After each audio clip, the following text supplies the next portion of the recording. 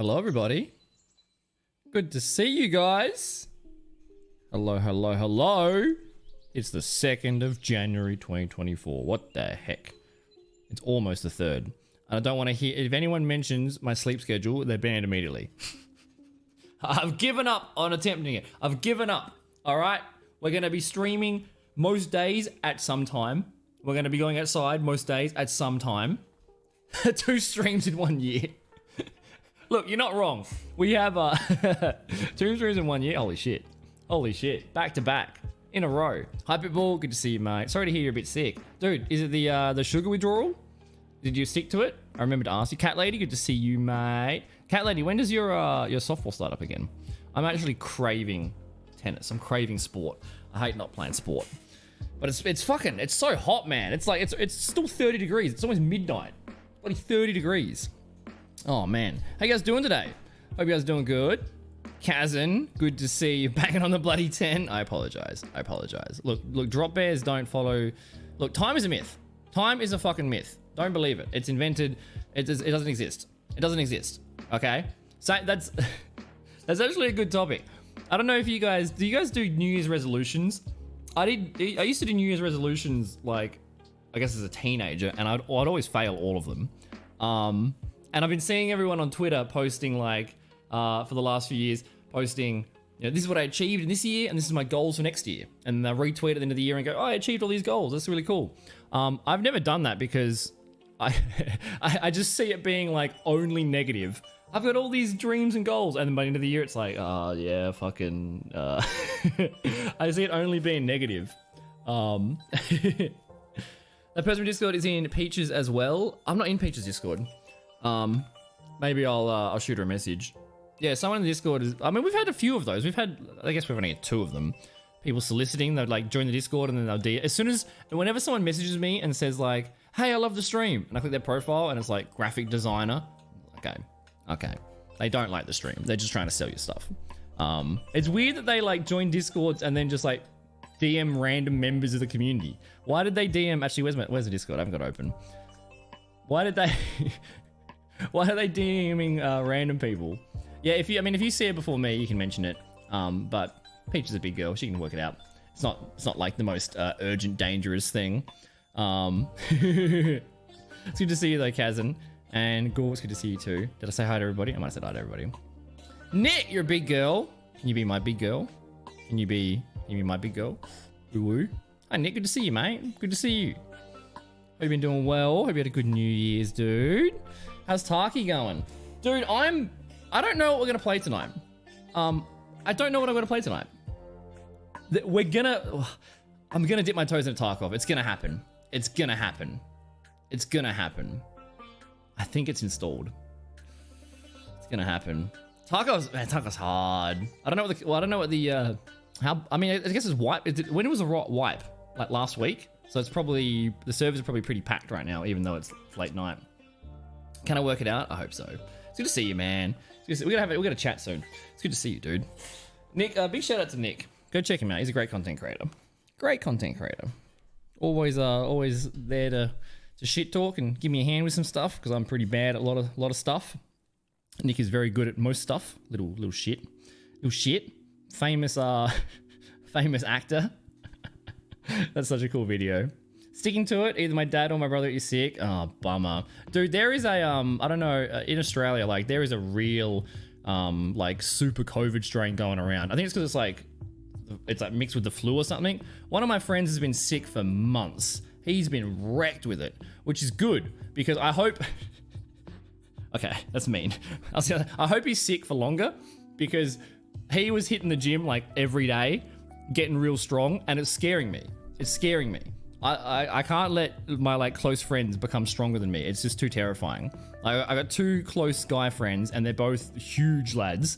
They're both fucking big boys, and I've always been the skinny guy. But that's okay because I was fast. So if they want to attack me, I can escape. But I'm getting older and I'm getting slower. I'm not as fast anymore. So I mean, hopefully he recovers soon. But went to the gym for the first time all year. 4 a.m. last night. You know what infuriated me? I went to the gym and I wanted to. I haven't been to. I checked my like my notepad, like writing down stuff. Shush, Nick. Shush. You're great, man. You're great, dude. I can't wait to see what you get up to this year. I'm sure you're gonna crush it. I'm sure you're gonna crush it. You have a scratch on your cornea? Oh, rough, dude. Rough. Yeah, can you turn the brightness down? I don't know, man. You need dark mode or something. How'd you scratch your cornea? What the heck? Dude, you know, I almost went permanently blind. I burnt all the skin off my eyeballs. And while I was blind, I tried to go paintballing. And they were like, can you see? I'm like, no, I can't see. They're like, you can't come paintballing, cunt. I can tell you that story. If you're, I freaked the fuck out of my mum. What was I gonna say? Yeah, I went to the gym last night, and I haven't been since September because I've been also, we're very divergent right now. Autistic Goober, you're in the right spot, mate. We are all autistic goobers here. Nice name, dude. Welcome in. Thanks for the follow. Thank you for the follow. Quick TLDR. I'm like trying to pay attention to my cycle, like my ups and downs. I think I'm in a up at the moment, so I might have 3 months of like smashing streams and I might disappear again. I'm trying to pay attention to like the bipolar symptoms and stuff. And right now I'm not sleeping much and I'm being pretty productive. And it seems to last about 3 months before I crash, but we're trying not to crash this year. We're trying to be positive. So get your views in till like January, February, March, till March. We'll see what happens in March. We'll see how we go. Happy New Year. Hey, Happy New Year. Oh, it's never too late. Better late than never. Thank you for the Happy New Year, man. What'd you get up to? Did you do anything fun? Thank you for the reminder, Ghoul. Thank you for the reminder. If you have any meds or vitamins you're supposed to take, get on it.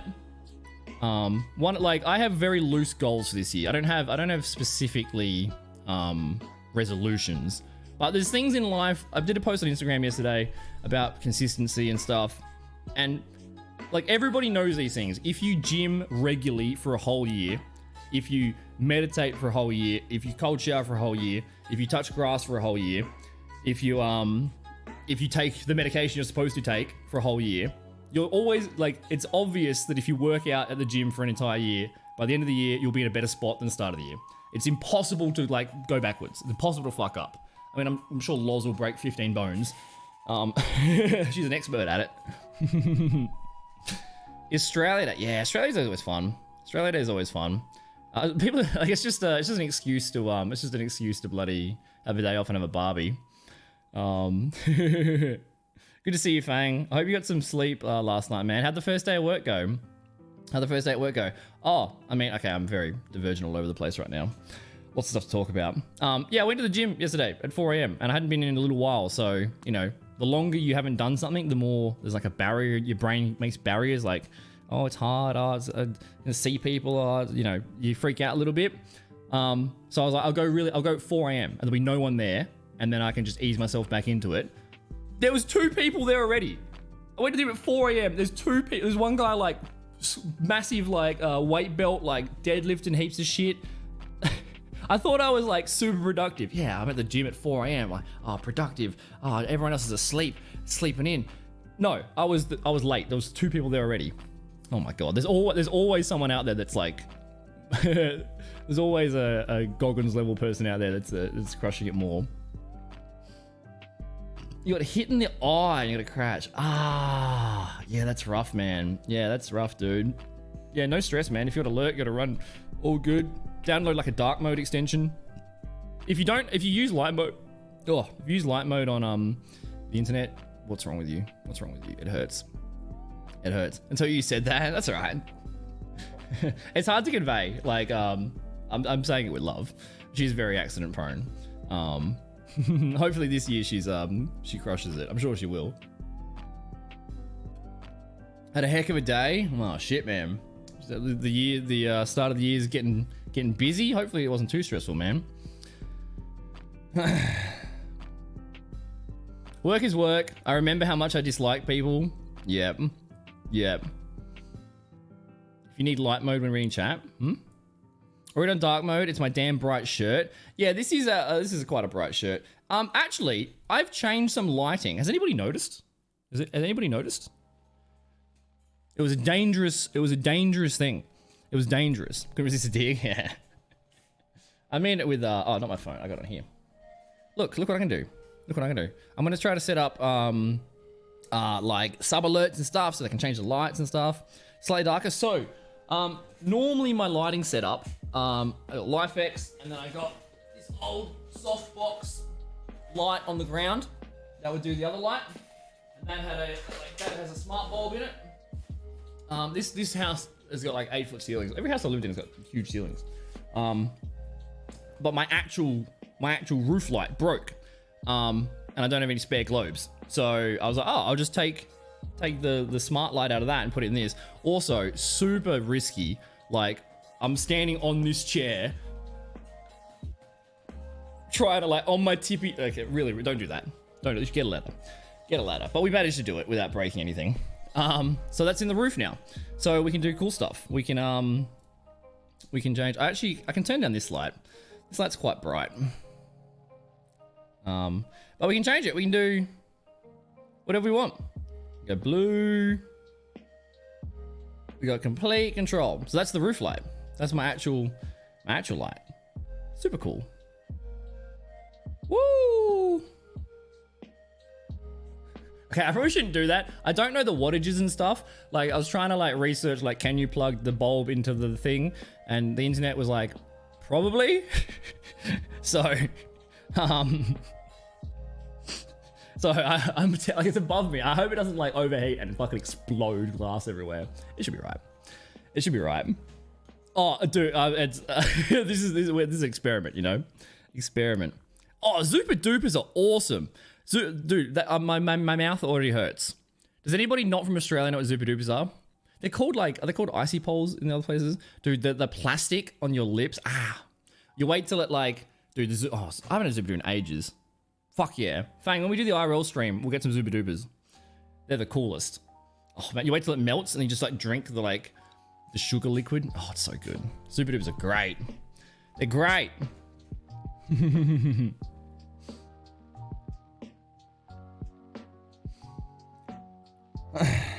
to catch up. The beach, I don't really like the beach. I'm Anakin Skywalker. I hate sand, bro. Sand is terrible, bro. Like, it's terrible. I don't want to be fucking farting sand. I don't want to be. Oh, it's horrible. Yo, Blue. How are you, brother? It's good to see you, dude. I saw you the other day. I sent Swagger on Snapchat just like Merry Christmas, and like our save chats are just fucking chaos. Like over the last 5 years, just chaos. And one of the save chats was from PAX. When we in the hotel room and we filmed all of us and we said, Swag, dickhead, you're not at PAX. We gave a shit. It's saved in the Snapchat. I wanted to show it on stream as part of like the recap of the year and stuff, but I don't know if you've leaked your face. And I'm never going to do that. You're having a Zupa Dupa right now? Oh my God. It's like 30 degrees at midnight. 30 degrees at midnight. Oh, it's so good. It's like pure diabetes, but it's so good. The Joker smile you get. Yeah, so it's been called a shit-eating grin a few times in my life. Speaking of PAX, I'm wearing the PAX shirt today. I'm actually in shorts as well today.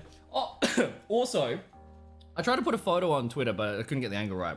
My favorite Christmas present that my mum got me, she got me like Monday to Friday socks. You hit an age, like there's an age where you're like, oh, I got socks and underwear for Christmas, how lame. I didn't get toys. But then you hit an age where you're like, oh my God, I got socks for Christmas. It's so good. But she got me special socks that have got names it. Oh, it's so cool. The socks actually motivate me. Legitimately. These are my Tuesday socks. My Tuesday socks, dude. They say, stop thinking, start doing. Tuesday. Stop thinking, start doing. And then on the soles of the feet, it says, shut the fuck up. They're my favorite, dude. The socks are actually motivational. Also, I just actually got like a hip flexor cramp bending over. I'm so unfit. Gym was so hard yesterday. Everything fucking hurts. Oh my God. The first 2 weeks when you build your lactic acid tolerance is pain. It's pain. Also, thanks for the follow, man. I don't know if I said that already, but thanks, dude. Welcome in. Haven't leaked it yet. I haven't leaked it yet. Haven't leaked it yet. I'm never gonna show it. Unless you're already doing it. But it's a cool video. It's a cool video of us in the hotel room. Just like yelling at swag. It's 8 PM. Perth, Western Australia. Socks and Jocks are the best. For free? Wait, what's for free? Yeah, all good. Dude, it was so much fun hanging out with you, man. So much fun hanging out with you. PAX was really, like, the last PAX was so nice. I didn't go last year, or I guess, last year. Didn't go last year, didn't have the cash. But the year before, in fact, I think the year before, it was like pure, like I wasn't gonna go that year either. But you guys just kept throwing money at me, and forced me to do a goal. We had a, feet for free. Dude, if we can do a sub goal, 500 subs, I'll put photos of my feet on the internet. I don't give a shit. You guys want to be degenerate over feet? Go for it. I don't care. Hi, Jabixies. Good to see you, mate. Good to see you. Dude, it's actually been really cool streaming late the last few days because I get to see my friends from back in the day. I don't think I'm gonna try to have a proper schedule this year. We'll see what happens. But I'm not sleeping at the moment. I think it's like the mania.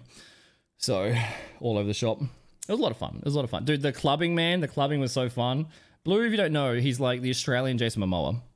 He's a big, attractive man. No stress. Dude, it's late, man. It's 11:30. Get to sleep. I might still be live when you wake up. We'll see. This is iced coffee. It's a very South Australian thing. It's 600 mils of iced coffee. I love it. I got another one in the fridge as well. In fact, actually, apparently this has been a thing for ages. They have lactose-free iced coffee. When I went to pull it out the servo, there was a lactose-free one. That upsets me.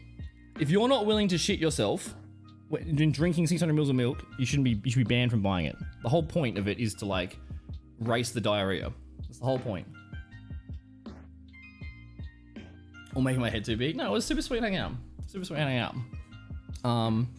That was a really wholesome. It was just good people. Yeah, we're the only state in our country that drinks more milk products than soft drinks. No one drinks Coke or Pepsi. It's all milk. It's all iced coffee. It's good, man. It's full of sugar, but it's good. You have late onset. Can you get late onset? Can you catch it? I think I don't know much about lactose intolerant, but I definitely, when I drink milk, I definitely like coffee. Coffee's a diuretic. Does it make you shit yourself as well? Is it a laxative? Because I definitely, within 20 minutes having a coffee, it's I can't leave the house. I gotta have a coffee, a poop, and then I can enter the world. I'm totally okay with that. Could go a good farms union. Hell yeah, Blazer. Blazer, did I see you in Sojourn Queen's chat, Fang's wifey? Did you say you had 100 for 12 on bench? Because that's fucking insane. That's actually insane. That's actually insane, cunt. You some sort of strongman? What the fuck? Powerlifter Eddie Hall? That's insane. What? Could you put actually, I probably shouldn't be asking people to put topless photos of themselves in the Discord. It's probably inappropriate. That's insane, man. I know how hard that is to get to. Blue, you could probably do fucking 400 for a billion. Like, if you're like 6'9", it's not fair. That's ridiculous, man. How long you been training? Happy New Year, D. It's so good to see you, brother. Hope you're doing great. Hope Miss is doing great. Hope dog's doing great. Hope business is doing great. Hope everything's doing great. We're just reminiscing on PAX. How much fun it was hanging out with the crew. That's one of my goals for this year. Be in a position to go to PAX this year. It'd be really cool if Fang can come with me, if we can get B to come as well. We have a little mod crew running around. That'd be really cool. PAX is so much fun. Like the first PAX I went to, I was like, before I was all masking. I was just all burnt out and stressed and freaking out. I was all like networking and gotta grow, like all that sort of mindset. The second time I went, I just fucking chilled. I didn't do anything. I didn't talk to anybody. I was just hanging with friends, like just relaxing. It was so cool. So cool. In fact, I think I did a little bit of like networking on the Sunday that D saw. Limlom, good to see you, mate. Good to see you. On up to 23 and almost 32. That's awesome, man. That's so fucking strong. That's so fucking strong. Are you powerlifting, or is it like, are you doing the big arch back? Like, are they like, that's insane, bro. That's insane. To my shame, like I want to claim that I've had 100 bench before. I want to claim it, but it's a lie. Oh, it tilts me. I did gym. I went hard as fuck at the gym for a year in like 2017. I went hard as fuck, and I was like focusing on strength and like, you know, getting bigger and stuff. And I went from I gained about 15 kilos of muscle. I went from about 65 kilos, 65, 70 kilos to about like 82 kilos. I got a little bit of fat on, but I was pretty strong. The best I got on bench, I got 97.5 kilos. I couldn't crack the fucking 100, 97 and a half. And then like a few weeks later, I stopped. I started being lazy. Oh, I got to build back up to it. But I'm not trying to do strength at the moment. I'm just like, I don't really have any goals. Yeah, 97 at like, it would have been like 75 kilos or something. Almost shit myself doing it. Only thing I'm trying to lift is my spirit. Hell yeah, dude. Yeah, still triple digits if you use the decimal point. That's it. I have it's my Facebook profile picture. Where is it? I think it's my Tinder picture. I don't think I have Tinder anymore. Where is it? It could be in a very sketchy folder. A very sketchy folder. Like a folder just called like pictures. It's like, okay, what is in this folder? Phone pictures. Oh man. It's as disorganized as my brain. Where is it? Gym progress. Gym progress? Oh my god. Oh dude, I have oh shit. Oh, when was this? Oh, the form's gonna be horrible. I think my best was like a 130 squat. When was this? 2016. 2016. In my fucking footy shorts, my B grade footy shorts. Let's have a look. This is risky, to be honest. This isn't the photo I'm trying to find. This is ages ago. Ages ago, a little old Damon. In my Fayeurs, these are parkour shoes. These are what the Shaolin monks wear. Fayeurs. In fact, I've done shoeies out of these shoes. We ordered them from China. They're like flat-footed. They're awesome shoes. They're literally Shaolin monk shoes. We'd use them for parkour. I don't know how much this was. Oh, okay. This is just form. This is just checking my form. Because I got my shoulders are all fucked. So it's like, I was trying to get rid of the butt wink, which is like kind of controversial. Some strength and conditioning coaches say, don't do it. The Olympic squatters do it. I was just getting my form on that one. Not that one. Did I do anything impressive? Oh god, here's a deadlift. Look how skinny I was. How much is that? How much is that? Not that much. 20s, 60, 80, probably 100. Probably 100 at 70 kilos. Yeah, not terrible form. Not terrible form. I haven't deadlifted in ages. You tore your rotator cuff and it clicks. Yeah, there's no need to lift heavy unless you're trying to lift heavy. You know, if you're just been going for aesthetics, 8 to 12, 4 sets, you'll be fine. You'll be fine. It's got to be 20, a 10, a 5. So, what's that?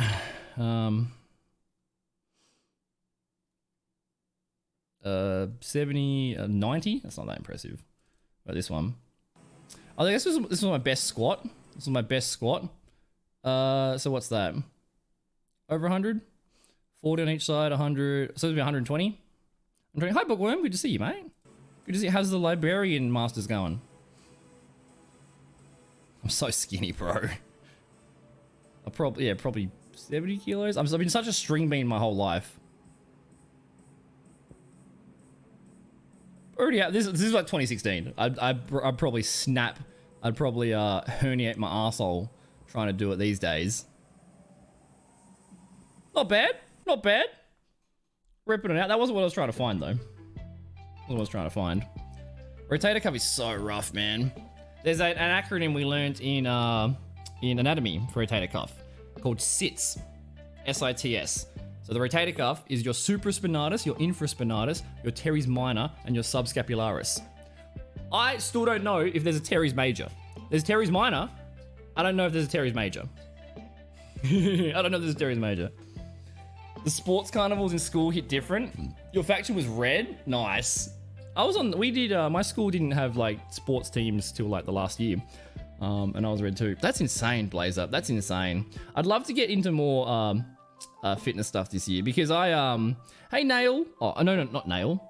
Nyla? Is it Nyla? Like the oh no, what's that? The chick from Lion King. Naila Kiani. I'm sorry if I got your name wrong, but welcome to stream. Good to see you.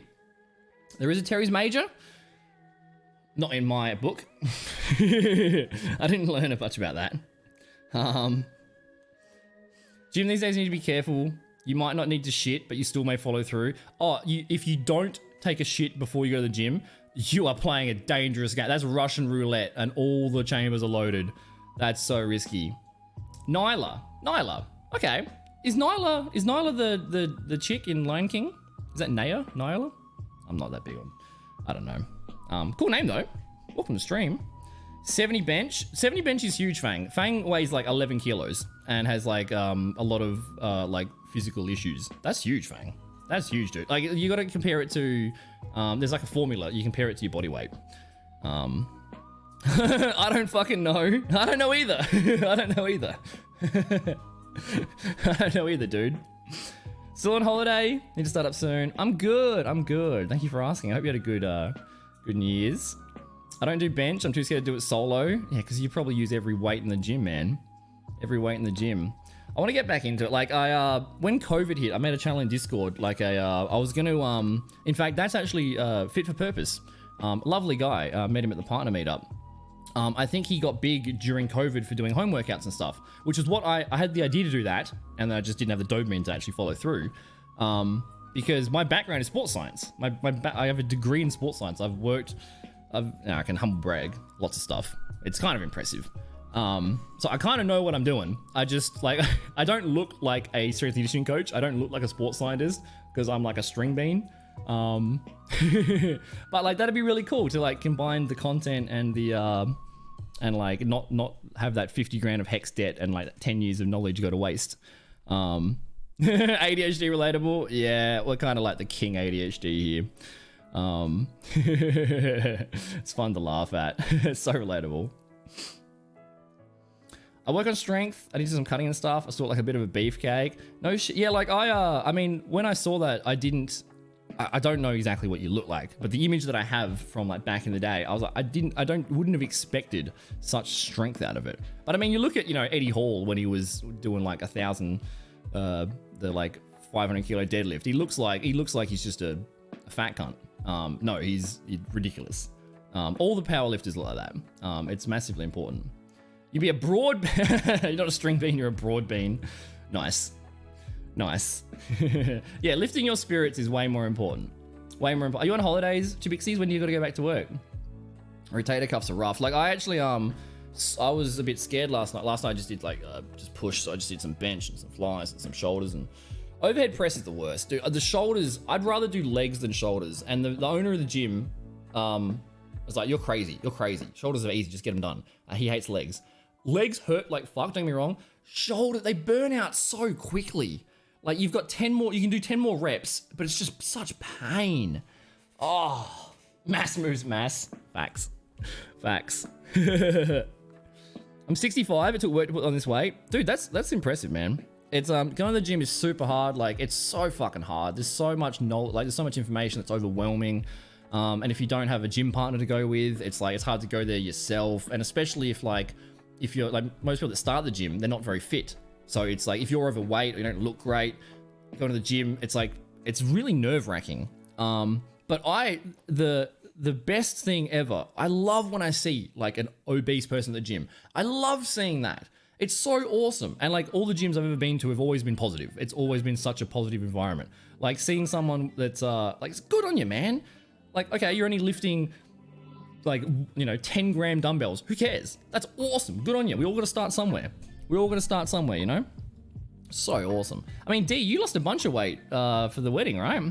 Those I think your missus liked one of my Instagram stuff, and I had a little stalky stalk. The wedding photos in Bali look so good, man. So good, dude. You're spot on, Lim Lom. The hardest step is the first one. It's the hardest step is the first one. It doesn't even, like, you got to trick yourself. You got to trick your brain. Because your brain will go, I've got to go, or at least my brain. I want to start the gym. Okay, I got to go to the gym every day. I got to do my program properly. I got to do my eating properly, which means I got to do meal prep properly, which means I got to go grocery shopping. Then I got to cook. Then I got to prepare. Then I got to get the right proteins. I got to do this. Then I got to sleep properly because I got to rest and recover. And I got to do it consistently. And I got to do this many sets. Like, it's just overwhelming. You got to trick yourself. Trick yourself. Like, life is just about tricking your brain. Your brain is wrong. Our brains, we think we're smart. We're not. Our Neanderthal brain controls our smart brain. Our smart brain makes excuses to do the Neanderthal brain. You got to trick yourself because all our brains want to do is not die and fuck someone. That's all we're built to do. Humans have been the same and anatomically for like 300,000 years. All our evolutionary drive is to reproduce and not die. And if you're sitting in bed eating Uber Eats and you haven't died yet, your brain goes, awesome, safe. And then I should go to the gym. Oh, unknown, risky. Then the smart brain thinks of like a million bits of advice, million reasons. Don't go to the gym. It's risky. It could get hurt. It's gonna be embarrassing. It's gonna be weird. Who cares about getting fit? Like your smart brain will think of excuses because it's unknown. It's risky. I could die, but I'm not dying eating Uber Eats in bed every day. So there could be lions out there. Your brain is just always worrying about threats. Anything that is unknown is threat. So you have to train it. You have to train it. Go to the gym once, and your brain goes, I didn't die. You go to the gym again, I didn't die. You know, going to the gym the second day is easier than the first day. Going to the gym the third day is easier than the second day. You have to prove to your brain that it's not bad, you know? That's why that's why I love things like cold showers, because it's just training your brain. It's hard, it's horrible, it's painful, it's miserable, but did I die? No. So your brain goes, the second day, the first time I cold shower, my brain was like, it's terrible, why do it? All these excuses. Or like, I can't do it. It's too hard, I can't do it. Once you do it once, the second day, no, that excuse doesn't work anymore. Excuse doesn't work anymore. Oh, you can't do it. But I did it yesterday. I proved to myself I could. Excuse doesn't work anymore. Gotta trick yourself. Oh yeah, and don't make the mistake, don't go too hard. That is a classic mistake. And PTs do that all the time. Like I generally dislike PTs because they do a 4-week course and they don't know fucking anything. But I'm a little bit elitist. Some are pretty good, don't get me wrong. But yeah, don't smash yourself. Like go as small as possible. Small as possible. In fact, Flower sent me this. She's such a sweet up. She sent me this on Discord after my Instagram post last night. And I also sent her back this one. And I went through the channel. I'll show you. So Flower sent me this. We think being consistent is this. It's not. It's this. Your PT made you hate the gym? Yep. Yeah, you're in the right place, Nyla. You're in the right place, mate. Yeah, I'm the same. And being a perfectionist stops me from trying things. You know, you gotta get comfortable with the idea of like doing something wrong imperfectly is better than not doing it at all. Like all the time, I can't do it perfectly, so I'm not even gonna bother trying. What's the point of doing it if I can't do it perfectly? Then I just don't do anything. We have the same brain. Yep. Neurodivergent people are pretty similar. Like there's nothing wrong with you know, it's just about doing something. You know, thanks for the follow, mate. I appreciate it. I like this one as well. You know, it's not linear. We go up, we go down. We have peaks, we have valleys. We might do really good, we might do really bad. It's just, but you're hoping that when you have those bad times, it's not as bad as the previous bad times. And then you go up again and you have another bad time, but that bad time's here. You just slowly keep going. What's up, Benny? Good to see you, mate. I love that saying.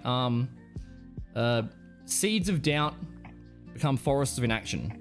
Is exactly my brain. Exactly my brain. Oh, I can't do it. I'm doubting. I'm insecure. I can't do it perfectly, so I just won't even try. So you've got to train yourself. You got to train your brain. You got to put the reps into your brain. I'd like to improve my strength as an obese person, but I'm focusing on my food first before I start doing weights. Lost 10 kilos. Great job, man. The microwave butter. The microwave. That's amazing. Great job, dude. Great job. Good on you. Yeah, dieting is much more, you know, abs made in the kitchen. Dieting is much more important. But doing resistance training at the same time is useful because it can help you like you want to, because when you're really large, you can drop weight very quickly. I had a friend that dropped 30 kilos in like a month. You drop weight very quickly. But if you keep doing some form of gym, you don't have to go nuts, but it helps. Your muscles will grow into that skin. In fact, actually, my friend told me this. I think the skin reduction surgery or whatever is actually free in Australia. He's like, yeah, it's fine. I'm just going to lose a bunch of weight and then get the thing. I'm like, that's kind of cool. Have a good sleep, Kazim. Thanks for coming in, man. Benny, good to see you, mate. Good to see you. Happy New Year, DK. I hope you're doing well, man. Are you healthy or you're getting worse? Hopefully improving, man. Yeah, that's awesome, Microwave. Thanks for sharing, man. Food is very important. And it's like, don't diet. Dieting is the fucking worst thing ever. Like, don't diet. Change the lifestyle. And also, it's very easy to say this stuff. It's impossible to do. So be kind to yourself because we're not gonna be perfect. But don't stress about, like, dieting is fucking terrible. In fact, Taddy's a good example. Taddy resubbed last year, and he said, I've followed your advice. Like, I disappeared for a year. Had some health issues. And Taddy came in on the first time, and he said, I followed your advice. I've lost 20 kilos. My hair's regrowing. I've got a job. Things are looking up. And that was because he changed his lifestyle slightly rather than dieting. Because that's why we yo-yo diet. Hi, Paul. Good to see you, mate. That's why we yo-yo. Because it's 4 weeks of fucking broccoli and dog shit food, and then you lose the weight, and then you yo-yo back up. Anyone that tells you to just eat vegetables and like cut out all the stuff, that's totally wrong. You can lose weight eating 4 Mars bars a day. My advanced nutrition teacher showed us that in the first day. It's just calories in, calories out. So it's just small, it's just small. You just go, okay, I will just eat whatever I'm eating now. Like if you're staying the same weight, you're maintaining. Your maintenance. So whatever you eat, if you're staying the same weight, then whatever you're eating is what you're burning. You're stable. So what you can do, if you're stable, is you can either increase your exercise, so you can increase your energy output, which means you're going to be burning more than you're eating, so you'll start to lose weight, or you can decrease your food, which means you'll be intaking less than what you're burning at the moment. Ideally, you do a little bit of both, but it can be the smallest thing. It can be the smallest thing. I'll just have. If you're eating 15 bags of M&Ms a day, I will have 14. And then next week, I'll try to have 13. The smallest steps possible. Smallest steps possible. If you make 1% progress every day for 10 years, you'll be surprised at how, at where you end up, In fact, I have a heavy background in sports science and exercise and nutrition. So any questions you guys have, I'm happy to answer. Take it with a grain of salt. I'm not up to date with the current research because I've been streaming for 5 years. Where is it? Was it motivational? I think it was in motivational. Let's have a look. Lordo. It must have been Lordo. Lordo posted a really good one. I was scrolling through it. Also, I massively recommend joining the Discord. We have a really cool community. So fucking positive. Everyone's just... This is so fucking good. This is so fucking good. I love this. HSG is apparently good at everything. Yeah, I'm naturally good at everything a little bit, but I'm not an expert at anything. I'm going to have an approximate knowledge of many things. Look how, this is so perfect. This is so perfect. If you do 1%, you do 1%, look at the difference. It's so true. It's so true. I don't like dieting is really terrible. It's really terrible. Just change the people that say, don't eat junk food, cut out all the junk food, fuck that, dude. It's totally okay to have 10%, 20% of your diet is junk food. It's totally okay. It's totally fine. Just because you want your eating to be something you can maintain. You want to retain it for a long time. You don't want to do it for 6 months and then go, I'm burnt out. I'm so done. I hate eating fucking raw broccoli. You want to maintain it. You want to be able to keep consistent with it. So there's nothing wrong with having Maccas now and then. There's nothing wrong with that. It's just a matter of just balance, a little bit of balance. You can lose weight eating Mars bars. It's not the best way to do it, but and also if you just want to eat shit food, you can. This is what I do. Which is not the most efficient way, but I just eat whatever the fuck I want, and then I just work out super hard. So if you want to just eat bags of M&Ms, just make sure you just like, you know, work out really, really hard. Really, really hard. Making drastic changes to diet is prone to yo-yoing. Spot on. Spot on. Incremental small changes. And like, so in terms of what we're talking about, like going to the gym, you know, the first step in the door is the hardest thing. The first step in the door is the hardest thing. But what you can do, trick yourself. Like, break it down as small as you possibly fucking have to. As small as you have to. Pick something so small that you'll actually do it. That you'll actually do it. Because once you take that first step, it snowballs. It snowballs. The second step is so much easier. You see progress. So, oh, I'm overweight, whatever. I can't go for a run. That's fine. Don't go for a run. Can you go for a walk around the block? No, I can't go for a walk. Like, because it doesn't matter if you can or you can't. It just matters if the brain has excuses that you'll listen to, because you got to train it. So your brain will go, no, I can't go for a walk around the block. It's embarrassing. I don't look good. The neighbors, whatever. That's fine. Can you walk to the letterbox? No, that's fine. Can you walk to the fridge? That's fine. Can you get out of bed? You know, can you put your shoes on? No. Can you put your socks on? No. Can you get out of bed? No. Can you roll out? Like, just make it as small as possible. And especially, you know, as someone that's had pretty severe mental health issues, you need to do that. Sometimes it's so hard to get out of bed. It's so hard to get out of bed because the world is so scary. There's so much you have to do. You're so behind on everything. This is so stressful. Make it small. Okay? Instead of, I won't worry about a gym plan and all this crazy stuff and I got to do this I'll just walk to the letterbox. Okay? Then your brain starts to go, okay, we had all these excuses why that was hard, but then we did it. Okay, I'll walk to the end of the street. You just slowly, incrementally build on the past achievements. And once it starts snowballing, you spiral up so fast. But in the same direction, you can spiral down super fast as well. Super fast. And that's my whole life. It's like fucking plummeting. It's a near death. And then bouncing back and spiraling up. And then plummeting. And then plummeting. How many calories less? So about 250 or calories. Like I work in kilojoules generally, which is like 4.2. That's an inaccurate. It's like 4.1 something is the conversion. Like 250, 500. Like you don't want to be losing more than about 1% of your body weight a week, I think. Now that's a rough guide because if you're 160 kilos, you'll drop 50 kilos so fast. And then it's just diminishing returns. You know, you just got to be comfortable with it. The easiest way to do it without getting full sciencey and stressing it out is just have you stayed the same weight for a month?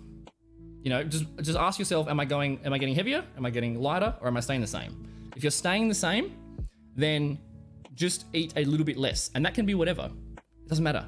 You don't have to cut the food in half, whatever. Just start. Just if you're staying the same, just go, you know what, for breakfast, I'll have one bit of toast instead of two. Just make one meal, or just say, I won't have breakfast, but I'll still eat massive meals on the other ones. Just slowly. And then any change you do is going to be slow grains. You know? Less broccoli. I mean, things like so the best, especially if you're overweight or if you actually, like, if you're impulsive and you get very hungry and it's hard to go, like, I'm fucking starving. I'm getting Uber Eats. The most satiating foods that you can eat, and satiation is like the feeling of being full, is lean protein and leafy greens. So if you eat something that's very like salt, if you eat a bag of chips, you can eat a billion popcorn. You can eat, you know, rolls of cookie dough because it doesn't fill you up. But if you have like a steak, it'll fill you up more, but it'll be less calories. So finding those things that satiate you is very important. You know, you can eat literally as much lettuce as you want. You'll get full before you gain weight. You know, but if you ate, you know, you can eat a jar of peanut butter and that's got more calories than you need in like a year. 40 kilos in 6 months. Yeah, there you go. Lost 40 kilos in 6 months, eating whatever you wanted. Yeah, so you got to change the equation. Chocolate hobnobs. Nice. Yeah, there's nothing wrong with eating junk food.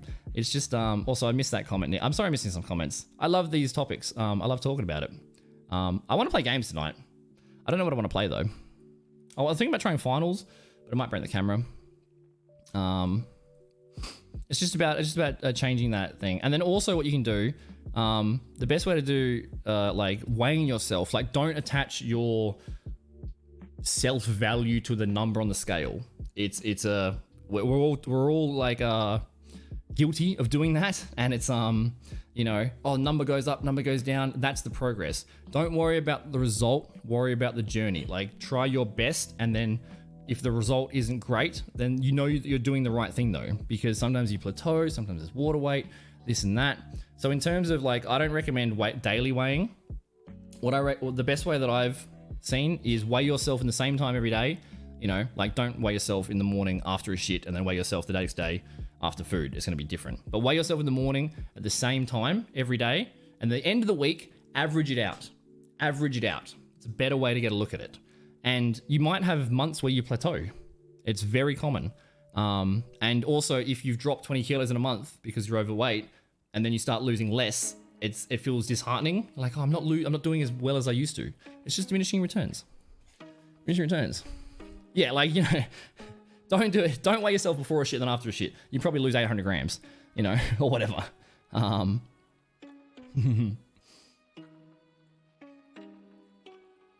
we've got a lot of people in the Discord that have had success. And I'm always there. You can always message in the Discord and and ask. I'm happy to, you know, I am so much in debt with Hex. Like, I finally got a good job. I finally got a good paying job in sports science in what I'm educated in. And then I was like, no, thank you. I want to stream to my 3 people. No fucking regrets. I'm so passionate about this. I'm sorry I missed some chat, guys. Struggled when I first started. Then an old man saw me after not going for a week. He told me I have to be comfortable being uncomfortable. Being unreligiously. That is so spot on. So spot on. You've got to train yourself to be comfortable being uncomfortable. That's like the whole Goggins mindset, you know? Train yourself to become comfortable being uncomfortable. You've got to put the reps into your brain of training your brain to, like, not enjoy hard stuff, but accomplish it. Because if you go to the gym when you're feeling great and you've got full of energy and you're excited, it's good weather, everything's awesome, then the gym's easy to go to. But if you wake up in the morning, you're fucking tired, you're sore, you're miserable, everything sucks, it's raining, it's cold, I don't want to go to the gym. Look at all these excuses. Millions of excuses not to go today. Oh, I'll go tomorrow. I'll take the day off. The most satisfying you feel is when you go to the gym, or, you know, whatever you want to do. Whenever you do the hard thing, when it's hard. You went to the gym when you were tired. When you walk out of the gym, you feel so proud of yourself. You feel so satisfied because it was hard. And one of my friends last year said, oh, I got to start walking again, but it's cold. Go when it's cold. Go walk when it's cold. Walk when it's raining. Because if you only go for a walk when things are perfect, you're training your brain to only do difficult stuff that's good for you when everything is perfect. So if it's slightly wet, I can't go. You have to train yourself to do it when it's hard. And it's just reps. Good to see you, Nick. Better to train yourself into a new year habit. A healthy habit is better than a goal that ends. Spot on. Spot on. Great to see you, Nick. Get some rest, man. Always a pleasure. Follow Nick. Nick's good people. Nick's good people. Going in the right direction for the kidneys. Oh, nice. The feet, okay. The gout. Is that getting better? I'm glad the kidneys are improving, man. That scared me when you said that. I've only gone gym once a week, made tons of progress. It's way more important to try and reach my calories. Eating is super hard. My hardest thing is eating. Eating enough is very hard. Like that year that I put on about 15 kilos of muscle, I was making a liter of iced coffee a day because milk has got shit tons of fats and proteins in it. So I was just having a liter of milk. Like I wasn't doing a protein shake, just a liter of iced coffee that I was making, or hot chocolate. I was drinking liters of milk a day because drinking calories is easier than eating calories. That's why all the strong men like blend chickens and shit. Had success, then Christmas happened. Yeah, like don't be too hard on yourself, guys. You don't have to be perfect every second, all the day. You know, you might get skinny, you might get six pack, then you might get fat again. You know, it's just life. Like every time you go up and down, you learn something new. You know, you learn something new about yourself. Oh, I'm susceptible to Uber Eats, or I'm susceptible to this, or you know, you figure out your own positive and negative traits. You know. And yeah, when I hit the gym for that year and I gained a bit of weight, because I was 65 kilos my entire life. I was a string bean. I thought I was ripped. I had a 12 pack. I was I could do literally 100 push-ups, millions of like pull-ups. No, I was literally like 3% body fat. I had no body fat. I was so underfed and I was doing so much exercise. I wasn't ripped. I was just crackhead skinny. And then I started training and putting on weight and getting a bit stronger. But that whole year, I did it off of Maccas and iced coffees. I wasn't cooking broccoli and meal prepping and I got to only eat brown rice and boring chicken. Fuck all that, dude. Just do what, like, you know, fuck that. You can do it if you want to do it, but can you eat boring rice and chicken for the next 20 years? Probably not. Probably not.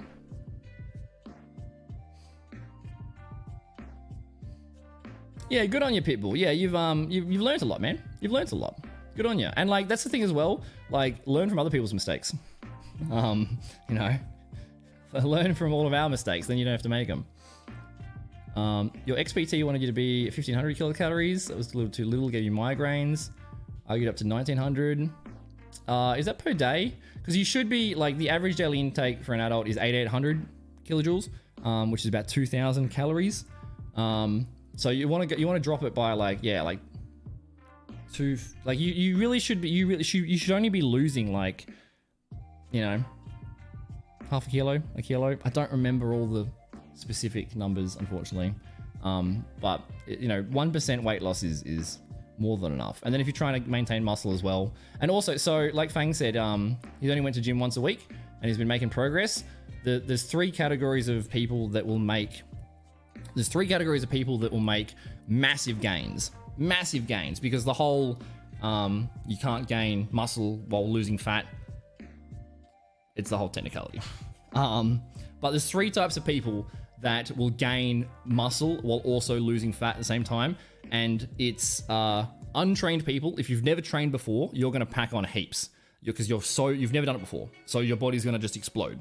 You're going to have massive progress. If you're being retrained, so if you've been trained and then you've gone unfit again and then you're retraining, you'll have a little bit more gains. And the third thing I think is old people. I can't remember. Kilojoules, yeah, dude. We had a what was it called? The calorie. What's it called? The calorie burner. Like, because a kilojoule is one energy at room temperature water for one something. Calorimeter. Yeah, we had that in uni. Kind of cool. And then also things like, and you know, speaking specifically about ADHD, I think one of the reasons why I have generally stayed skinny in my life, even though when I've been a slack shit, is from NEAT. There's a thing called NEAT, which is non-exercise energy expenditure. Non-exercise activity thermogenesis. Is that what it is? Non-exercise activity thermogenesis, I think. So NEAT is essentially like all the little things you do during the day, which isn't exercise. All the little things you do during the day, which is an exercise. So if you've got ADHD and you fidget, and my entire life, my legs are bouncing, fidgeting the entire time, restless leg syndrome, that is burning so much. That's so much of burning your NEAT. So much. In fact, I believe your plantar flexors and your lower leg muscles, I think they use the most energy for size of muscle. They use up so much energy. So like literally the leg, because so you've got your BMR or your RMR, so your basal metabolic rate, which is just what you burn just to survive. So you've got like a thing you just burn to survive, not including exercise. So just general processes of like homeostasis. And part of that is also like, there's also a part of it which is I can't remember what the term is. Something thermogenesis. Like you actually burn calories breaking down the calories you eat. It's like you burn like 10%. So you can eat food and then you burning 10% of your energy to process the energy you just ate. I'm sure I'm not a doctor. No, I'm just a... So I did a sports science degree. In America, it's called kinesiology. In Australia, it was called human movement. So I finished my degree in 2014. then I worked as a research assistant on a massive anthropometry multi-million-dollar research study with the Australian Navy. So I went to a few bases and did some ISAC level. I literally don't remember all the qualifications I have. I don't remember all of them. So I'm ISAC level 2 trained, so like the skin fold measurements and stuff. Then I did my strength and conditioning coaching. So I'm ASCA level 1 trained in the coaching, and then I did my internship at SASI, which is the South Australian Sports Institute, and that was during when the athletes were getting ready for Rio, for the Rio Olympics.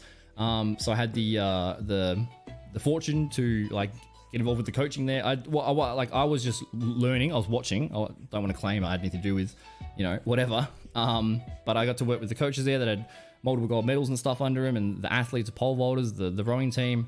Also, sprint cycling. If does anybody have a single friend that's a female that's a sprint cyclist that is interested in dating me? Oh my god, the legs on sprint cyclists. Oh my god.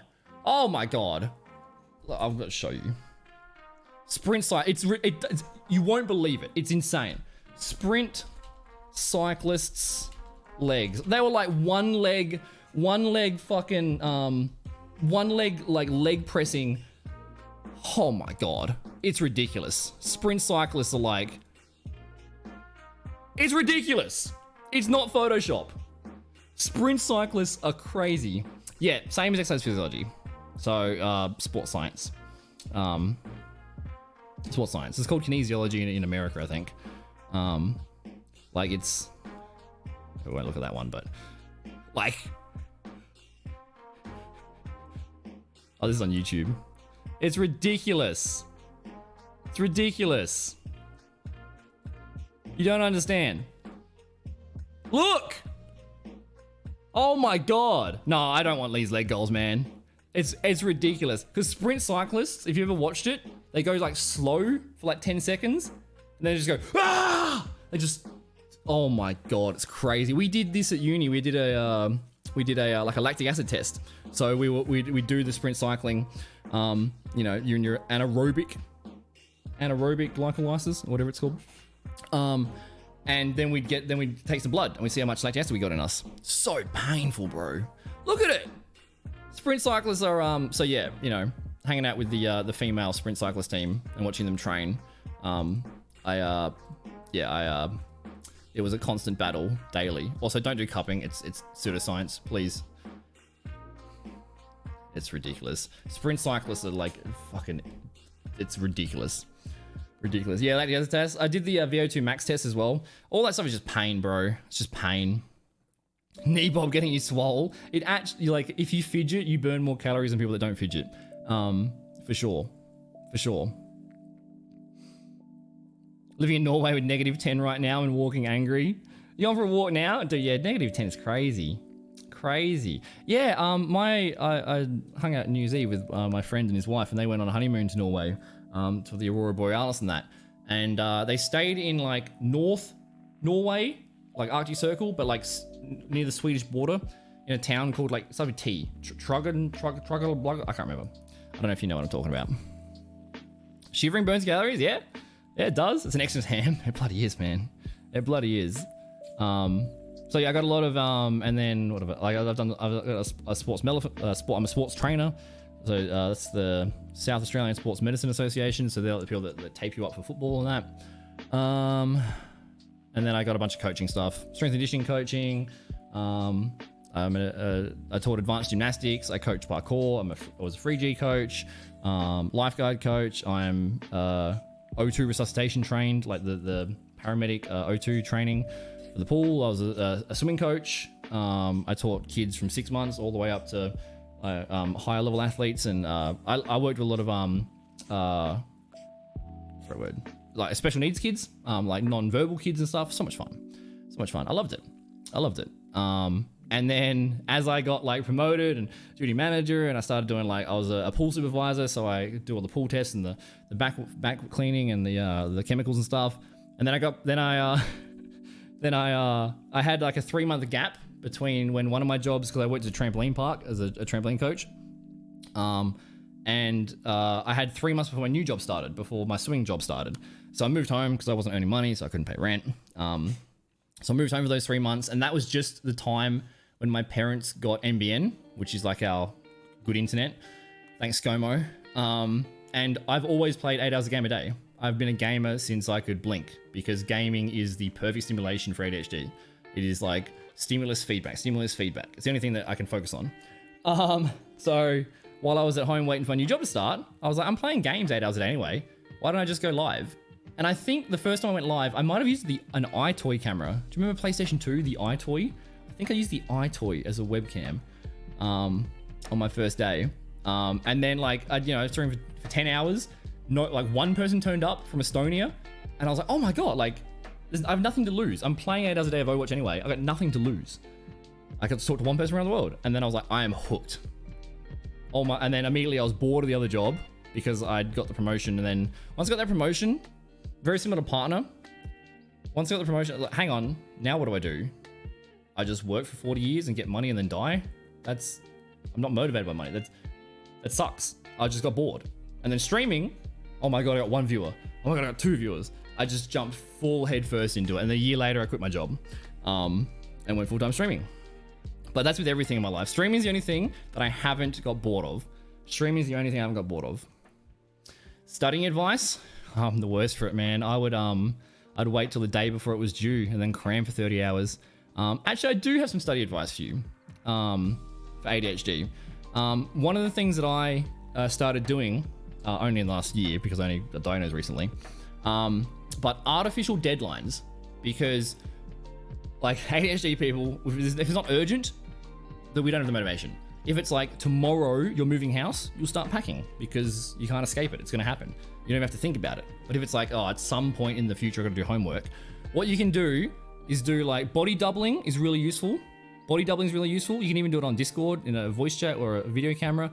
Invite someone around. They can just sit in the corner and read a book. Do whatever they want. If someone else is there doing homework, then you naturally just like, oh, I'll just do homework too. Body doubling's very useful. But something that I found is useful is artificial deadlines. So I wouldn't clean my house, do my dishes for a month. It'd be disgusting. I don't care. Like I go through all my forks, and then I ended up eating a schnitzel with 2 spoons, and then I ran out of spoons, and then I started using the plastic ones, and I was like, all right, now I gotta do dishes because now it's urgent. But what I would do is I'd like invite my parents around. Hey, come around at 7 p.m. And then, it's 1 p.m. Oh, someone's gonna be at my house at 7 p.m. It's unavoidable. They're gonna be here. I just start cleaning. I don't even think about it. I just start cleaning because I have a deadline. If I don't have a deadline, there's no reason to do it. And that was kind of me with Partner. There was a lot of other issues as well with that. But when I got Partner, I left for a year. I got Partner. The next day, I didn't stream. The day I got Partner, I left immediately. And that's not very common. Streaming is my dream, my passion, the best thing I've ever done in my life, the most exciting thing I've ever done in my life. And then I achieved Partner, and then I stopped. That doesn't make any sense. Now you've got momentum, now you've got 150 views, you got the things, it doesn't make sense. Because I'd achieved the goal, and then the question of, now what? Now what? I just do this for 40 years, and I just increase in fame and money, which don't motivate me at all. It's like, now what? I needed that goal. So I had to step back and ask myself, what do I actually value? What do I actually care about? Do I care about being really good at this video game? Do I care about my average viewers going up? Do I care about my numbers? No, I care about people. I care about the impact. I care about these conversations. I love these conversations. A little bit educational, a little bit of funny, a little bit of usefulness. This is the stuff that I love. These are the stuff that I remember when Teddy came in and said, hey, I lost some weight thanks to your advice. Thanks for helping me out. I remember that. Do I remember how many subs I had? No, that is just, it's appreciated, but it's not the motivation. It's, so I had to change had to analyze who I am, what I'm doing, what I want to do and stuff. I'm starting uni while at work to become a strength and conditioning coach. Nice. What are you studying, Limlom? What's your degree called, if you don't mind sharing? If you do, my degree, it's kind of useless. Not really. My degree was you learn 90% of everything. So I'm 90% of a dietitian. I'm not, I could have been, I think I'm qualified to be an exercise physiologist, an EP, but I'd never paid for the insurance or the liability through ESCA. I can't remember what it was. I think I got qualified to do that. Qualified for phys rehab and stuff. But my degree was like, you'd learn lots of everything. So a bit of OT, bit of nutrition, bit of this. But like, I couldn't even get hired as a personal trainer. Every gym refused to hire me. They're like, you don't have your Cert 4. I'm like, cunt, I have a fucking 4-year degree and I just got stopped working with Olympians. You don't have your Cert 4. What? So I tried to get my Cert, looked into the Cert 4. Yeah, it's like $6,000, whatever, 6 weeks. I'm like, are you kidding me? I just did a 4-year degree. Didn't have my Cert 4. So that like tilted the fuck out of me. So my degree was like, you couldn't just, I'm 90% of a physiotherapist, I'm 90% of a dietitian, but I'm not 100% of either of them. So my biggest advice for you, Limlom, if you're studying that, do the extracurricular stuff. All the people in my uni that are successful, while they were studying sports science, they were getting their strength and conditioning qualification. They were working as football trainers. You got to do extra stuff. You can't just do the degree. So massively recommend strength and conditioning. Strength and conditioning is awesome. Olympic weightlifting is awesome. Really, really, really good. Do as much extracurricular stuff as you can do. Strength and conditioning is fun. Strength and conditioning is fun. And also, I think the reason why it seems to me that people with ADHD tend to do jobs that are problem solving. Like, tend to do jobs that are puzzles. You know, like house, being a doctor, puzzles, working it out. My dad, he's a mechanic. So there's a problem. It's a weird noise. He's got to diagnose it and find a problem. And me with physiotherapy, I described it to my dad as like being a mechanic for the body. Someone comes in and goes, it makes a click when I move this. And then I go, oh, okay, what muscle, what bone, what could it be? Same as being a mechanic. Same as being a detective. You're working out a puzzle. The monotonous day-to-day stuff is, if there's no challenge, then I can't be forced to do it. Pre-med? Oh, nice. Nice. Queensland Reds? That's super cool, man. Super cool. Yeah, a few of my friends were working for like Port and Crows and stuff. There's a few internships. It was really cool. In fact, one of my professors was the guy, Stephen Dank. I think my professor got taught by Stephen Dank. He was the guy that did the steroid thing with Essendon like 10 years ago. I worked with his colleague, something I can't remember. Back in the day. It's cool. It's cool. But I like sports because I've always been very sporty because it's stimulating. Not really because I want to be an athlete. Like, I don't really want to work with a football team. In fact, physiotherapy, I got turned off of that because I'm like, I don't want to just be working on like 90-year-old ladies' hips. Like sports physio, yeah, fair enough. But it's I kind of I did the degree and then I was like, do I want to do this or do I just like playing sport? You know. In fact, in high school, year 12, they gave me a big book, like of all the degrees, big book of all the possible degrees you can do. You know, I got quite good grades. You know, I'd like to think that I've got some brain cells. So I was like, I don't want to go to TAFE. I don't want to do a practical tradie job. I think I probably have the ability to do something academic. So I knew I was going to go to uni. I didn't know what I wanted to do though. And so I flicked through the book and I just went, oh, sports. I like playing sports. I chose my entire career direction in 2 seconds. Zero thinking, complete impulsiveness. Yeah, I'll do that. I'll apply for that. I'll be sports. No thinking at all. No plan, no thinking. And then I got halfway through my degree and I was like, do I really want to do this? But I was halfway, so I had to finish it. And they tried to kick me out and stuff, and because I was just bored. Can't sit down and watch movies. Yeah, movies they're tough to watch, man. They're tough to watch. Like, I'm the guy in the cinema that's always talking. It's like very frustrating for my friends. How do you not overthink everything with an ADHD brain? Well, hyperactivity, also inattention. So, some things I overthink, but I have a massive problems with impulsivity.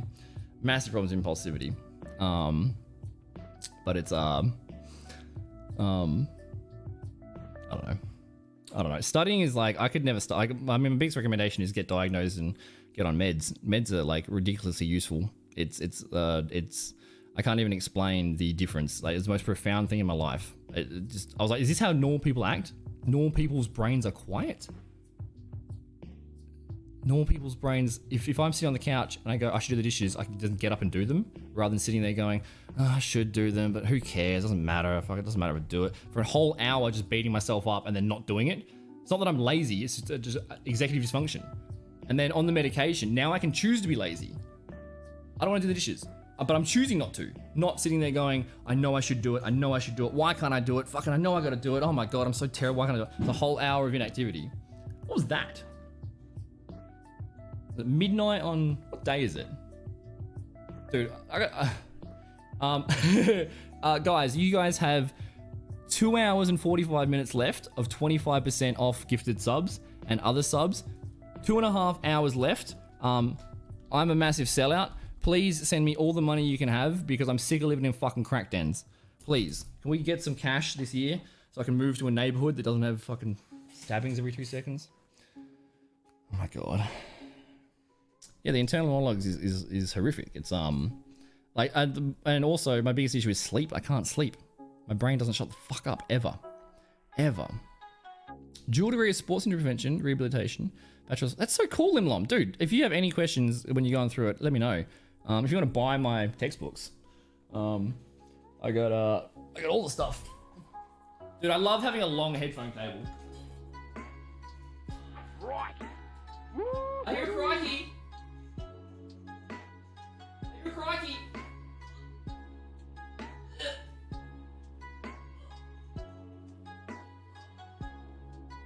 There's more there as well. Who crikeyed me? Oh, thanks, Blazer. Give it to Bookworm. That's so sweet, man. I appreciate that, dude. I appreciate that, man. I hope that was 25% off.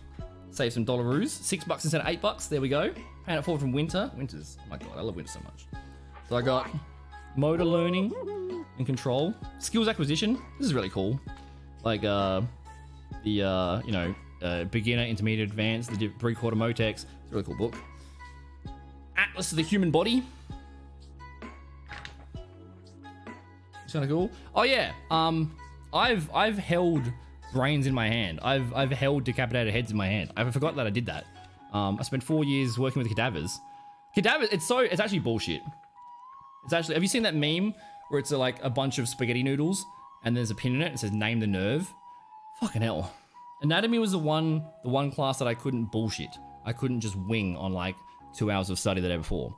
Because anatomy is, you need constant repetition of memory. It takes, you need to remember, you need to practice every day to remember shit. You can't just like learn 1,000 things the night before. I tried my best. I failed neuroanatomy 3 times and I had to apply. Like, they tried to keep me out because I got such bad grades, which is so annoying because like I missed the exam. I thought the exam was a different day, a different time. I rocked up, no one was there. I had to repeat a whole year. Like when I got diagnosed and I look back through my life, oh, that's why I failed that. That's why I was late to the job. That's why this fucked up. Like, it's like, oh, if only I had I know, that was pretty good. Group dynamics and leisure. Kind of a waste. This is a big one. A big one. I also got Grey's Anatomy as well somewhere.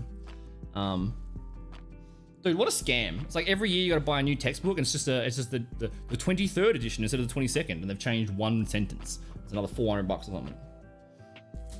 That's goon money when I was in uni. Ugh. So yeah, if you want to buy them, Limlom, and send them to you. Way cheap. I'm not doing anything with them. Kick your ass for it. Yeah, kick it. Got a makeup test. They call it on TikTok the ADHD tax. Oh, pay the ADHD tax. Also, Nyla, I'm gonna get it wrong. I apologize. Thanks for the sub. Did it come through? Did I miss it? Give us a sub, man. I appreciate it. Yo, first time sub. Oh, that's so sweet. If you're in the Discord and you have your stuff connected, it'll give you a you can access a sub only channel, which I got to be more active in as well. 5 days of winter break. Deadline to study before the winter break. Good luck, man. Good luck. Study with videos in the background. That's a good idea, Bookworm. See, that's that wouldn't work for me because I get distracted. I just missed it. I apologize. But thank you so much. That's very sweet.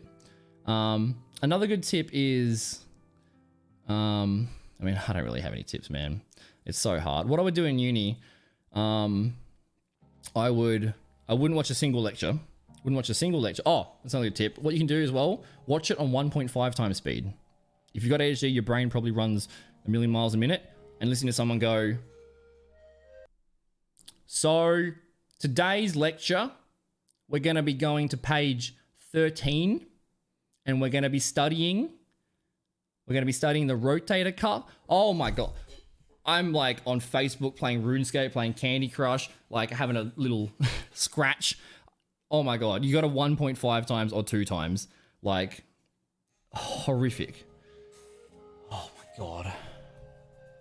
So painful. Yeah, lo-fi or like the cafe playlist, like the ambient noise stuff is really good. Even like Rainy Mood. Like on Rainy Mood, just gets you in the zone.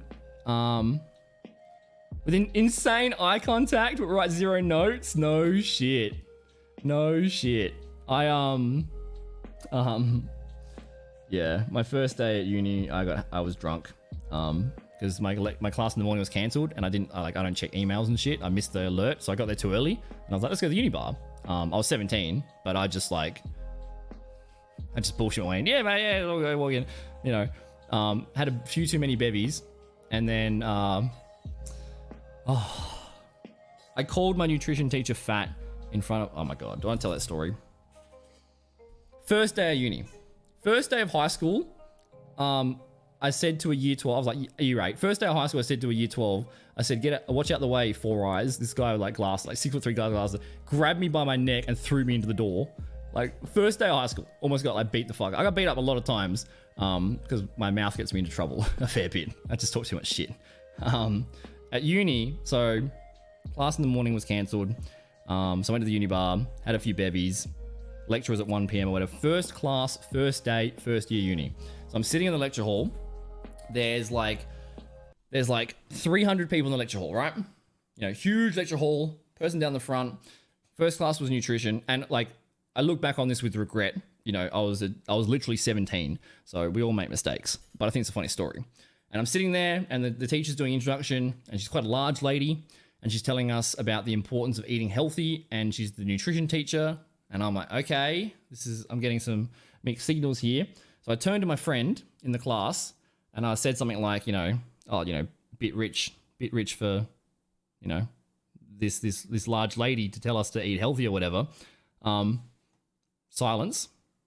He turns back to me, and he goes, mate, you said that really fucking loud. And I look around, and she stopped talking, and all 300 students turned and looked at me. And I'm like, fuck! Day 1, I insult the teacher. I didn't get a good grade for that class. Day 1, first day of the year. Because my morning class was cancelled, which I got notified on an email, and I didn't pay attention to it, so I didn't know, so I got there too early, so I had to fill the time, so I had the beers. Terrible. Day 1. I've done a lot of dumb things in my life that I'm not proud of, but it makes me laugh. What a fucking mistake. I thought I was like, I must have been like, oi, like I must have been so fucking loud. But also, controlling my volume, I struggle with that a lot. Heavy metal productivity? That's weird. That's too exciting. That gets me like hyped up. I mean, I work in a library seeing other studies. It's not distracting. Oh, yeah, that's true. That's true, Bookworm. Yeah, and actually, like, hi, Copycat, good to see you. I'm gonna crack it again. I'm just not trying. Well, that's not true. What I mean is, I think I'm gonna try to start this year. I'm not gonna try to force myself into a schedule, because I've done it for 30 fucking years and it's never fucking worked. So do I just keep hitting my head against the wall and like failing? This is not the most profound realization, but I was just thinking, I was like, I can stream anytime I want. Because often I'd go like, I want to stream at 9 a.m. in the morning, I want to stream at this time, whatever. And then I'd get out of bed at like 4 p.m. and I go, oh, well, I can't stream today because I missed the time. Or I can't go to the gym today because it's too late. I can't do this today. But I have a 24/7 gym and I can stream anytime I want. So whenever I wake up, as long as I can get some sleep, and as long as I stream, and as long as I go to the gym, I can do them any time of the day. So I'm not going to hold myself that strict. As much as I need routine, I can't handle it. I just rebel. So we went live today at 11 p.m. We might go live tomorrow at 2 a.m. Like, it's going to be a rotating schedule. You know, it's going to be a it'll just be rotating, because it's that perfection. It's that oh, I didn't stream at the perfect time today. I have to try again tomorrow. I better try to fix my sleep pattern tomorrow.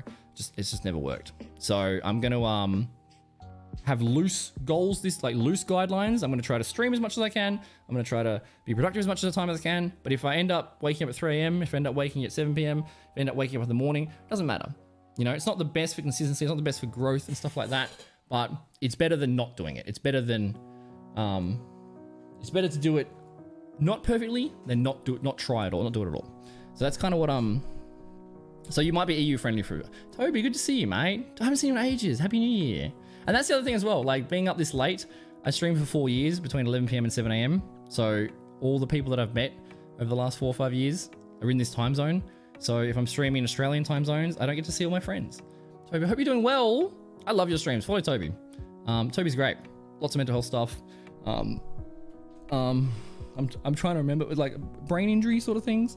I'm trying to remember properly. But it's good to see you, man. Hope your stuff's going well. I'm sure you're crushing it. Good. Honestly, ADHD is bad for verbalizing intrusive. Oh, intrusive thoughts are the worst. Does anybody else get like high up and like feel the urge to jump? Like, not in a suicidal way, in just a, oh, I just want to fucking send it. Intrusive thoughts are so tough, man. Like, I've been rock climbing before. I've been like on heights, like parkour, like climbing buildings, and it's just like, oh, I could totally jump right now.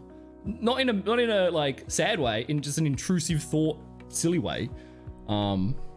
Intrusive thoughts. Hey yo, what's up, mate? I've heard that before. I love that joke. I'm pretty certain Acid, the king of fucking dad jokes. Do we have a dad joke channel? We have a dad joke channel, right? Do we? I don't even remember. We do have a dad joke channel. Yeah, Acid definitely fucking said that once. Oh my god, you'd love the Discord, AU. Somewhere, the population of Ireland, capital, is growing at an alarming rate. In fact, it's doubling. Yeah, no, you put as many dad jokes as you want. I love it. I love it, dude. You need music going to stimulate your study? That's fair. I'm like, I don't know. Sometimes I need a lot of background stuff to focus, or sometimes I just need complete silence.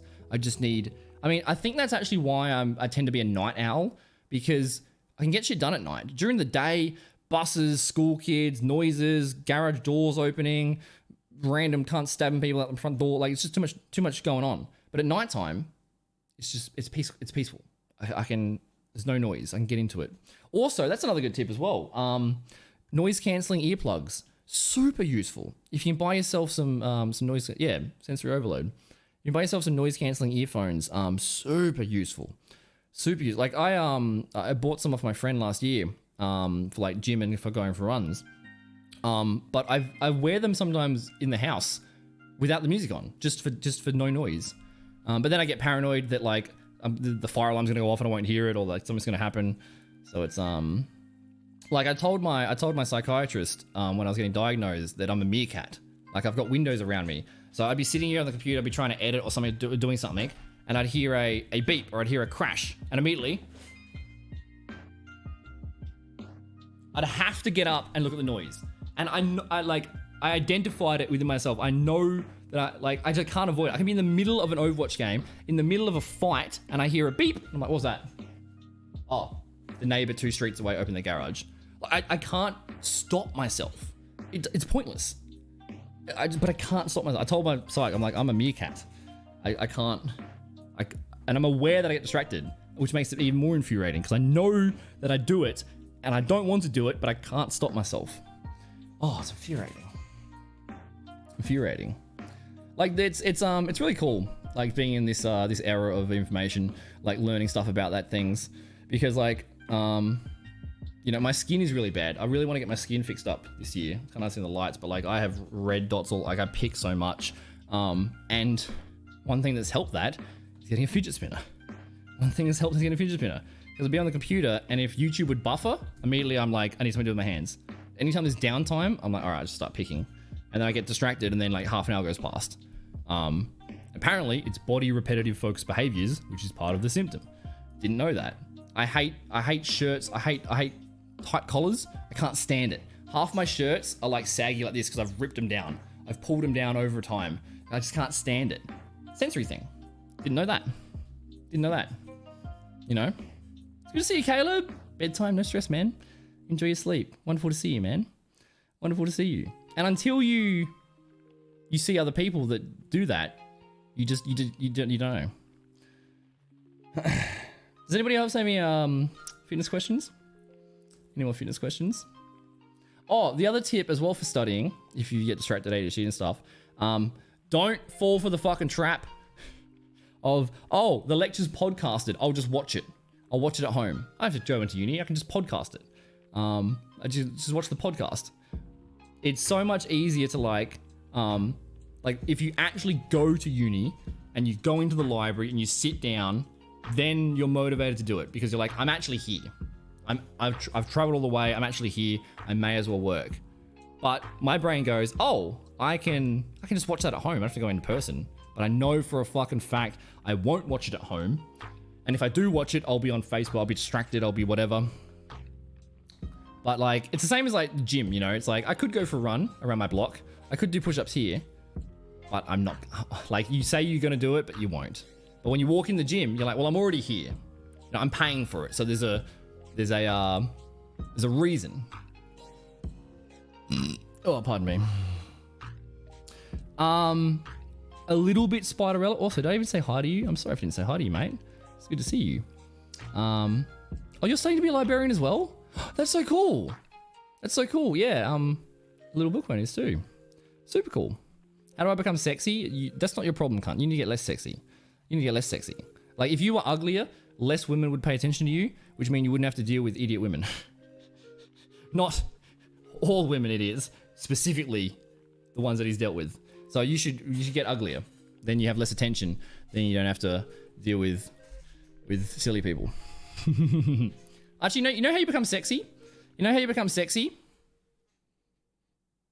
Subscribers of Scary Drop Bear have a confirmed big PP. This is well known. This is well known throughout the universe. When you subscribe, you get the BBC. Well known. In fact, there's only 2.5 hours left of the 25% off exclamation mark discount sellout money, money, money. Let's become rich and famous. Yeah, you should. What did you resub for the other day? Where was it? How long was it? 64 fucking months. It's only tier 1. What are you doing, copycat? Your minimum wage in your country is so fucking rich. You have the best quality of life in your goddamn country. What is this tier 1 bullshit? Tier 1 is like 4 seconds of you taking a shit at work. Unacceptable. Ban him. 64 months, get him out of here. This is why Winter and AMC, they've been tier 3 forever. But I don't deserve, I don't even deserve tier 1. The most valuable thing you give someone is your time. Only tier 2? Wow. Only. No, you can't. You can't do that. You can't do that because now my like bullying into getting money, it worked. So now I look like a full scammer. God damn it, copycat, you little shit. Thank you, brother. What's our tier 2 emote? Is it the nut? The emotes are a massive priority. Like, hopefully get them done in January. I gotta Google how to do, like, I'm just gonna draw them in paint. God damn it. In fact, tier 2s and tier 3s actually are like way better for the streamer. Tier 2s, let me have a look. Where is it? How do I see it? Is it in overview? You got a better split. Also, we should try to go for the Partner Plus program this year, which is 300 subs. We haven't, it's just, we only, last year, we only did 59 streams. We only streamed 59 times last year. First stream was in June. Like the years before, we streamed pretty much every day.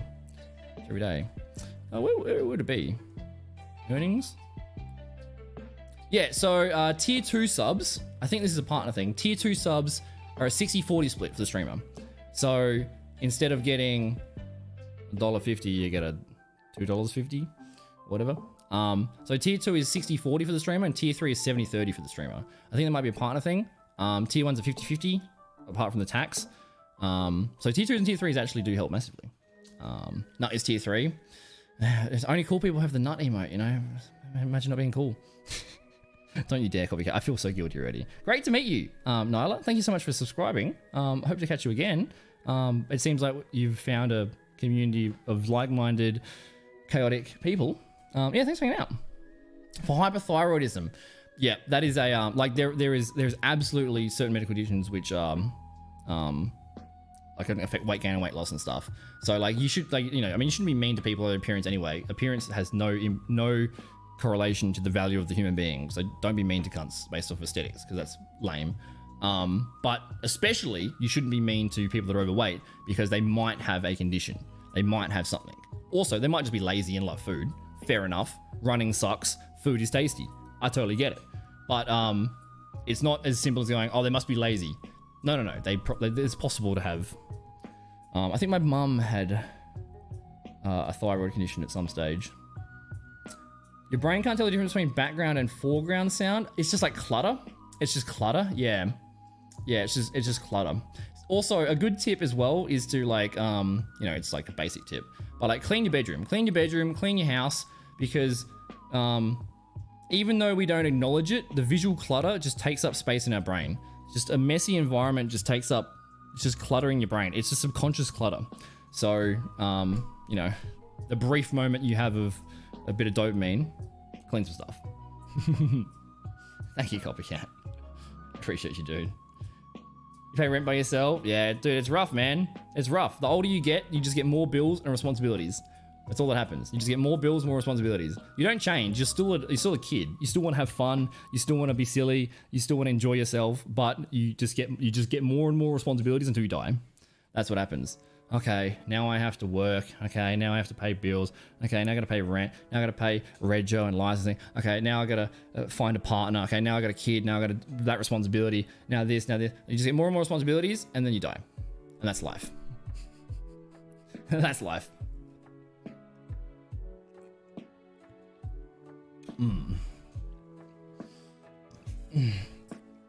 Study for the hardest class is made you get the fuck up. Fuck yeah. Fuck it. Dude, that's so, I love that. I love that.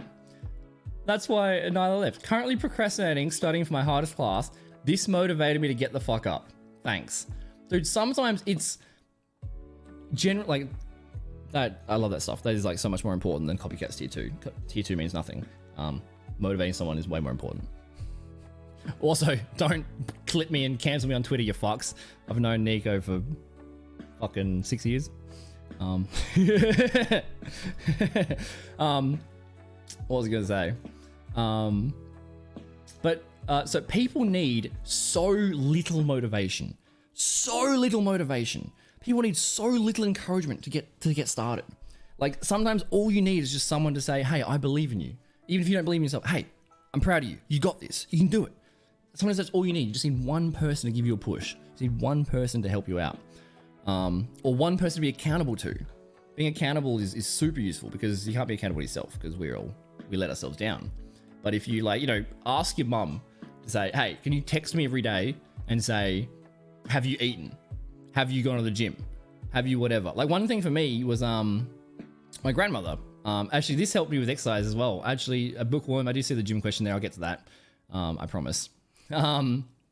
One of the things was lightweight, baby. Ain't nothing but a peanut. Fucking Ronnie was insane, bro. Dude, that video of him with Arnie working out in the Gold's gym where they're both like 80. So sweet. So sweet. Ronnie does content now. He reacts to stuff. What a gentle giant. What a lovely guy. How are you, Fluke? Dude, I was going to play Overwatch today. I was thinking about just playing tank on my old account on Quick Play because I knew all you guys were queuing. So I was like, just see if I can bump into him. How'd the games go, dude? If you've intent on Genji today, why waste the fucking energy? The answer is always yes. I'm just going to set up an auto email reply. Yes, of course. I'm on like a massive lose streak, bro. Massive lose streak. Should have joined. It was full. Also, I was asking Snow like how to make an old account and you gotta do this, add the number, whatever. And then you told me it was like took me 40 minutes. I'm like, I fucking don't have the dopamine for that today. I'm not gonna sit here for 40 minutes trying to fucking make a Hermione alt account.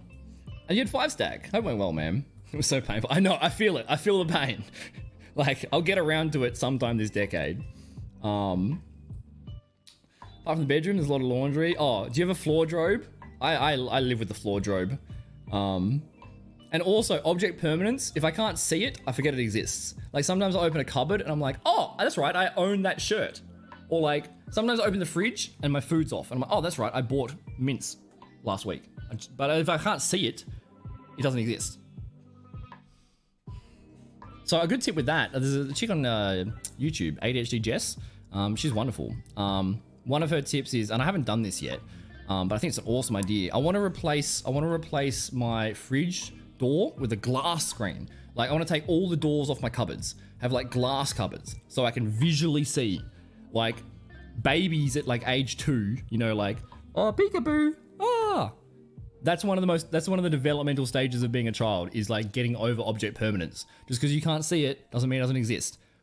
ADHD, you never have that developmental stage. If I can't see it, I forget about it. And then randomly I'll go, what's that there? What's that letter there? How long's that been there?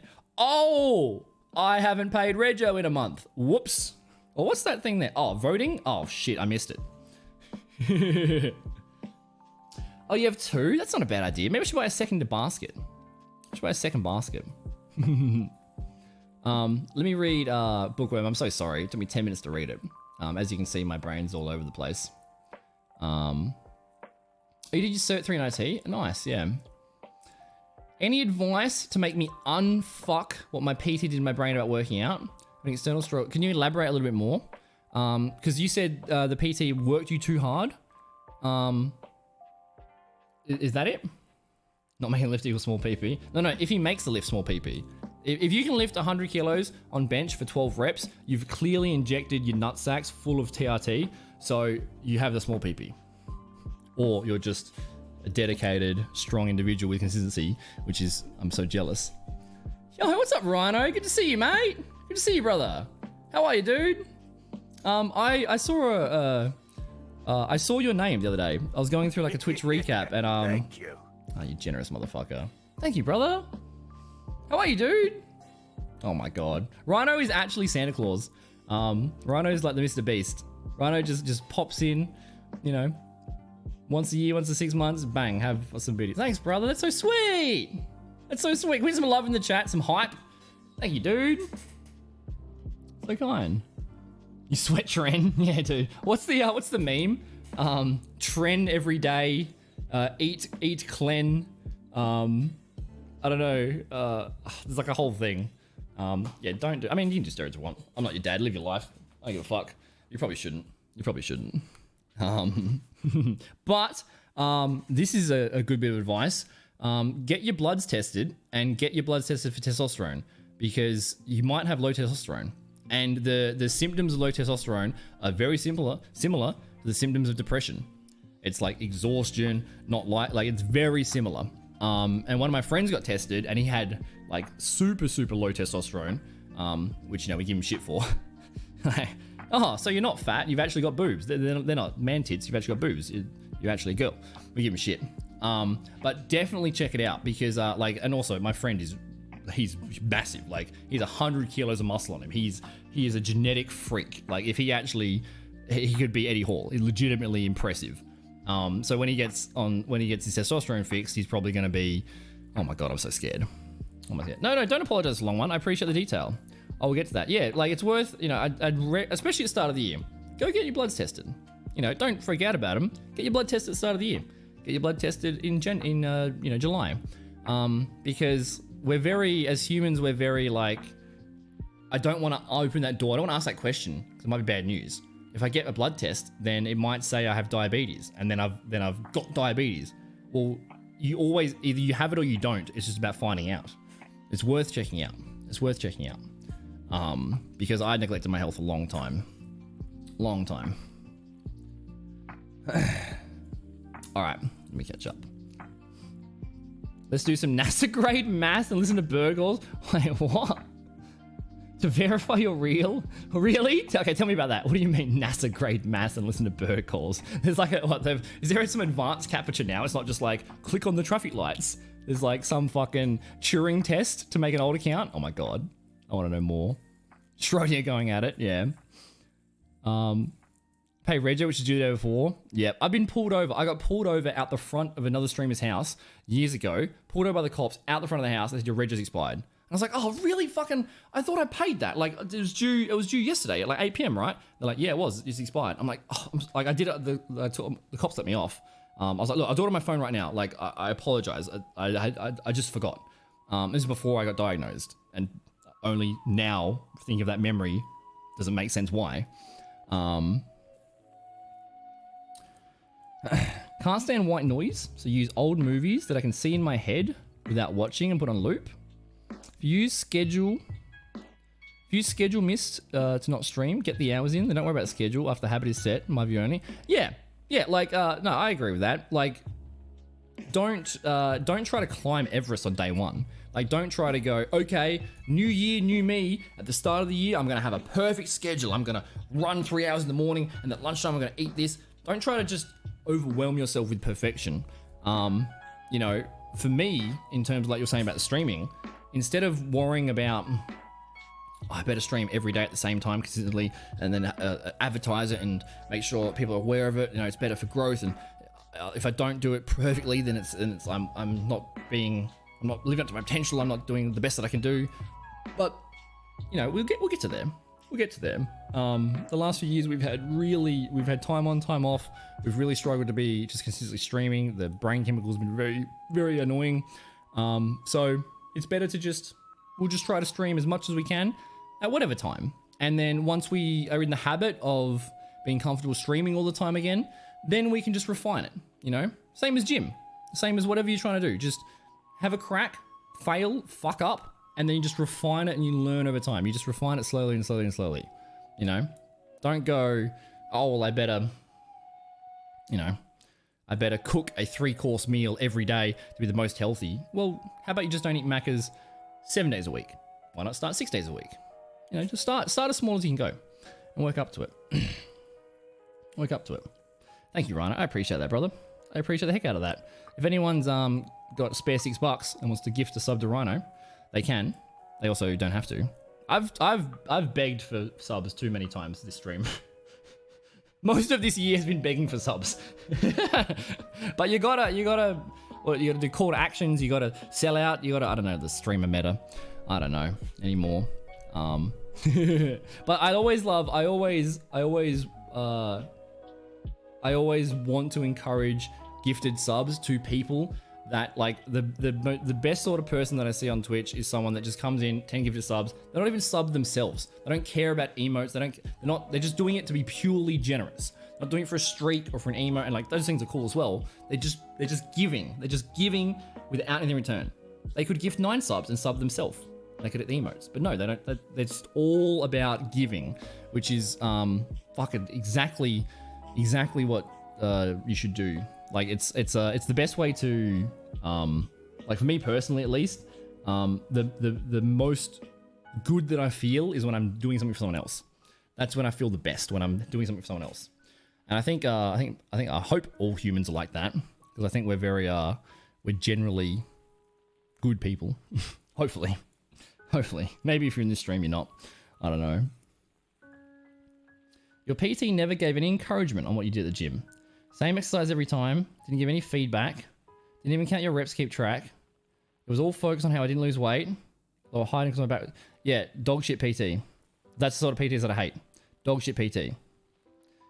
It's the worst. Dude, I feel that so much, man. Like, I separate analogy, but I played Magic the Gathering once. I did drafting at like one place, and it was such a fucking toxic, shitty environment that I've never ever gone back to that game store in 20 years. Never gone back from that one bad experience. So I totally understand that, Bookworm. You just gotta try to, you gotta, like, you know, not meditate, but you gotta ask yourself some questions. Ask yourself some questions about what would help you. Would going to a different gym help? Would you feel better going to a different gym that's fresh? Would that feel good? That's a loud crikey, dude. Hello, Mr. Drop Bear. Literal Steve Irwin chasing an emu on foot. Fuck, that guy was a legend. 50 months. Oh, the big 5-0, AMC. Thank you. Dude, I mentioned you before. Because Copycat resubbed for like 64 months. And I was like, oh, only tier 1. Oh, AMC and Winter are tier 3. They're way better. And here we are, AMC. Popping in. Noob. Oh, look, you got a Founder's Badge. Founder's Badge to show that you've been a pleb tier 1 for a long time. Again, banter. I love Copycat. Please don't cancel me. Only 50 months. Dude, Amzi stuck by me through all sorts of shit. I have massively respect and love Amzi. Thank you, dude. So good to see you. Hope you're having a good morning. Having a good morning. Want to listen belly fat? I feel fat as fuck. So how am I supposed to approach it at the gym? I'm fixing the diet. You can't spot lose weight. What is it? You can't spot reduce weight. Oh, what's crack-a-lackin'? Is that the Hogwarts bit? Oh my god, is that the sexy e-girl Kiri streamer? That was the weirdest stream to watch, man. Kiri outfit, god tier, top 500 GOAT gameplay, and then like Kesha or like dropping bottles like a G6. I feel like I was back in fucking uni, like drinking Skittle bombs and bloody dude, old Kesha was such a vibe, legitimately. Like, I think when I was in school, Kesha was seen as more of like a girl. Like, it was like, you know, like no guys like Taylor Swift, it was like a girl thing. I thought Kesha was a banger, bro. What is a Skittle bomb? It's like Skittle vodka in Red Bull, I guess. One of the clubs I went to would do $3 Skittle bombs. Yo, Keely. The Keely, like no, not support. DPS, like tournament here, like Overwatch. I know you. Do I know you? I'm so bad at names, bro.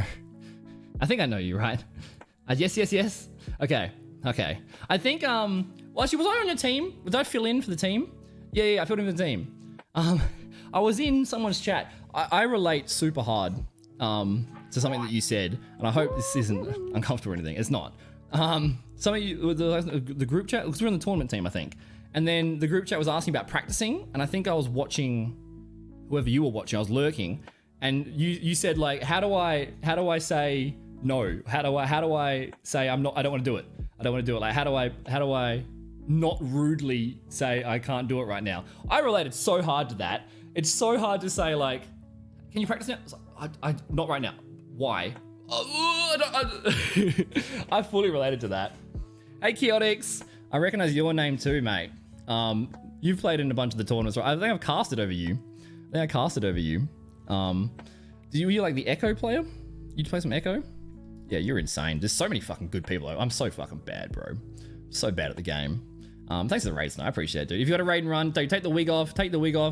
Scratch the nuts. Get a drink. Thanks, Snow. I appreciate it, mate.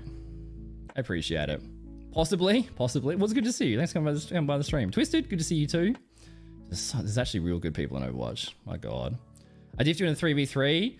Look, like the Torp hammer is too strong. Yeah, I also did have like the best Doomfist in Australia on my team. It was actually annoying because I couldn't kill people on Genji. I couldn't be fast enough. The other teams were dying before I could even dash there. I'm like, can you save a kill for me? Oh, the finals is so much fun. I was gonna play the finals today, but we've just been shit talking about exercise and working out and neurodiversity. We've just been shit talking about like positive stuff right now, and hanging out. Finals is really fun. What do you play in finals? Dude, light. I've been loving, like, I only play light. I don't ever want to play support and help a team. I want to always be like max mobility. Light with the evasive dash. The pistol's awesome. The one of the submachine guns is awesome, but also the sniper is pretty good. Sniper's pretty good. I'm a bit of a stack with. Oh my God, Rhino! Also, I missed some alerts. Oh my, stop it, please! Oh my, Rhino, you fuck up. God damn it. Actually, the Mr. Beast of the stream. Please, dude. Oh shit. Oh my God. Oh, you guys are blowing my mind. This year's crazy. First off, Fang, thank you for giving yourself to Rhino. I appreciate you, brother. Thank you, man. Amsi, of course, Amsi. Love you, man. 50 months. I didn't even say thank you. I'm so bad, man. So bad. Snow with a raid. Asuna, thanks for the follow as well, mate.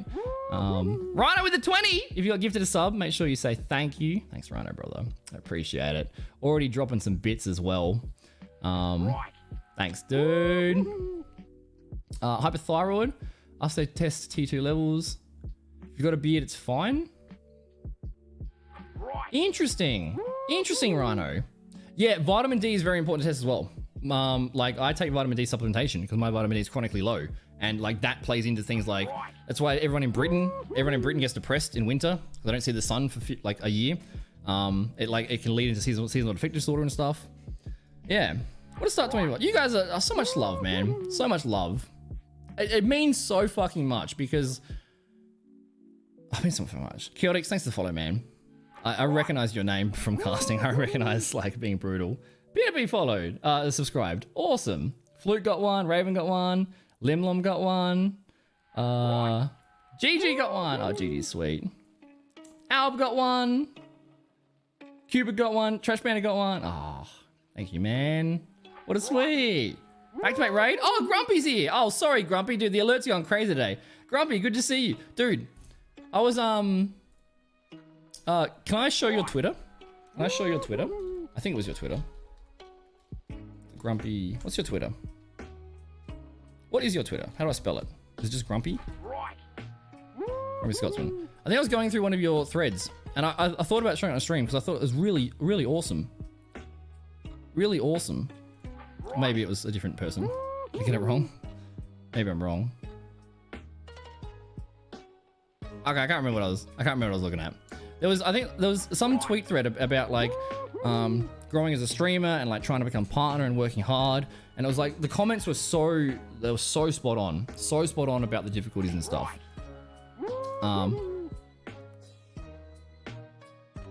What is the fucking weather? What is the weather in fucking Australia? For real. For real. Christmas was fucking 19 degrees and thunderstorms. Today has been 30. I've got my aircon on. It's still 25 degrees. And it's bucketing. It just started bucketing. The fuck, bro? Oh, this week's gonna be hot. Oh shit, this week's like 32. It's gonna be hot. Dude, this week is 32 and thunderstorms. 32 and thunderstorms. Fucking Australia's cooked, bro. We're getting Leninaed. We're getting Le Bambinoed. We're getting L Childish Gambinoed or whatever the thing is. I'm a depressed Brit. No, your name's Suddenly Pizza. You can't go to be depressed with the Suddenly Pizza. Look at that. Playing ranked force in a medium, light is painful. Oh, you like if you have a, I play ranked as well, but I don't voice chat. I don't care about winning or losing. I just enjoy my thing. Give us a sub. Hey, Calico, welcome to the stream, mate. There you go. First time in the stream, give us a sub. There you go, mate. Like if you're a light player and the other team's 3 heavies and they've all got the mines and the shields and stuff, you just can't do anything. You can't do anything. Like, it's so important to have medium with the healing beam and stuff, but it's boring. I don't want to play a tank. I want to be zippy zappy. I want to be the Genji brain. You mean bucketing? No shit. Whereabouts are you from, Chaotix, if you're comfortable sharing? Thanks for the raid. Serico. Nice. That's like uber hard Dark Souls, right? How'd you go, man? It's a raid. I appreciate it. And Snow, you too, brother. Thank you, man. Oh, it's so nice doing like, I guess I'm an Overwatch streamer, but it's nice doing variety because like I feel like when I was just a single game streamer, I was just in the single game community. I was just only in that community, which meant if you weren't in that community, you didn't like see the stream. Now I'm kind of just like doing whatever. So it's variety. It's so nice. The death of your sanity. No shit. Dude, I played Dark Souls for the first time last year. Oh, Victoria? No shit. Well, you're probably going to cop the rain from tomorrow. Can you save on showers? Yeah, true, dude. True. I'm actually annoyed at how hot it is because I'm going to be doing an ice bath this month for one of the charity goals. I did like 3 months of cold showers last winter. I was like all productive and I was like crushing it, a little motivated, and then I fucking burnt out and massively depressed. But now we're bouncing back. The swings and roundabouts are bipolar. What are you doing in Vic, Chris? What are you doing over there? Didn't you just get home from somewhere? From Brizzy for New Year's or something? Yeah, when but I'm annoyed that it's hot now because when I was cold showering, I was getting used to the cold. Like it was freezing, it was horrible. But I was getting used to it. So the ice bath, I was like, it's going to be not too hard because I'm used to the cold. Now, a cold shower is nice. A cold shower is lovely. It's 35 degrees. A cold shower is like room temp. So the ice bath is going to, I'm going to have to like get those surgical things to remove them from my lungs. They're going to retract so far. Oh my God. Talking about this shit. I feel that, man. I feel that. It was a really good tweet that I saw. Maybe you commented on someone else's tweet. I don't know. Was it maybe it was on Instagram or something. I can't remember. But whatever it was cool. I really vibed with it. Oh, it might have been. Oh, was it your old account? Oh, okay. I'm on the wrong account. I googled the wrong account, I guess. Dude, I thought I was like losing my mind. Yeah. Are you comfortable if I show this? Are you comfortable if I show your tweet on stream? Because I was reading it today and I was like, this is really good. This is really good, and all the comments were good too. I didn't realize you had 2 accounts. I was on the other account. I was like, oh, am I really that wrong? Oh. Dude, bucketing's so nice. Trash Man, good to see you. Enjoy the sub, brother. Enjoy the sub. Well, it should be... Oh, actually, what's the weather in Britain right now? Is it miserable? Is it just cold and miserable? Do you guys get snow? You guys get snow in Britain for Christmas? Summer equals Zeus's fury. Zeus's fury. Yeah, dude. Oh. Dude, has anyone seen that new Thor movie? I haven't seen it because it looks shit. I think they fucking ruined Thor. They ruined it. The first Taika Waititi, the first movie was awesome, hilarious, but then they went too hard on it. But they bloody it was played by, was it Russell Crowe? He throws the lightning. Oh, I thought you were talking to me, Chaotic, so I was like, oh, are you trying to find me on Discord? That's sweet. No, just Keely. Okay. Fair enough. Fair enough, dude.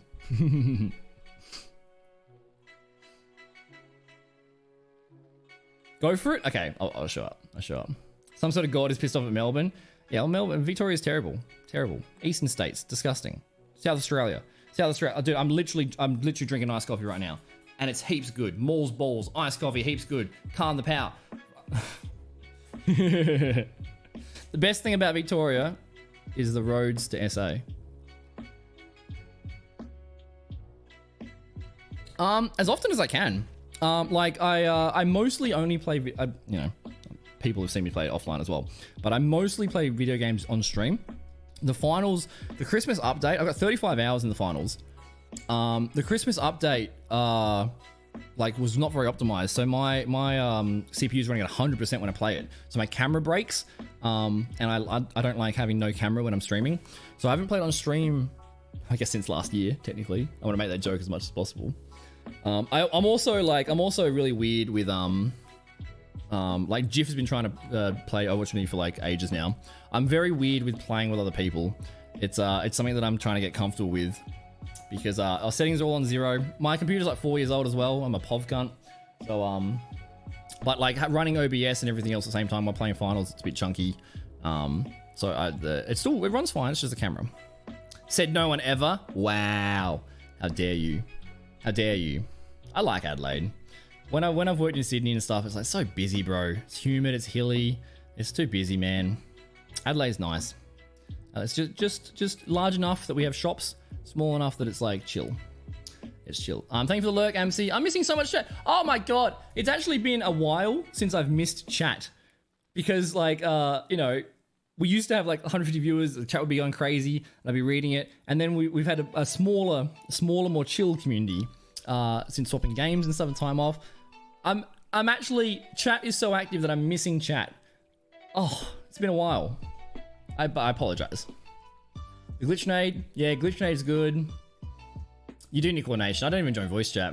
I like running the thermal vision on the light because I'm sick of getting fucking stun grenaded by an invisible cunt. Oh my god, the invisible thing is so cheesy. So cheesy. Stun me, I can't dash. Oh, and then double shotgun me. Oh. Leave it to an Aussie stream, dedicate a weird amount of time to talk about the weather. I mean, we dedicate weird time to talk about weird. Well, this is a weird stream. This is very chaos. I'll rant about a topic for like half an hour, and then before I get to my point, someone will say something else, and my mind will divert to a different topic. It's rare that I get out a full thought. Way better than Sombras. Is it because you can see the shimmer? You can see the shimmer? Is that what you mean? That's cool. Yeah, I remember casting you, and I remember you being really fucking good. God damn, so many good people in Overwatch. I don't want to try to become like good at games anymore. Like I don't want to. I'm not trying to become like the top at games. I used to be global CS, and I used to grind really hard and stuff. Now I'm because especially with team, also Nutty, great to see you, man.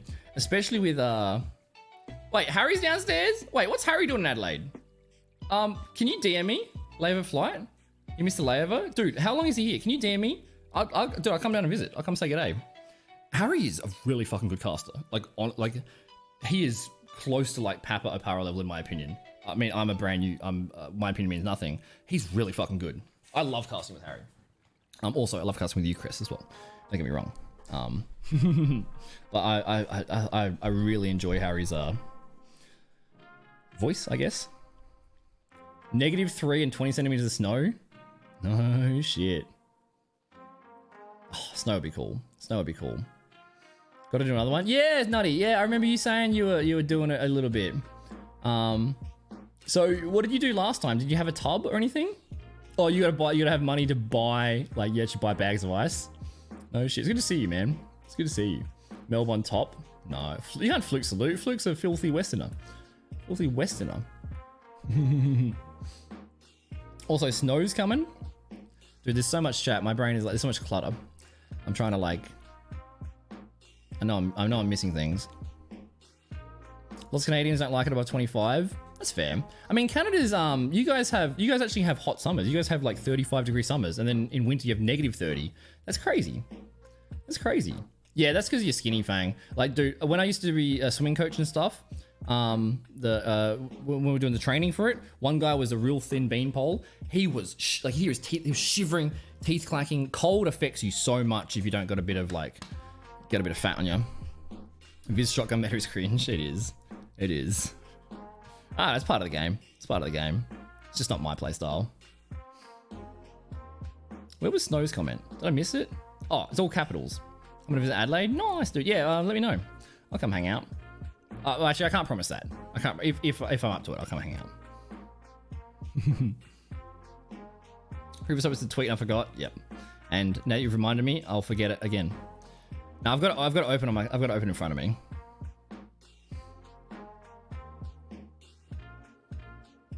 Master on support. Thank you if your rank goes up.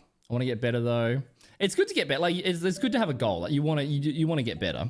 But in terms of like I used to be that super competitive. Like I'd be all about like winning or losing, ranking up, ranking down. But the problem is that I always solo queue. So like if you get your fun from if you win or you lose, and winning or losing is in the hands of 4 other people that don't have thumbs, and together their IQ is room temperature, you're gonna have a miserable time. Miserable time. I would lose my brain. I'd be screaming in CSGO. Screaming. Like you D-rank, and it's like, I played the best possible, and I called it. I said, you need to go here, you need to go here, we need to swap this. And so I was like, no, I'm not. And then you lose, and you're like, oh. And then you get lower rank, and you get people that are even dumber, and it's like, oh, pain.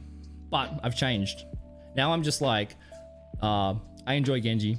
I don't join voice chat. I don't care. Because like, it's almost about like, it's a weird comparison, but Mike Tyson talked about this, about like not reigniting the fire. About, hi MJ, good to see you, mate. About not reigniting that fire. And like, I kind of feel that in a much more unimpressive way.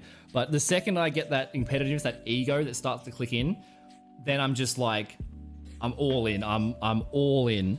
And it's, I get too animated, I get too salty, I get but I don't play with friends. Like if I played with like a 5-stack and we're hanging out, that'd be cool. Oh, Snow! Was it you the other day we were queuing at like 4 AM and we were in queue for like 2 hours before we called it? Was that you? Do you want to see what I edited during that 2 hours? I edited a TikTok thirst trap.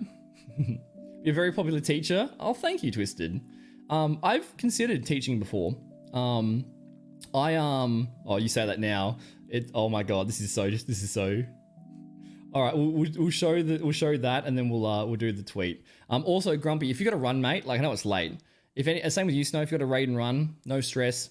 Like I'm very familiar with raiding someone, and then they talk to you for half an hour, and it's like, shut the fuck up, dude. I want to go to bed.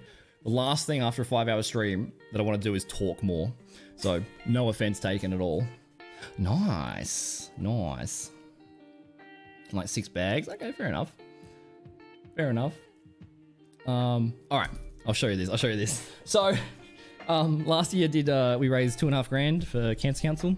I played Dark Souls because you were playing Serico, Grumpy. So Dark Souls took me 25 hours before I realized you could run.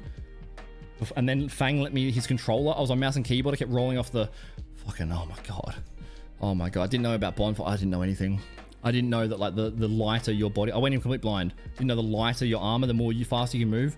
Oh my God. I went to like a level 70 area and I just pushed through. I just didn't, oh my God. And chat was really good. They let me make mistakes. They let me make the mistakes. All right. Where is it? Where did I save it? I rendered it. Oh God, where is it? Where is it? I saved so much shit. Last week. Oh, Thirst preview.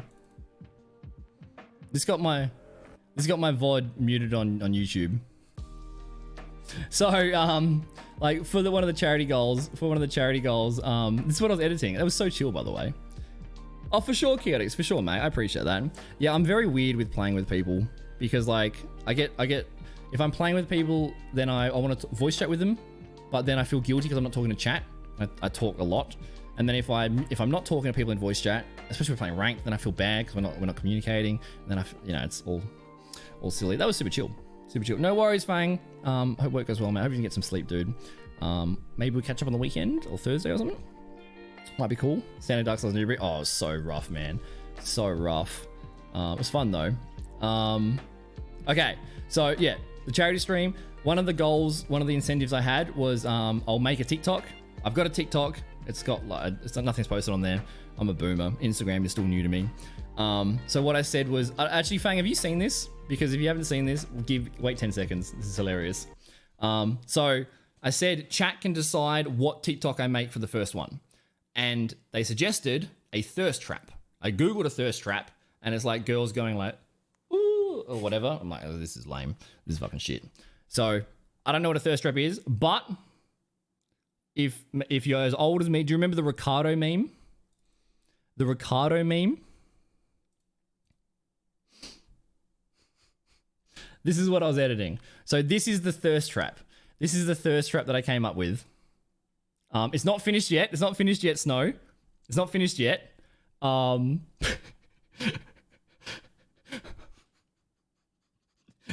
shouldn't be allowed to have an editing program. I don't know if you guys saw the Logitech thing. Hang on. We need some. I don't care if the VOD gets muted. It's not finished yet, but this is what I was editing in the queue.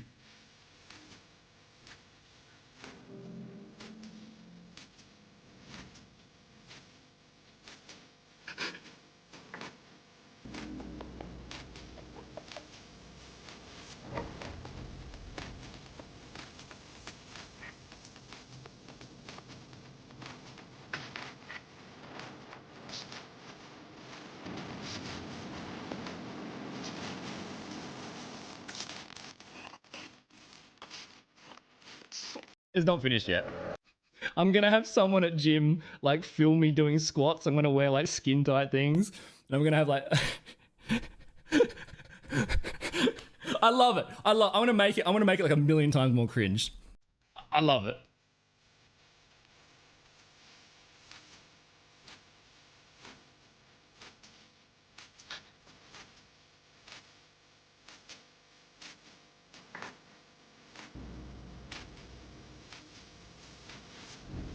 I tried to time it with like the zooms.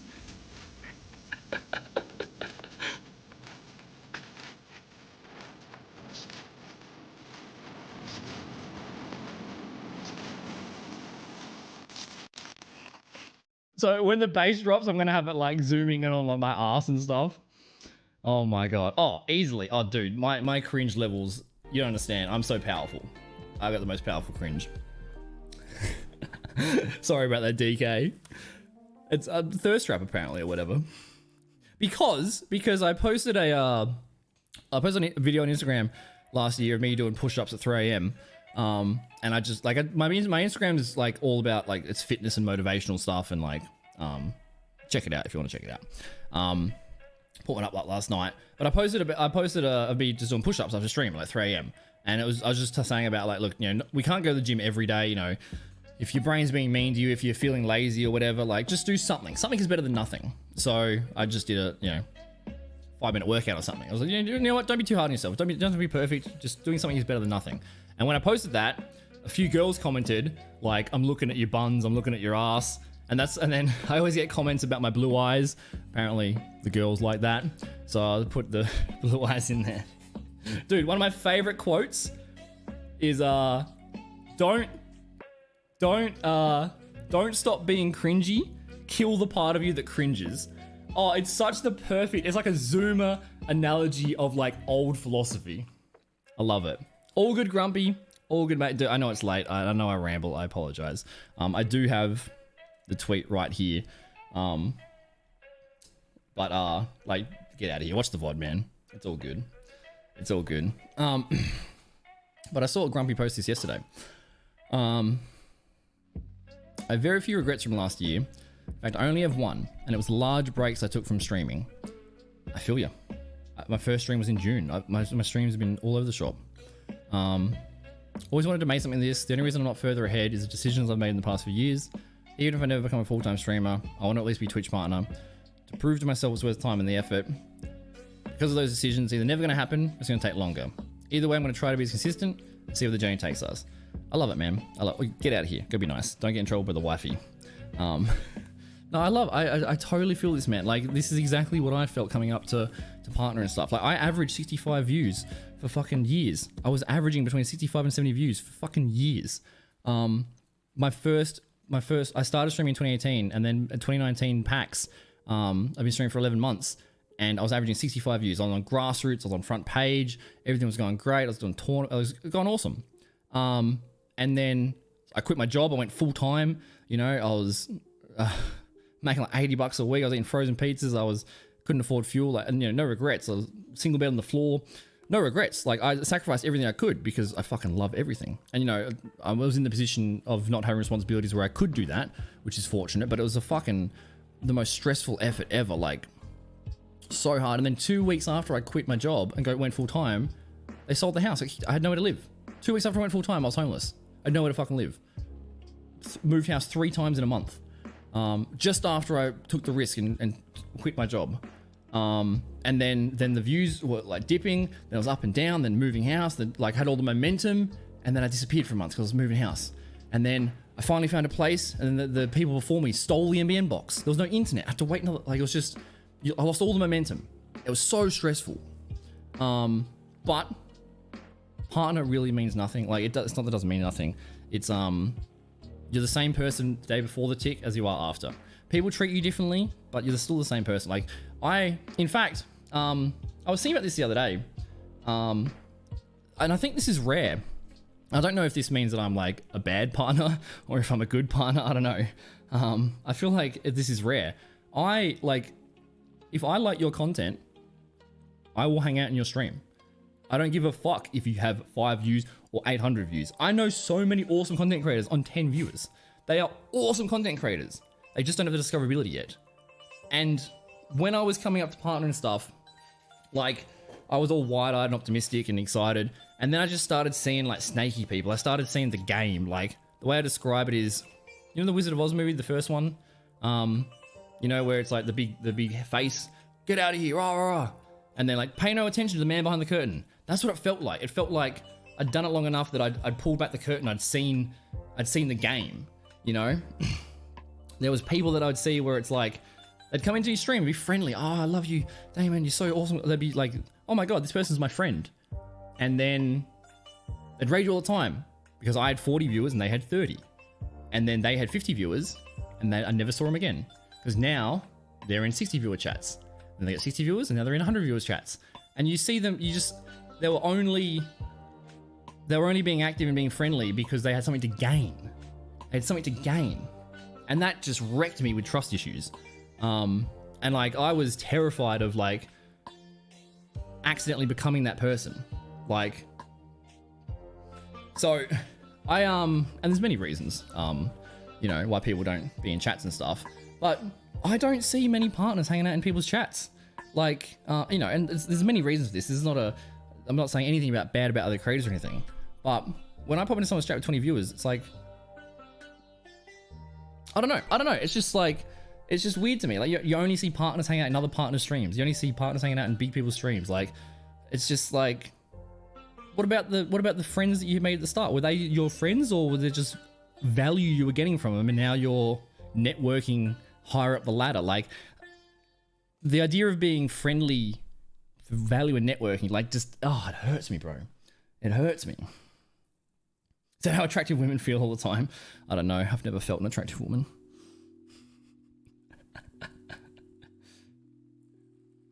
So I haven't been to TwitchCon, so I'm not sure about that. But like, PAX is a bit weird. Oh. Can I share this story? Yeah, fuck. I don't give a fuck. I don't give a fuck anymore.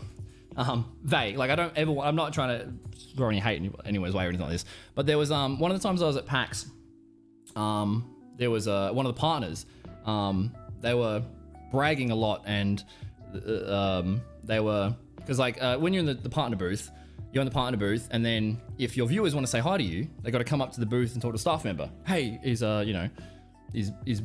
Big Dick Bob in there? Can I talk to him? Yeah, I'll go grab him. And then they go grab Big Dick Bob, and Big Dick Bob will come out and say hi to him, and then, whatever, and go back in the booth. Now, when I've been at PAX, I spent about 4 seconds in the partner booth because I felt elitist, this is me personally. Went in there, grabbed a free coffee, grabbed one for a friend. Nothing wrong with that. Like, the booth is good. You need that separation because some fans are crazy, the parasocial. I understand, especially with like massive streamers that are like female specifically. I had people try to fight me at PAX. You get haters and rent-free people and all this sort of stuff. But they were very proud of themselves because they were heavily requested, most requested person. All the viewers come out to this thing. Yeah, is Bob in there? Bring him out. Heavily requested. But to me, that's not a brag. That's a negative thing. You hid in the booth. When I was, and this is just my personal thing, so I'm not trying to say anything here, but I spent the whole time outside the booth. I want to hang out with everybody. I want to talk to all these people. I want to hang out with all the community that I've built. I want to hang out with them. I don't want to be in the partner booth going, I was the most requested person. Because all the people that have supported you and that have helped you get there want to say hi to you and shake your hand and say g'day. And you're just hiding in the booth, networking with more famous people for self-gain. Yeah, you're the most requested because you put that barrier up. Was I the most requested? No one requested for me because I was outside talking about. I didn't have to be requested. I was purposely hanging out with the community, not trying to suck the dick of someone higher up the ladder of me to get value, which I'm not. It's just like that sort of stuff. That sort of stuff around partner. Like, I've always said, the same person the day before as the day after. The most annoying thing is because when you get it, like, people treat you differently. If like your partner, because it's so rare partners are in small streams. If you're a partner and you're in someone 20 viewer streams, oh my god, welcome! Like, you get more attention, and I don't like that. I don't want to feel special. I'm just a fucking idiot on the internet. I'm just a random idiot in front of a camera. I don't want to ever feel holier than thou. I'm important. I think my stream has like been in the top 1% of Twitch for fucking the whole time. What does that mean? It means nothing. I'm not gonna pretend like I'm more important than anybody else, that I'm more special than anybody else, that my content's any better than anybody else. Because I'm the same. I'm probably not, but like I hope I'm the same person as I was when I had 10 views. I'm the same person. You just get more discoverability. It's not that I, improve content and you learn, you get better and stuff, but it's not that I was a bad streamer at 10 viewers and now I'm a good streamer at whatever viewers. It's just discoverability. So if I say on 10 viewers, they can be an awesome streamer. It's just they just don't have the discoverability yet. And then one day they might have 100 viewers. They're still going to be an awesome person. The viewers, I went through a whole mental process of not tying my self-worth and my self-opinion to a number. Number goes up, oh, I did a good stream. Number goes down, bad stream. No, it just fucks with your head so much. Fucks with your head. Like, it's you want to achieve that stuff, and it's super important. It means a lot inside. Like the tweet, it's the sunken cost fallacy. Same as me. I sacrificed my jobs, my friendships, relationships. I sacrificed everything in my life. couldn't afford food. I sacrificed everything possible for years to make it work because I loved it. So, the dream, I love it so much. So I had to make it work. If it failed, then I wasted so much time. I wasted that job opportunity. I wasted so much because it failed. So there's that pressure of like, man, I've been doing this for so fucking long. This hard work has to mean something. It has to mean something. And I totally get that. And it's easy to be a partner and say, don't worry about it. You know, no, like I feel that. I relate to everything in that post. Totally fucking feel it. But don't tie your self-value to it. Because if you're a good creator, you're a good creator. It's just, I don't know. I don't know.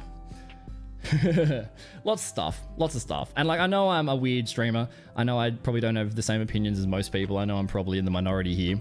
But it's, I want to do this longevity. I want to do this for the rest of my life. I love this so much. So, and I'm terrified of, but like, you see people that get fame and money and that changes them as a person. Fuck, man. Like, you want to become Keanu Reeves. That's what you want to do. You want to become Keanu Reeves. That's the goal, man. You don't want to become someone that's like, now I'm rich. Now I'm going to be in a gated community. I'm going to, oh, sorry, you're not a tier 3 sub. I'm not going to talk to you. Oh, you're a donator. You know, it's like, oh, man, I've seen that so much. I've seen streamers like, I've seen, oh my God, I'm not going to spill too much tea. I'm not going to spill too much tea, but like, you just see some rough stuff. I've seen streamers ban old moderators who have reported abuse from donators, and they've banned the person getting attacked because the donators give the money. I've seen that. I have receipts. I've seen that shit. I've seen communities with VIPs and mods having private chats of we hate X person, lol, thinks they're our friend, like how funny is it, like teasing them, and then in stream, that person is dropping like their big donator. We love you so much. I thank you so much. Oh, VIP. Privately, they're like, look at this idiot. I've seen that stuff, and I don't share like these stories ever.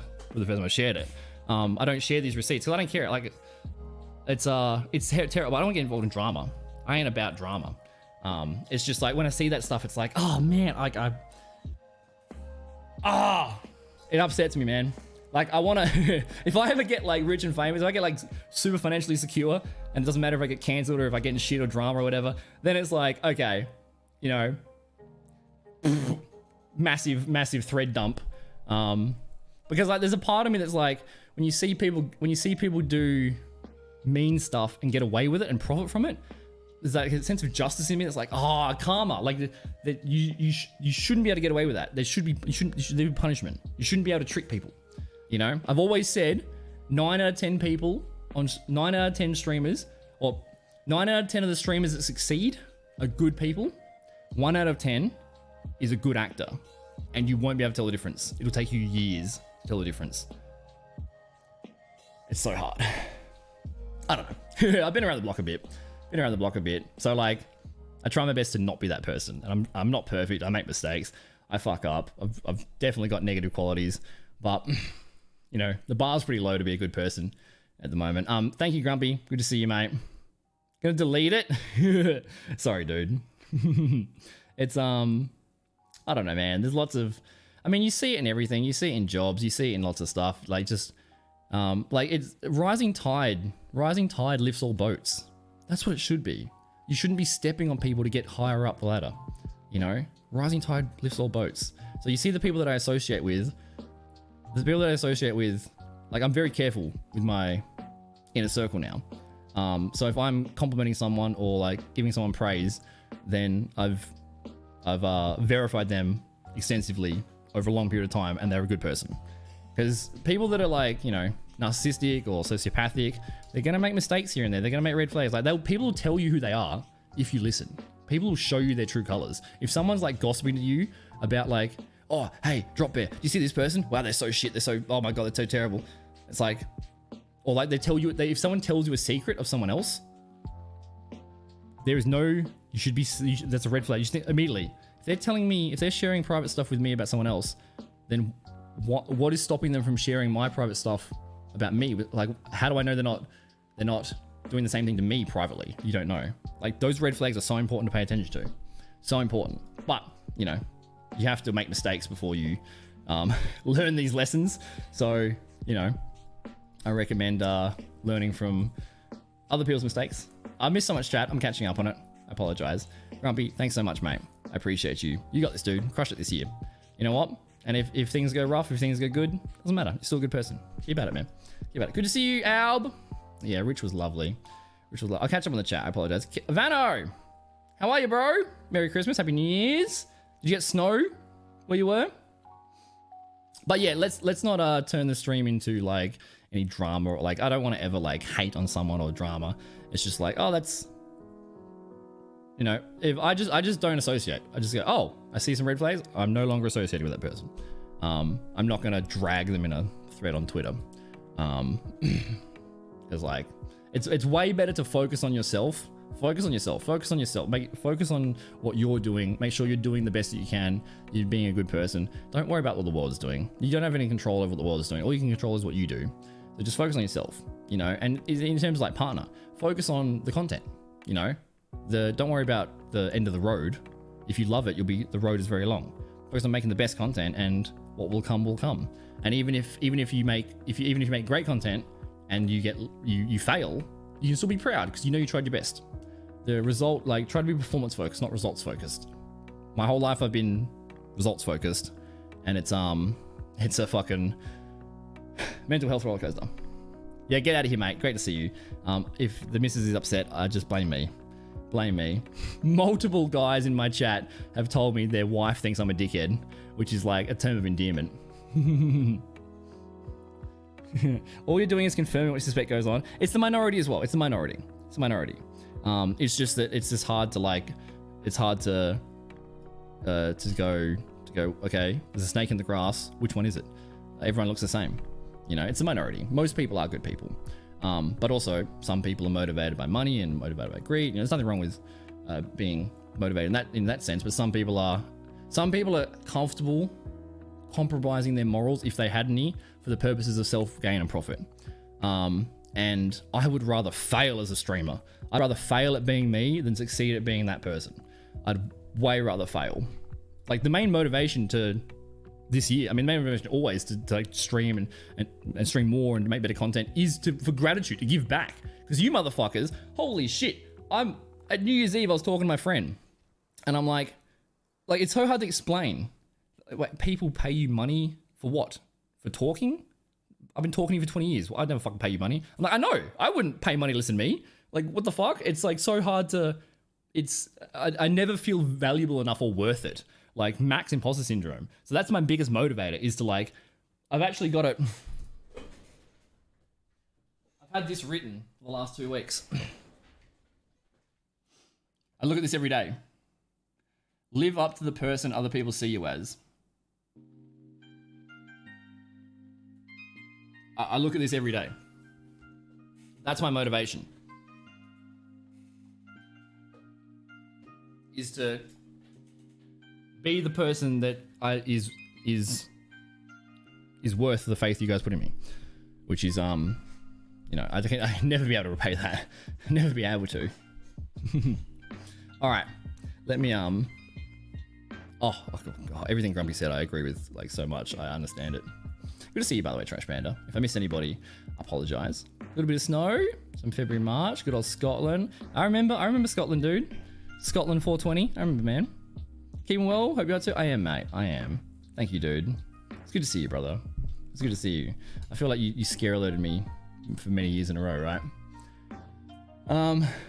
Dude, we play the Ricardo meme and then we just like rant about Twitch. Why?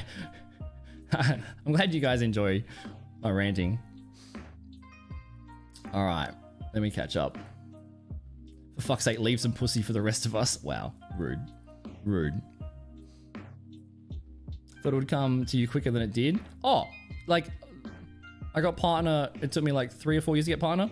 When, you know, I was averaging 65 views for ages. When I got partner, the most comment that I received was, "I thought you already were." Like, all the time, people would be in my chat, "Scary drop in partner when, and I'm like, I know, like.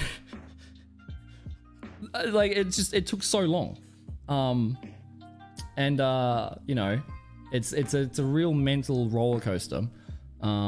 And only after enough time and enough maturity and enough experience of like looking back and going, okay, you know, that grind set was important to like achieve this stuff. But, you know, when I got partner, I left for a year. So was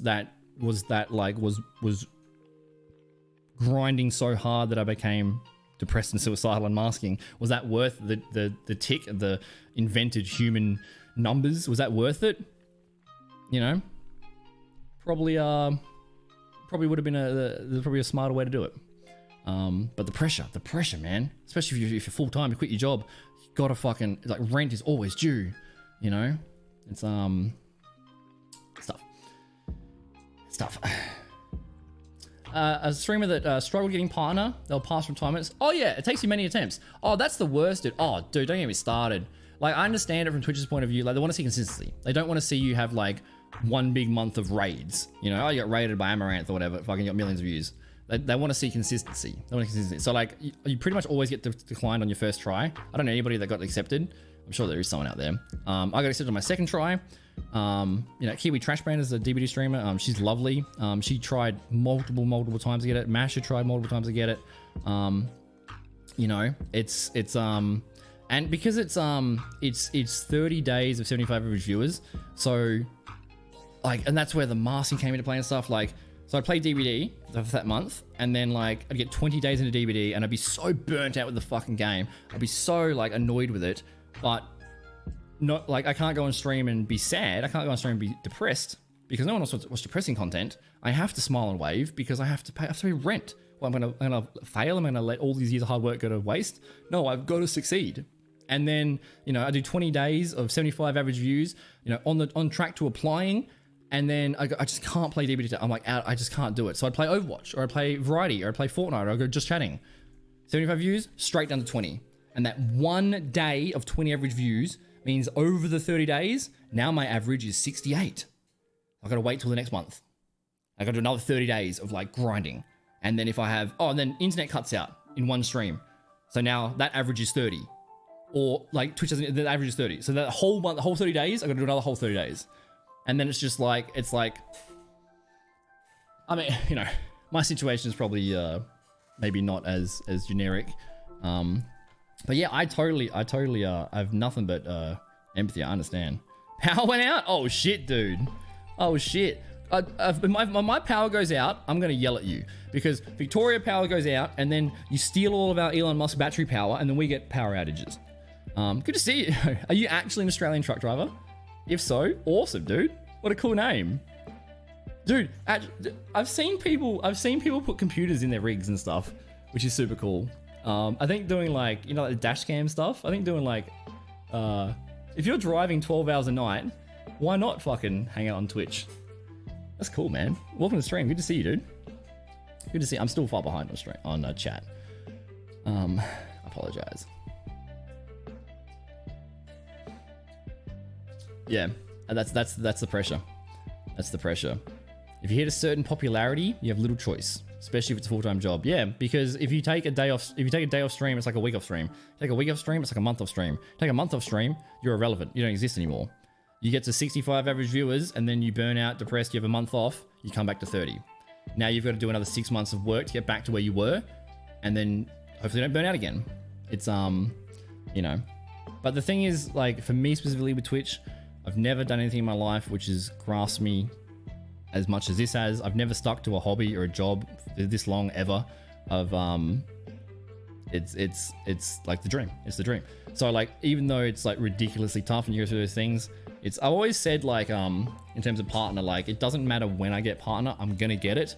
Doesn't matter how long the road is, because I'm never stopping. I have no plans on stopping. Doesn't matter how long the road is. Doesn't matter how long it takes me to get there. I'm always gonna be going down that road. So hopefully I get there.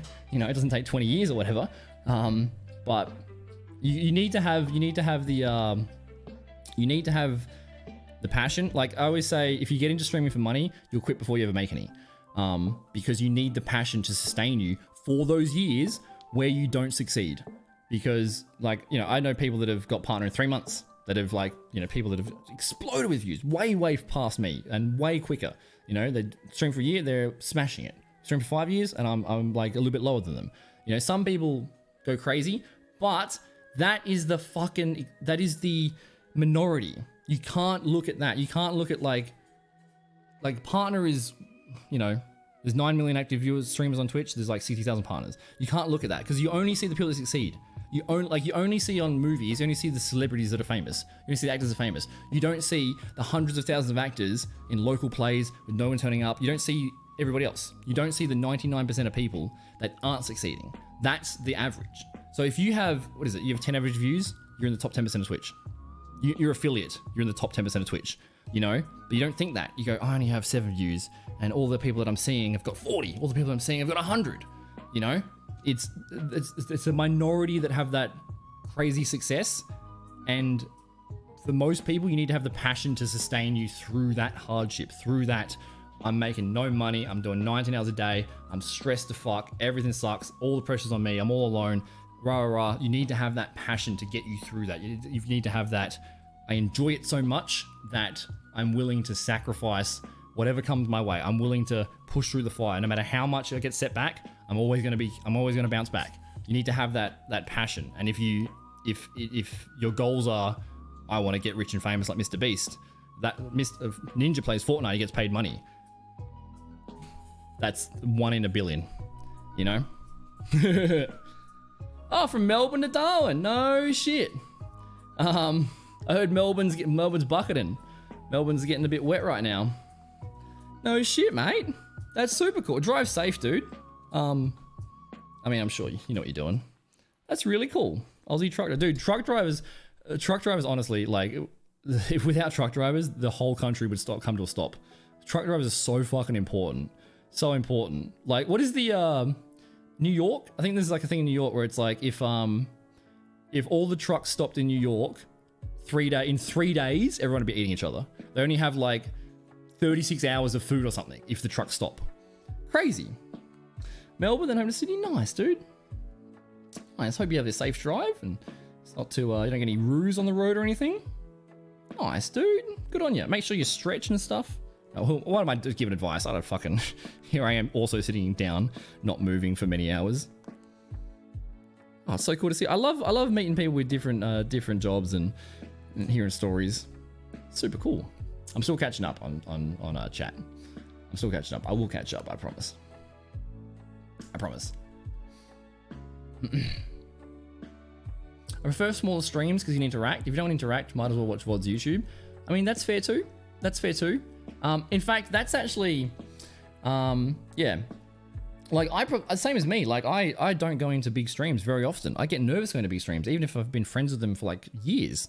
I get nervous. Like, I want to, you know, when I first got partner, I didn't go on Twitch for months because I was so nervous going to people's streams, getting, oh my god, at Scary Drop Bear High. Like, it's just too much attention. Like, I didn't. But the day before when I was on affiliate, I didn't get that attention, and then all of a sudden, I get all this attention as if I'm important. It's like I didn't like that feeling. So I had my badge off for a few times, but then people ask me, why is your badge off? And then, you know, you get, so like the people that streams that I hang out in, the smaller streams, they just treat me like a regular dickhead. You know, in fact, it's a good little story. D, you know, I love D and Ali to death. I met D in Melbourne. I bought my best friend and his wife AJR tickets for the wedding, and we went to Melbourne. And then while I was in Melbourne, I was like, I gotta catch up with D, so I get out of him. And then he said, I was waiting at the train station. As he was coming on the train, he told me he was freaking out. He was like, I'm gonna meet my idol. I'm gonna meet my idol. Oh my god, I'm gonna meet Scary Drop Bear. I'm gonna meet my idol, you know, stream or whatever. And then he said, within fucking 10 seconds of talking to you, I realized you're just a dude. And like that was so heartwarming to me. Within 10 seconds, like, oh, you're just a dude. Yeah, man. I'm not like bow before me affiliate. You know, I'm just a guy. I'm just a chill guy. I don't care even if I get 1 billion views or if I come super successful. I hope I'm still gonna be just a dude. I'm gonna be the kind of Reeves sitting on a subway, still chilling, still talking to people. You know, that was a really sweet moment. That's good. I mean, Toki's crushing it. Great content creator. 100 for a year, yeah. Oh, so it's just wait on the application. I get that. Yeah, I totally understand taking the tick off Totally understand. Also, Snow this is why you're the goat, pillar of the community. Shut up, Snow. You're lovely. You're the goat of the Overwatch community. What are you talking about? Come out and mingle with the normies. Partner lounge won't let you in. Any non-partners, even if you have a friend. It's a room of the convention. Oh, interesting. Like, I totally understand the reason to have partner booths. Like, you know, if you're a gigantic female streamer and you've got all these, like, you know, parasocial people trying to be weird and stuff. Like, I got approached by people that had been banned for years. I had no contact with them for like 2 years, and they were still like every day making videos about me, like watching my stream and laughing at me and stuff. I didn't talk to them for years. I had no contact with them, just full rent free, you know. And they came up to me at PAX and were being like quite aggressive and stuff, you know. So like, and that's you know, little old me. If you've got 10,000 views, like Mr. Beast can't go anywhere, you know. Like Mr. Beast actually does. The only reason he got a better house was because he kept getting people to break in. The only reason he has bodyguards is to protect himself. Mr. Beast is definitely someone to look up to. Definitely someone to look up to. So like, I understand the need for partner lounges and stuff, but you don't want to let that trick you into feeling elite, because like everyone's got different advantages and disadvantages. I can speak okay. You know, I don't shut the fuck up. I'm kind of funny, kind of charismatic, you know, if that's not too arrogant to say. Everyone's got different advantages. Some people are really goddamn good at games. Some people are really quiet. Some people make... That's a good thing about Twitch. There's a person for everybody. There's a person for everybody. Like, you don't have to try to be the mold. You're the best person in the world at being you. That's your advantage. Don't try to be anybody else. You know? I totally get that.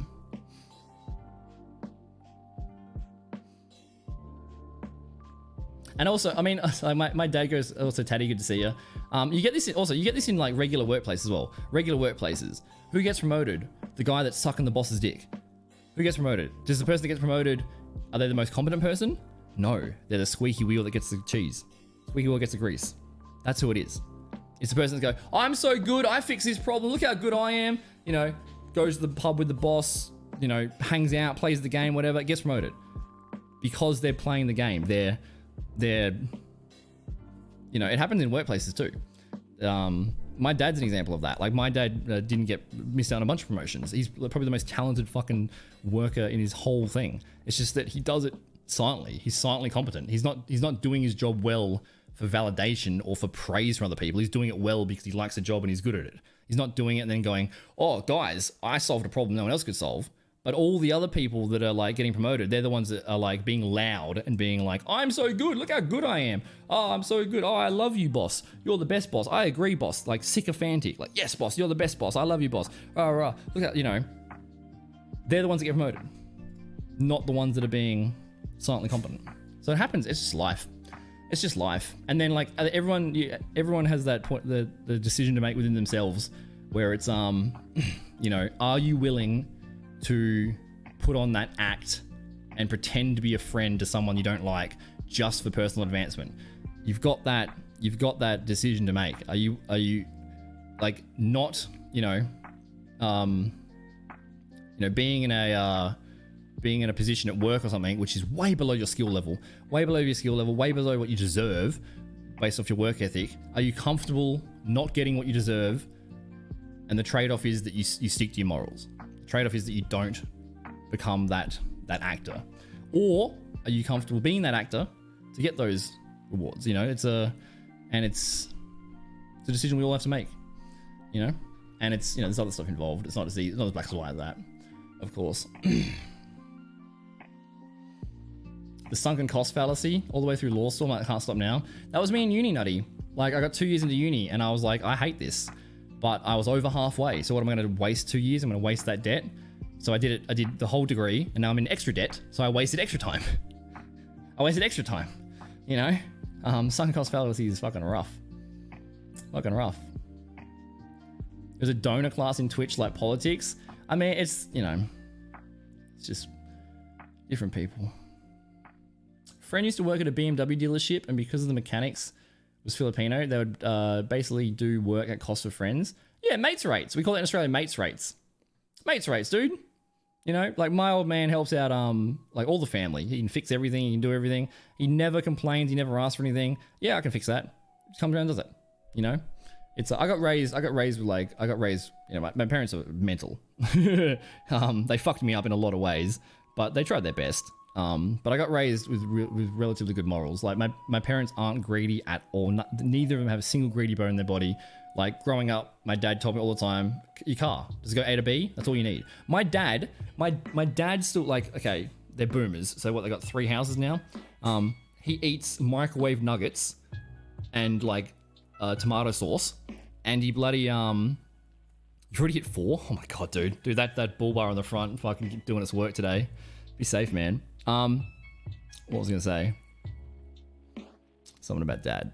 Oh, my dad still drives like a 1990s Camry that we bought off of my friend for like $500, like 15 years ago. This crappy fucking Camry, like probably still has a fucking 8 deck in it. He could drive a better car, but he doesn't care. Does it get A to B? That's all I need. That's all I need. There's no like, better buy the nice watch, better do this. It's like, does it function? That's all I need. I don't need to live in luxury with all these, like, I don't need to eat caviar and stuff, you know?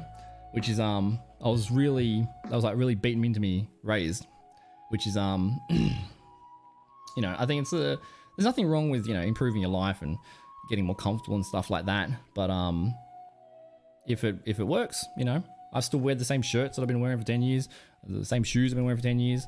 Like, that stuff is, it's not motivating me. It's not like, I really want to work hard and suck the boss's dick to get a promotion so I have more money so I can buy watches, so I can have a Porsche in the garage or in the driveway and go to the neighbor, oh, you only have a Lexus, I have a Porsche, look how fancy I am. It's like, all right, fucking dick measuring contest. I'm so far behind on chat. I'm like 20 minutes behind on chat. I'm shocking. Dude, I want to play games today. I think I'm going to go to the gym tonight as well. We'll go to the gym again. I don't want to do legs. Do I do back? I don't want to go, but I should go.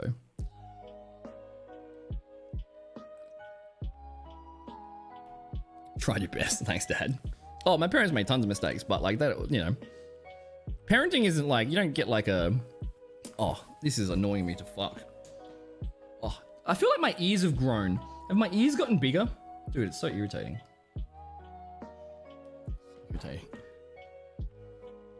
Oh, we talking about Mr. B? Yeah, exactly right, Alb. Dude, you're spot on. And also Ninja. You realize Ninja was a full-time streamer for like 5 years before Fortnite existed. He was a full-time streamer every day, working his ass off to however many views. And then when Fortnite came out, he exploded. Now he's on TV shows and whatever. But before that, you don't see the before that. You don't see Mr. Beast's 10 years of working his ass off before you get that crack. You know, you just see the success, and you go, oh, I can do that. You might have 10 years of struggles.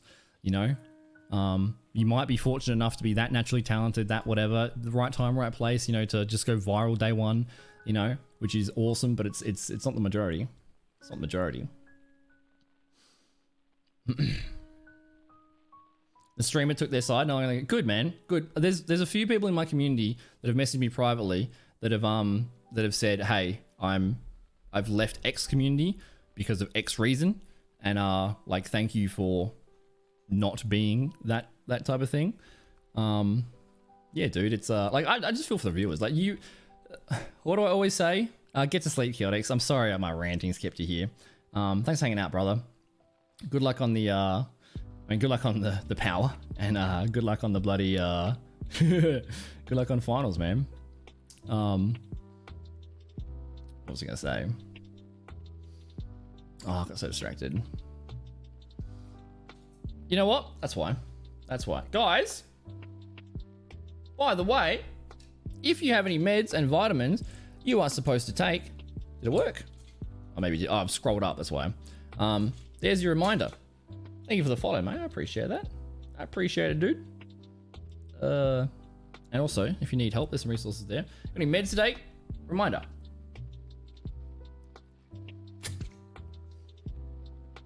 Oh. It's, yeah, you're spot on, Nutty. It also releases a lot of It's the most growth hormone release as well, but it's so hard, bro. Dude, getting out of bed the morning after leg day, the day after leg day is so much pain. And you're like, oh, this is fucking such regret. But the second day after leg day, you wish you could go back to the first day. It takes 2 days to hit you. And the second day is horrible. Horrible.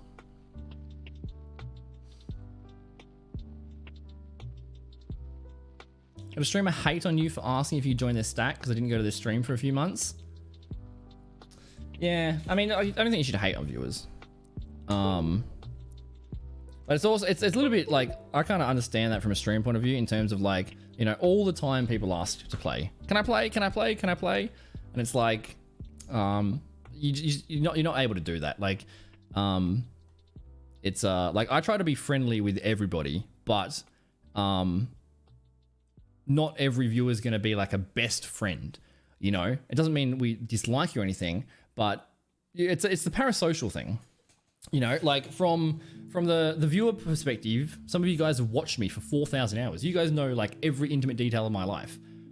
I don't even know your name. I don't even know what country you're from. I don't know anything about you guys. But watching a streamer for 4,000 hours, you feel like you know them so personally. You know them so personally. But to the streamer, there's like, you need that bit of like distance where it's like, okay, let's not get too, you know, let's not get too personal here, kind of thing. I don't know, it's kind of hard to explain. It's kind of explain. And then also like, if you're playing games with like one viewer or one streamer, then, or like if one viewer's got VIP, another viewer doesn't have VIP, then they get upset. They go, well, you're playing with this person, why aren't you playing with me? And it's like, it just gets like weird, man. It just gets weird. And like, I'm terrible at it because like I'm super active. I try to reply to DMs. I try to, you know, share personal stories and ask you guys personal stuff. So I do try to have that like connection and relationship. So it kind of gives like the wrong impression sometimes, where it's like, then you try to put up boundaries and it's like, oh, but I thought we were like really close. Yeah, we are, but also fuck off. I don't know if I'm explaining that very well. I actually have to think on that a bit more to kind of actually think about what I'm trying to mean there. But it's interesting being a streamer and having all that, you know, it's also hard for me. I've been like a chronic people pleaser my whole life. It's so hard to say no. It's so hard to say no. I feel so mean. Can I play with you? Oh, maybe, dude. You know, I don't know. Well, one day, you know, it's so hard to just say like no and like set those boundaries. But they're so important to do. But it's so, I don't know if I don't know how people do that. How people are just disagreeable. It's so hard for me. It's like I feel so mean always. Saying no, like learning how to be assertive and learning how to say no has taken me. I'm still trying to learn. You know, it's tough. It's tough. I'm still catching up on chat. Porsche a bad garage to work at? What did I miss? What is? Some partners be like, away from me, worm. I have a check mark besides my name and therefore I'm better than you. Kiss my boots, peon. Oh, dude, I saw the, there's a guy called Nutty. He does a lot of like, interactive stuff, in terms of like programs and stuff. He posted the best fucking bait tweet ever. I love bait tweets. I love them, man. I'm gonna do one this year. We'll do a sub goal or something where like if we hit a number, I'll do a bait tweet. Oh, it's so funny. It's so funny. Let me find it.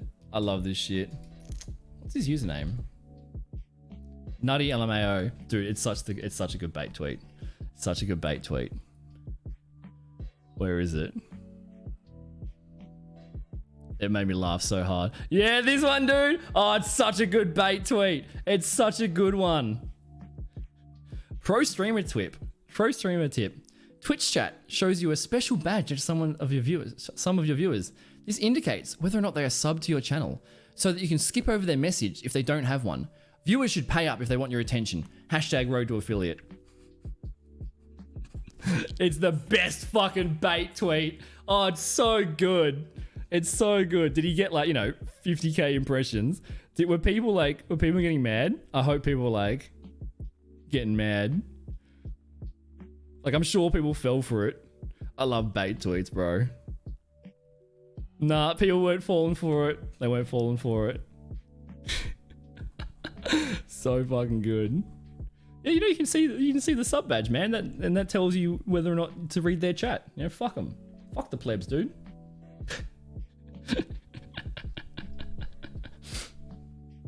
It's tricky. It's tricky.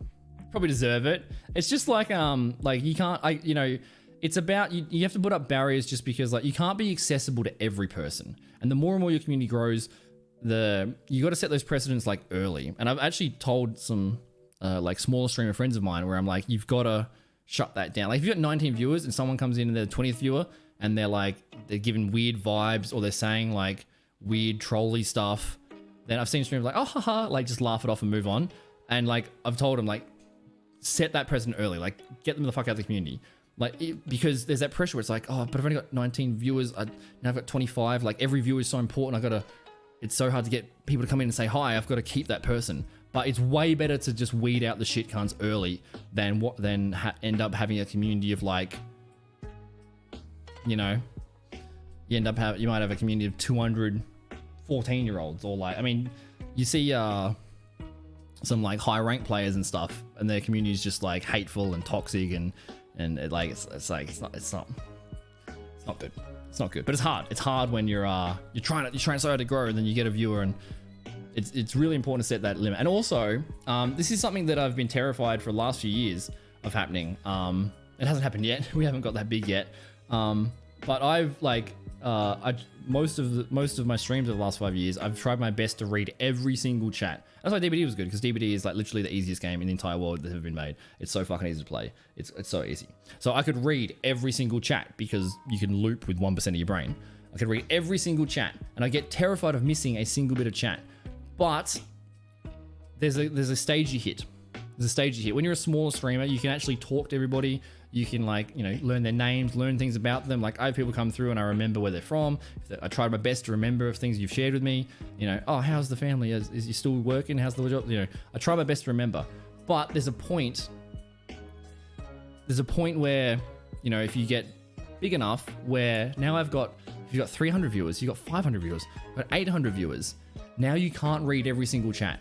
Now you can't read chat. Now it's separate. Now I'm making content and you guys are watching. It's rather than like, hi Bob, how are you? Hi Jeff, how are you? It's like, hey chat, because you can't have that personal connection anymore because you got 1,000 viewers, And I've been scared of that moment. We haven't got that big yet, but not scared, but that's the next level to hit. When you've got those 1,000 viewers, then you can't have that connection with every single person anymore, because now you're just making the content and you've got an audience rather than hanging out with like friends playing, then you've got it's a different thing. Yeah, you're right, Nutty. You're right. Humans can only have about 150 friends. You were spot on, dude. Spot on. Koala, Happy New Year, brother. I still have I got it. Happy New Year, man. I miss you, dude. Hope work's going well. Hope the foot's going well. Hope life's going well. I'm sure it is.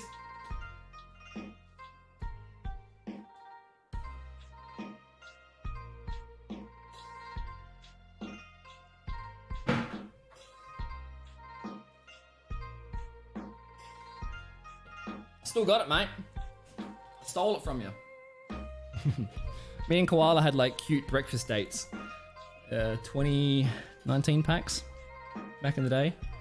I ended up with his stubby holder. I still got it. I have a lot of space. You don't need to fill it out. Oh man, I'm missing so much chat. Yeah, how's the ACL going, Cress? How's it going, man?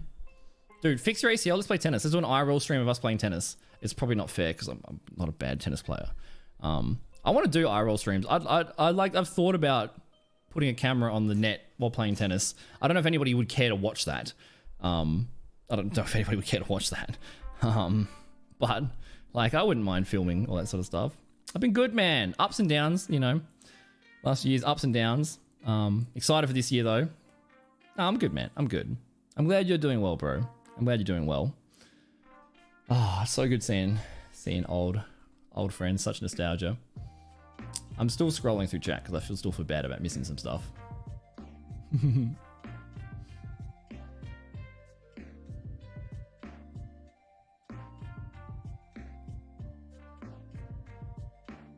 Thanks for the reminder to refill my pill sorter. There you go, Nutty. That's why we got that command. ! Meds as a reminder, because yeah, I forget all the time. forget all the time. Yeah, it's when they go extreme, yeah. Gotta internalize it. What's this about signs? Man, I'm so far behind. I'm so far behind. You are so much more intelligent, wise, and entertaining than you think you are. I'm grateful to have known you, even if only through a stream. That's so fucking sweet, Alb. Don't inflate my head like that. My ego is very easily inflated.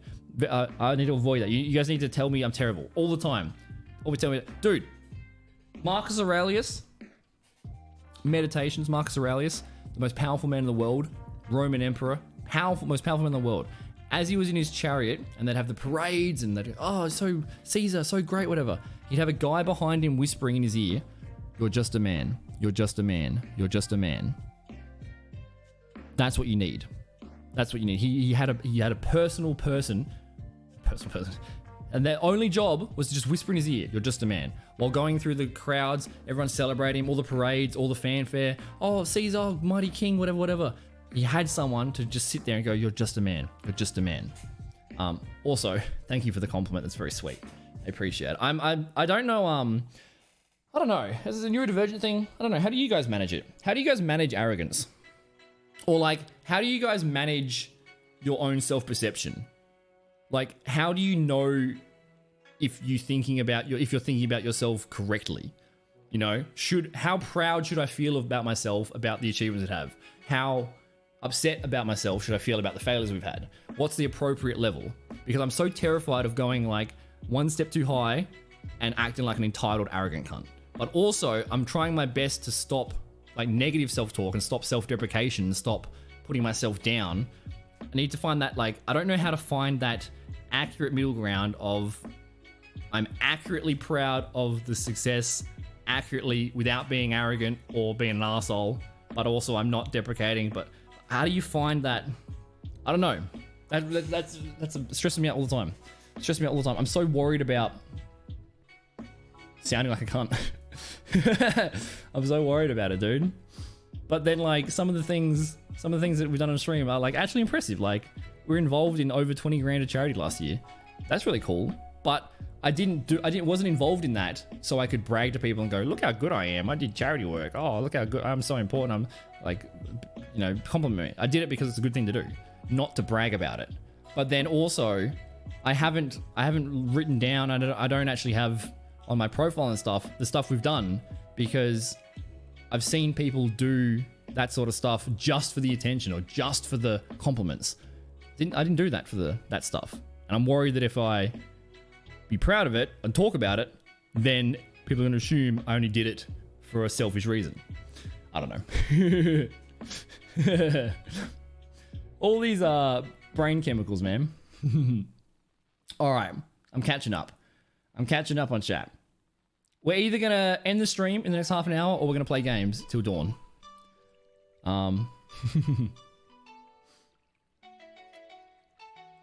Yeah, exactly. Like, it takes time, man. It takes time. You only see the successful minority, you know? You only see you don't see the 99% of you've got to be relative, you know? You got 3 average viewers and you're just like, "I suck, my friend is 10." Yeah, well, 3 is still top 10%. You know? Also, like, in terms of viewers and stuff, the way that really helped me when I was an affiliate and like I had lower viewers, one of the things that helped me massively was you've only got 3 average viewers and like you see all your friends, they've all got way more or whatever. Like, you're the lowest of the low. You're the bottom of the barrel with 3.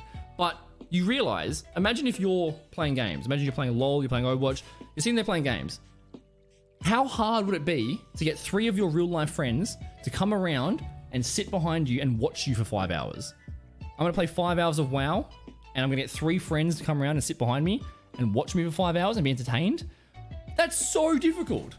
3 people and entertained while you're playing games. That is so impressive. That is like, you should be feeling so proud of that. You should keep trying to grow and stuff. But 10 viewers, dude, that's like a classroom. That's like a study group. You got 30 viewers. That's a classroom. You've got a classroom of people enjoying your gameplay and your content and your personality for hours. And then you got 100 viewers. That's a university lecture. You've got people excited for that long. 3 people watching you. None of your friends would do that. Like, if you try to get 3 of your friends, "Hey, can you come around for 3 hours and just watch me play games? Fuck no. Sounds boring out. Like it's you've got to think of it in that terms rather than I'm terrible. You know? It's just having one person, man. Just having one person hang out for 1 second. That's super important. Because yeah, what have I always said? I mean, you don't need someone to whisper. I mean, actually, yeah. There's a joke there about having a guy behind you whispering that panda. There's a joke there. I'm not smart enough to figure it out. Keep calling you French? I'm sorry. I know you're Bulgarian, copycat. I'm just messing with you. I've always said, like, no amount of, I really love this quote. No amount of money ever bought a second of time. So if someone is giving you their time, that is the most valuable resource you have as a human being. It's a non-renewable resource. People trade their time for money. And then when you get older and you get sick, you trade your money for health. You trade your money for more time. So if someone spends 10 minutes with you, if someone's lurking for 10 minutes, if the chat isn't active or whatever, or if just one person comes through, one person watches you, they're giving you their most valuable resource. It is so, like, think of it that way and be grateful and use that as motivation to work harder. You know, don't be like, I've only got 10 and Bob's got 20 and Jeff's got 40 and I guess I'm bad, my content's bad. You got 10 people. That's huge, man. That's huge. It's worth being proud of. I think I'm just gonna give up on catching up with chat. If you said something that I missed, just repost it. No, I can't do that. I feel bad because I'm behind. No, we'll speedrun it. We'll speedrun it. We got this. We'll catch up. Where am I? Did I say hi to you, Taddy? Hopefully I did. You're fat enough to pounce. Better than Splattin.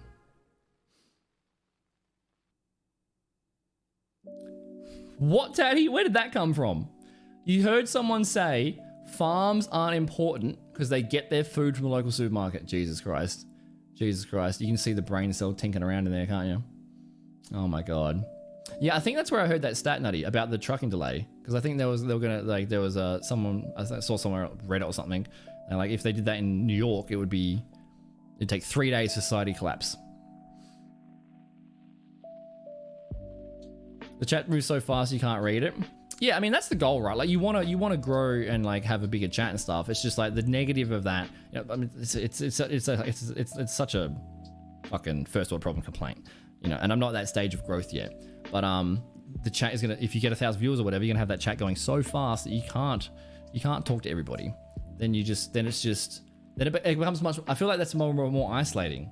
More isolating, where it's like, okay, now I'm just making content and I have an audience, but I'm just like, I'm performing. It becomes like that stage just becomes different. And I don't know, you know, if we're going to ever get to that stage. I'm going to try my best. But it's going to be interesting to see how we manage it, because I really do like the interactivity. I really do like shit talk and hanging out, you know, and like even now I'm missing some chat, but that's because I ramble too much. I rant too much. That's one of the hardest things in casting is like practicing shutting up. It's so hard, bro. I hate shutting up. I can do 24-hour stream and never talk, never have a second dead air. Still paying for your feet pics? No, I'm not, DK. Keep your stinky toes out of my server. So the stream doesn't have enough time to talk to everyone because chat's moving time. Yeah, that's fair. That's fair. Like I totally understand that. It's not that I dislike big streams. It's just, yeah, like I enjoy the interactivity and like, you know, being a partner, I feel nervous taking those streams and stuff. And also like there's I guess it's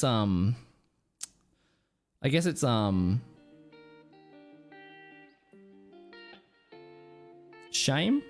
Like it's like if I talk in a bigger stream, like a 400 view stream, then it's like, hey Drop It, what are you up to? And it's like, shit, I'm not proud of what I'm done yet. I'm still trying my best. I've had ups and downs, and you know, it's like, what have you been up to? Well, I've actually gone backwards. I've had some steps back. I've had some problems and stuff. Like you wanna go into the people that you look up to, you know, the big streamers that, you know, maybe you know or maybe you don't know, but you want to go in there with like pride. What have you been up to? Oh, I've been up to heaps of stuff, man. I'm really proud of what we've been doing, been growing. You want to go in there and be like, what have you been up to? Oh, not much, you know, I'm not as good as you know. I don't know. I want to I don't know, there's a part of me that wants to not so much impress, but it's like like, I look up to those big streamers. I look up to them. They're crushing it. They're so awesome. The content's awesome. They're successful. I look up to them, and I want to, I don't know, get Papa big streamers approval. I don't know, but I do love small streamers, because small streamers can be just as good quality. The number means nothing. You'd have 10, like if Ninja made an account called like XX Gamer 420 and went live today, he'd have 0 viewers. If he was on a separate account. Does that mean he's a 0 viewer bad streamer? No, he just doesn't have discoverability. If he goes live on his main account, he has 1 billion viewers. You know, same person, same content, same value, same personality. Opposite ends of the spectrum of viewers. So really don't tie your things to that. Even if you go viral one day, that's worst at best 100k subs. I mean, 100k subs is like 400k. I think it's more than I've ever earned in my entire life total. Easily. I mean, going viral isn't the... I don't know. I've never tried to go viral. I've had a tweet that had like 100,000 plus views. I've had a few things that have had something like, you know, Light in the Fog casting. There's 20,000 people watching or whatever. Mr. Beast tweeted about it. You know, I've had moments of large exposure, but I've never tried to make like clickbaity content to go viral. Maybe I should try. But like people the people do that on Twitter all the time. You know, they'll do like most people's takes on Twitter are just like either contrarian enough that they go like viral, or they're just like basic stuff where it's like the clap emoji, you know, don't let affiliates be good, whatever. Or it's, you know, you get like, or it's like, I'm against racism, 100,000 likes. Like, oh wow, what a so impressive, man, that's so and then everyone just likes it because they're like, me too, I also you know. So it's like, I don't know if I want to play that, like that exposure game, because also thinking about exposure and stuff, if you go viral doing whatever, your audience is going to be based off of that content. So if you make, you know, if I do a tweet or a content or whatever, it's clickbaity, or it's not who I am, it's different, and it brings lots of views in, they're going to go, I got catfished. The clickbaity thumbnail that you did or whatever looked cool, but I'm here and you're a different person. It's not what I want. I don't want, like, you know, I've seen streamers like pushing partner, and then they'll play Minecraft for a month. I just really like Minecraft right now. Oh, really? Are you sure? Or are you enjoying the extra 13-year-old viewers on school holidays? And now their chat is filled with 13-year-olds saying weird stuff about their low-cut top. Like, that's their audience now. Do you want that audience? Do you want to have 400 people commenting on, like, your body? Like, that's the audience you got. So it's you have to decide, like, are you willing to get the extra views with an audience you might not enjoy? I don't know, lots of stuff. Hot take, 1,000 likes, that's it. How are you, Indy? Good to see you, mate. Dude, I also saw you the other day. Blue was in here before. I was going through, I sent Swag a Merry Christmas, and our save Snapchats are all like shit posts. I got a spooter. Get out of here, spooter. That's the thing about being a night owl. That's when all the spooters come out. Get out of here, spooter. Spooters everywhere. Are you an angry spooter? You look like an angry spooter. Sorry, spooter.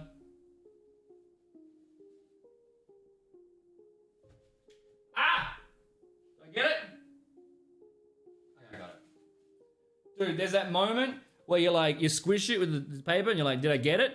And I'm just waiting for it to like crawl over my hand. Sorry, spooter. This house gets so many spiders. So fucking many. White tips everywhere. Had a redback in my shower. Yeah, I was going through our saved Snapchats, and there's a Snapchat of us in the hotel room, like filming at PAX. And I was like, oh, there's Blue, there's Rindy. Good to see you, man. How was your New Year's? What'd you get up to? Hopefully it was good. Need to lose weight, being a truck driver. Yeah, it must be tough, man. Like, you're, you know, sitting down, being sedentary for, you know, such long times. That's tough. That's tough. Losing weight is hard. Black Widow. They're pretty dangerous, right? Are they pretty dangerous? I don't think... Is it, Oh my god, I saw a shadow and I thought it was a spider. I got scared. You just see, like... with spiders... Like, huntsmans are fine. I don't mind about huntsmans. But the problem... Like, the thing with spiders... If I see a spider, I'm like, okay, there's a spider. That's not too bad. But I don't get... Like, I'm not scared of them. But then, when you look back... There's no spider. That is when I'm like... Okay, I gotta tear the house apart. I can't, like, where is it? Once I don't know where it is, now I have to destroy it. I gotta tear the house apart. I gotta find it. I can't go to sleep. Like, it could be crawling anywhere. That's what freaks me out. If I see it on the wall, that's fine. Now it's not there. It could be anywhere. It's also, I had a huge fucking white tip in my acoustic foam. Blended in. Oh my god, bro. Oh, I know, it feels like a million years ago. It still feels like 2019 for some reason. Crawls in your mouth. Yeah, we eat 100 spiders a year. Whatever that fake post is. Also, I don't know if is it spiders or snakes. I don't think we've had a death from spider bites for like 60 years. I don't think we have. Huntsmen look terrifying. They're fine. They're chill. Huntsmen look. I had a huntsman like about that big, on one of the crack dens on the kitchen window. And I tapped on the, like, I thought it was outside the window. So I went to tap on the glass to get it off. It wasn't outside the window. It was in between the screen and the window. It was in between it. So I tapped to the screen and I felt the fucking fur and it started moving. Oh my God. Oh my God. They're very spooky, but they don't have any webs. They got no poison. They eat bugs. They're chill, but they look very spooky. Look very, very spooky.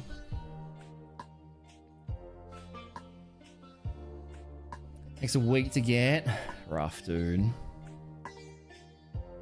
Sure, you can play with these nuts. Oh, that's great. That's great, Trash Manda. Yeah, I'll use that next time. I'll use that. Next time someone asks me to play. Find it fun to respond to those tweets by feeding it. Dude, I love that. The bait tweet from Nutty is so good. It's so good. I want to do a bait tweet. What's a good bait tweet? I don't know. I was thinking I could do a bait tweet about like...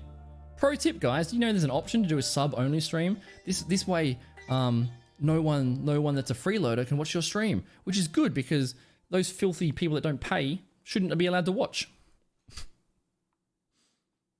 Fell off the roof onto your face. Holy shit. Oh, that's horrifying. Oh, that's horrifying. Fuck that. Oh, fuck that. Fuck all of that. It fell off the roof onto your face. Oh my God. As a kid, holy shit. Holy shit. You just stayed in and... Oh, nice. Perfect New Year's, man. Perfect New Year's. Yeah, I hung out with like 3 people. We just chilled. We had a bit of a barbecue. Every second neighbor had fireworks. Like, I put it on Twitter and someone in the chat was like, oh, I can tell you went out somewhere to see fireworks. Nah, bro. It hit New Year's Eve and then just explosions started happening on the left and the right of us. Went outside. There's a neighbor like on the footpath, just like... Fucking... That's horrible, dude.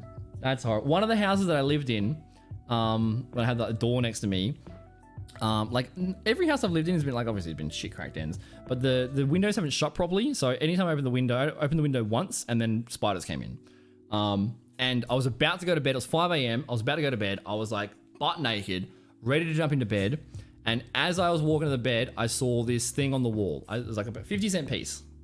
And it was an orange thing. And I was like, what the fuck is that? I got a bit closer. I was like, oh, it's a spider. Okay, well, it's like above my bed rest. I'm actually like, you know, cock and balls out, completely naked. All right, I'll get the spider. Went to get the spider, went to like squish it. So spider's here. As I go to squish it, as I go to get it, I get to here and it sprints like Usain Bolt or spiders. Fucking takes off. I'm like, where the fuck did it go? What the fuck? So I'm hunting this. I'm like completely naked, 5 a.m., dog shit tired. I think it was after a 24-hour stream as well. Finally found it again. Tried to get it again. Sprinted away. I'm like, what the fuck is this got? This spider's like a crackhead. This is so fast. What? Been nose beers? Why is this spider so goddamn fast? Finally caught the spider. Finally got it. Wasn't a huntsman or a wolf. Wolf spiders are fucked. I got a story about wolf spiders. Oh my god. There's one mistake you make with wolf spiders, and it's the worst mistake you possibly make. You burn down your house. No, I googled it, and it was It was called like the Australian sprinting spider or something. This orange thing. And it's like, it's the fastest spider known to man. It can fucking jump meters. What was it called?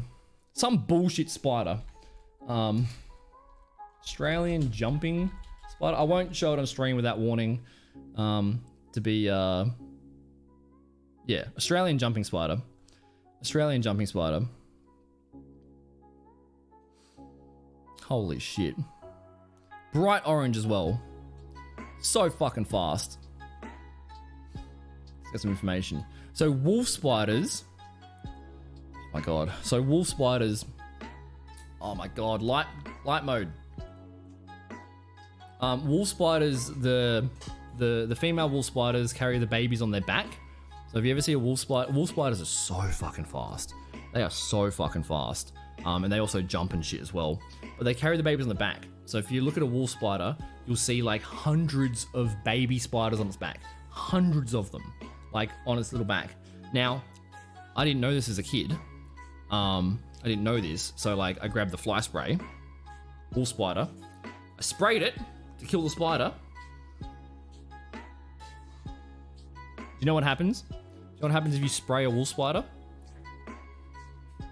Wolf spider, spray, it explodes. The babies run in every 360 degrees. They all run in like hundreds of baby spiders. They just start going in massive circle.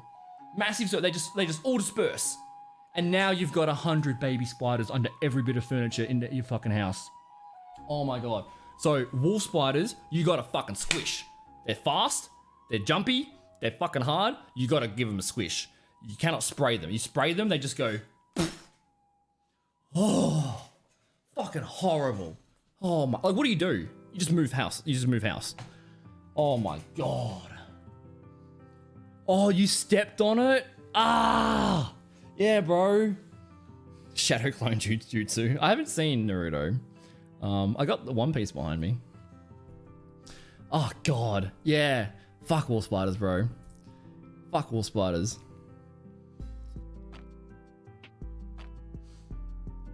They got prodigious jumping abilities, brilliant colors. Yeah, it was bright orange, this thing. Great, thanks. You might see a spider, heads up. So it's like it's a very bright spider. Oh, distribution. Fucking everywhere. Great. What's the point of even having this map, man? What's the point of even having it? Distribution? Fucking everywhere. Everywhere. Oh, you know what's a cool spider? Trapdoor spiders. Trapdoor spiders are so fucking cool. Oh, I don't know, copycat. They're cute, but they're too fast, man. Like at 5 a.m, you're about to go to bed. You don't want to have to chase the Usain Bolt of spiders around your house.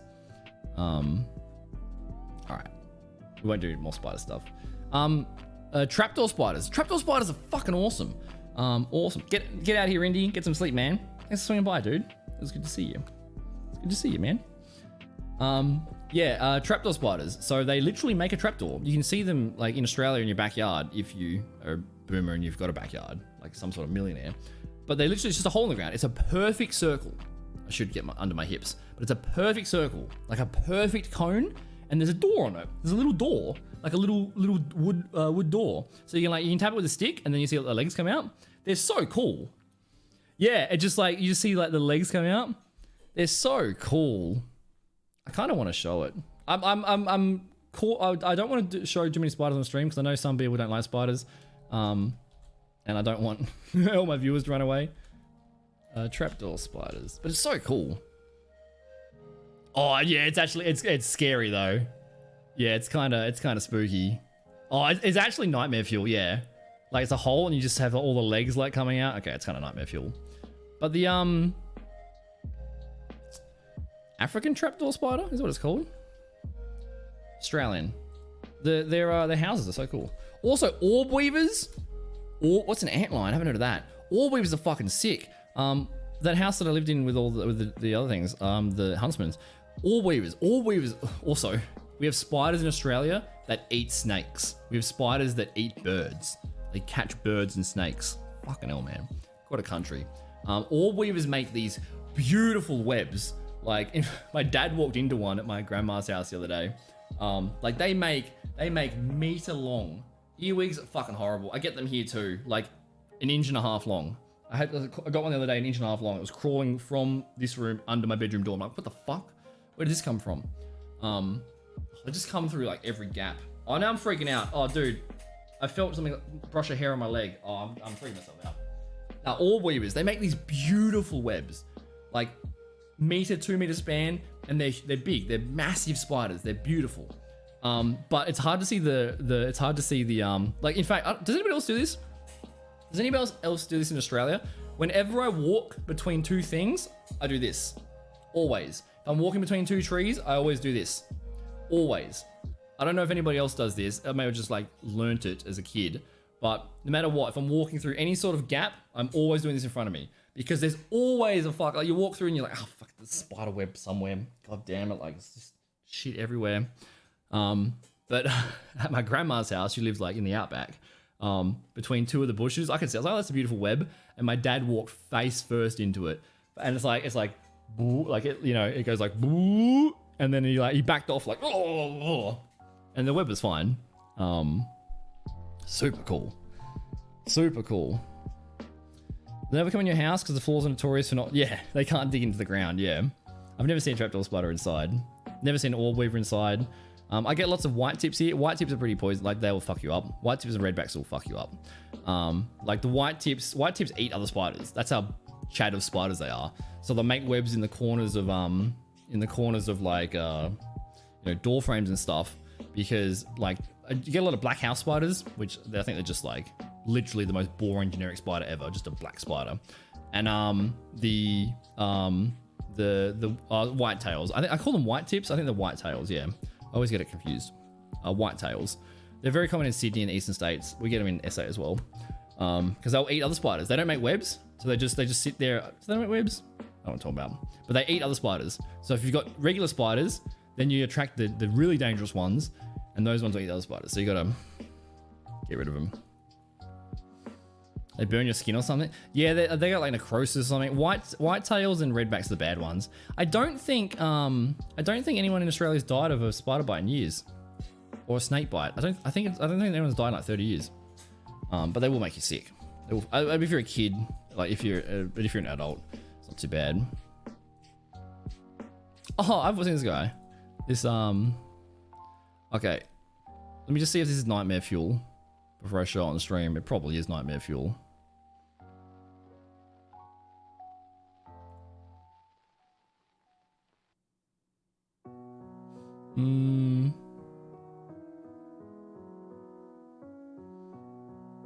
Alright, I'll show some of it. I won't show the nightmare fuel part.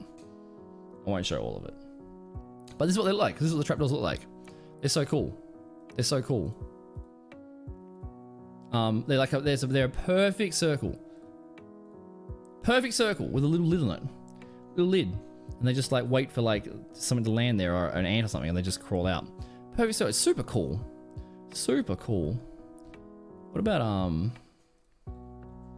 orb? Australian orb. All weavers look so cool. So cool. I'm sorry if anyone likes spiders. Hopefully I'm not upsetting anybody. All weavers look so beautiful, dude. They're fucking massive. They are massive. But they're so pretty. Like, yeah, they're big. They're very big. Yeah, here you go. Orb weaver eating a bird. There's also a photo of one catching a snake. Like a green tree snake. Oh, caught a bat, I think. Orb weavers are really cool. Really cool. I don't think they're venomous. I don't think they'll fuck with you. But they make gigantic webs. Gigantic webs. Dude, I haven't played Grounded, but there's an arachnophobia mode, right? There's an arachnophobia mode, which I think is awesome. The super stealthy dick biting spider. That's such a long name. I just refer to it as your mum. Is that a thing? I hope that's not a thing. That's not a thing. And puts him in his hand? No shit. Dude, I love watching that stuff. One guy that I keep seeing on my YouTube shorts, he's in the Everglades. He just walks around and he's like, oh yeah, this is a terrible poisonous snake. Oh yeah, this is an alligator. Barefoot. Oh my God. She's a biter. I hope that's not a spider. So it's almost like you guys have world-class antivenoms. Yeah, it's almost like, you know, we really pioneered that area of science for a good reason. Best part of living in a condo tower, you never see spiders. Yeah, I've never lived in an apartment complex. I've always had spiders. I mean, I lived in a townhouse once. Yeah, no spiders. Yeah, no spiders. It's the only house I lived in. But that house, that was probably the most suburban house I lived in. And I was Harry Potter under the stairs. I didn't have a bedroom. I had a study that I was subletting. That was a single mattress on the floor. That was rough. Hi, Alex. Good to see you. You like scary? Thanks, dude. Grounded seems fun. Grounded seems fun. I loved it. Yeah, I did it on New Year's Eve, Alex. I hadn't opened Snapchat in months. So for New Year's Eve, in fact, I actually did it in front of my friends, Alex. At New Year's Eve with my friend. I was like, oh, I'll open Snapchat. And I had like, 12 people's Snapchats for months and months and months. So I was like, I literally said your name, dude. I was like, look, this is my friend Alex. She's named after like a blueberry in Poland. Watched through all the things. And I was like, oh, look, this is Mozart, her dog, super cute. My friend's like, oh, that's awesome. And then, here's MJ, negative 36 degrees. Here's Dell with sops. I went through all of them. And then one of them I went through, what's that? Yeah, super cute. You'd be surprised how much like my parents and friends know about you guys. That's what I'm proud of. That's what I tell people. That's what I tell people. Where my dad's like, oh, it's going to be a warm Christmas this year. I'm like, oh, my friend in Sweden, it's freezing. My friend in Poland, what did you have? The barbecue McRib or something? Hi, Otwan, how are you, dude? Yeah, up in the hills, yeah. I used to live up Norwood area, like up more outer Stonyfell, like up, I can't remember the suburb. Somewhere up there, like 10 years ago. Spiders everywhere. And then like, I also lived close to like northeast. Like Windvale, Modbury area kind of thing. Heaps of spiders. That was where all the orb weavers were. All the stuff were. Called your friend a person in real life? Yeah, dude. Well, like what? Like, how do I refer to you guys? I'm not like, look at this. Look at this Snapchat from a 12-month audience member, subscriber, viewer. Look at this fan. Look at this. Look at the dog of one of my fans. I'm never gonna say that, bro. That's so fucking weird. Yeah, one of my fans lives in Sweden. It's cold over there. One of my fans. Oh, I don't like it. Antlions are this species that dig pits in sand. It's just, oh, I've seen that. Yeah, it's like a grain silo. Yeah. It's like yeah. Let me have a look. Oh, what the fuck are they? Oh, they're like a dude, there's types of spiders that aren't spiders. There's that weird half scorpion, half spider, and it's like part of a different genus. I don't know what it's called. Something fucking weird. Something fucking spooky looking. Ugh. Look at this snap from 64 months sub Danish lad. Dude, like I tell I see my parents occasionally and they go, oh, what have you been up to? Oh, not much, played some games, did some charity stuff, did whatever, did a maid cosplay. But most of the time it's like, oh, because people ask me like, how's streaming? I'm like, dude, someone resubbed for 64 months the other day. Blows my fucking mind. And like, my friend's like, yeah, that is kind of crazy. Like, blows my mind. Oh, they're in Grounded too? Should we play Grounded? I watched Colts play Grounded back in the day. Maybe that's what I'm thinking of, sea spiders? I'm not sure. I don't know if you guys want me to show my Google images here. Yeah, kind of like them. Yeah. Well, actually, was it a sea spider or a squid? Have you guys seen that gigantic squid that got picked up on like an oil camera and like a deep sea oil rig? Giant squid oil rig. Fucking horrific. Oh my god, it's horrific. The big fin squid. Oh, it's so alien. Dude, there's definitely, all those Tic Tac UFO alien shit, they're definitely living underwater. They're living underwater, partying in Atlantis. Oh, it's fucking horrible. Yeah, I was on Reddit. 2007. Oh, it's horrible. Oh, it's so big. Oh. This is real. This is not Photoshop. It's caught on an oil rig. And like, there's a video. I'll see if I can find the video of it. There's a video of it and it's like panning. It's like, this is pan. It just goes on forever. Look at this fucking thing. Oh my God. Yeah. Very Lovecraftian. Yeah. Off the coast of Texas. Okay. Dude, we gotta tell Texans. Where's Shwayne? Where's my Texan friends? We gotta tell the Texans. You load up the guns and get on the boats. Kill all these squids. Dude, you don't want to fuck with Texas. 200 miles. Go get them. Go get them, Texans. Oh, it's horrible. Off Texas, no wonder why it's armed. Yeah, it's very armed. There's a video of it though. That's like super spooky. Magapana squid. Is this what it was? Oh, dude, you know we've mapped more of the surface of Mars than we have. Oh, this is horrible, dude. I guess trigger warning, spoiler warning. I don't know. No worries, Alex. Good to see you, man. Go for the walk. Enjoy it. Shooting, tooting, rooting. Dude, I'd love to go to Texas. Every person I've met on Twitch or just in general from Texas has been lovely. Like when I was a kid growing up, I had the impression of Texas being a bunch of like, you know, obese people in like mobility scooters driving through Walmart with like 3 AK-47s. I had this like really warped view. But everyone I talk to from Texan is like Australian as fuck. They call Australians British Texans, right? We're British Texans.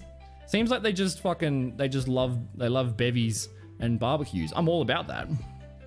That's Florida. Yeah, some of the people I've met in Florida have been some of the worst people I've ever known.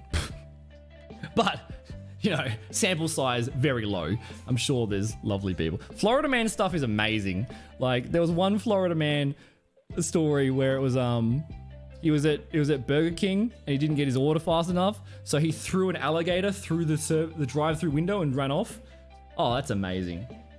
Imagine working at Macca's and like, sorry for the delay, and some kind, fuck you, mate, and throws a crocodile at you. Cooked. I love it. This video, so yeah, 2007. Oh, it looks like a horror film. Like, it pans, just keeps going, man. Jesus fucking Christ. Oh my God, it's so alien. Oh. I'm totally okay with like Shell setting the ocean on fire. Fuck it, set the whole ocean on fire. Set the whole ocean on fire, bro. Oh. Jesus, man. He's probably like, oi, fucking stop stealing my oil. Every time America's tried to steal people's oil, they've been upset. Dude, don't piss these guys off. Oh, horrible. Florida man, I'm certain of that story. I'm certain of it. So I'll find it. Dude, I actually love, we should do more like just chatting, Googling stuff. Florida man throws, yeah, I don't even have to type anything in. Florida man throws alligator in Wendy's drive-thru.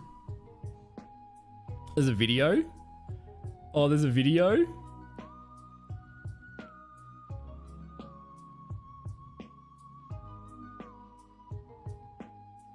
You didn't even notice, dude. Threw an alligator through Wendy's drive-thru. Charged with assault with a deadly weapon for tossing a gator through a Wendy's drive-thru. Oh my God.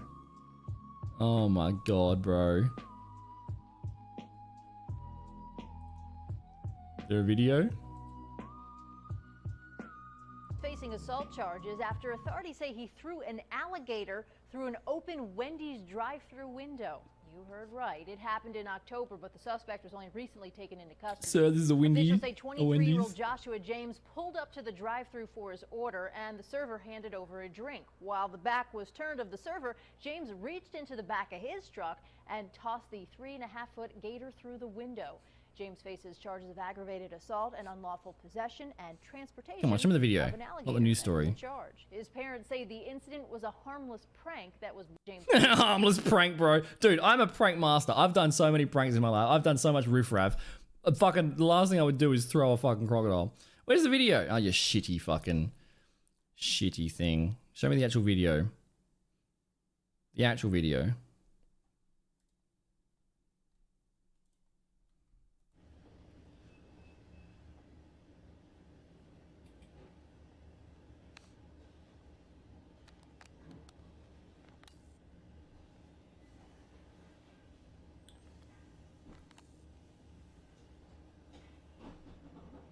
Wonder why. Like, why do you just have an alligator on your back seat, bro? There's so many questions. It's like, now's my opportunity, bro. Now's my opportunity. Oh my god. Just yeets it? When does she notice? Ah, there she notices. Did she climb out the window? Did she run away?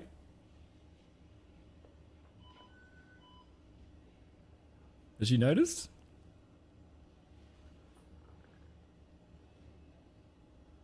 She looks like she's smiling. She's like, what the fuck? Nah, she out, bro. She fucking out. Fuck that shit. Yeah, good call. Good call. Fuck that shit, dude.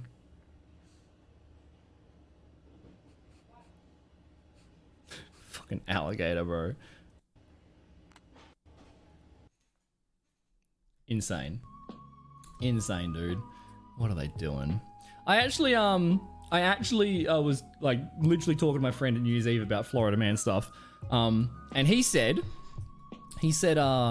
apparently the reason why like the Florida man is like so popular is because the media laws, and again, this is what my friend said, so I don't know if it's true or not. He said the media laws are different in Florida, so they report all this stuff, whereas like other states don't report the stuff. Whereas in Florida, they report everything. Like they show your name, they show your face, they report every fuck up. So there's always like a Florida man doing something dumb. I was like, oh, that's interesting. I wonder if that's the case. Florida, bro. Dude, one of the guys on YouTube I watch, he just walks around. I think alligators are bitches. Alligators are bitches. Crocodiles, you don't fuck with crocodiles. Like Steve Irwin is a beast tackling a crocodile. Alligators, I've seen a guy barefoot walking around going, swamp puppies, and he just taps them and they run away. Alligators don't want to mess with you. They're too small. But crocodiles, like there was a crocodile called Hercules. Hercules the croc in Darwin. Hercules the crocodile. It was like 20 foot or something. Dude, I have the dumbest brain. Like I don't remember normal things, but I remember random shit. Is this it? I think they had to kill him because he was like too good. Oh, what was it called? Hercules? I'll find it. Large Australian crocodile. Oh, largest Australian crocodile ever. What the fuck is that? It was killed by a Polish immigrant. Alex, you're killing our crocs. No, Cassius. It was called Cassius. Cassius, not Hercules. How did I get that mistake? Cassius is from Julius Caesar from the Shakespeare play. Is that Cassius? It's in the Guinness Book of Records. That can't be... Is that real? That can't be the real size. Is that real? Camera's in the way. I don't know. This website's all fucky. That can't be real, bro. Dude, they're legit dinosaurs. Crocodiles have survived every extinction event on Earth. They have not evolved in like 1 billion years because they are the perfect fucking predator. When everything else dies, it falls in the water and they eat it. They fucking... So 1957, it was 8.64 meters long. Killed by a Polish immigrant. I can't pronounce that name.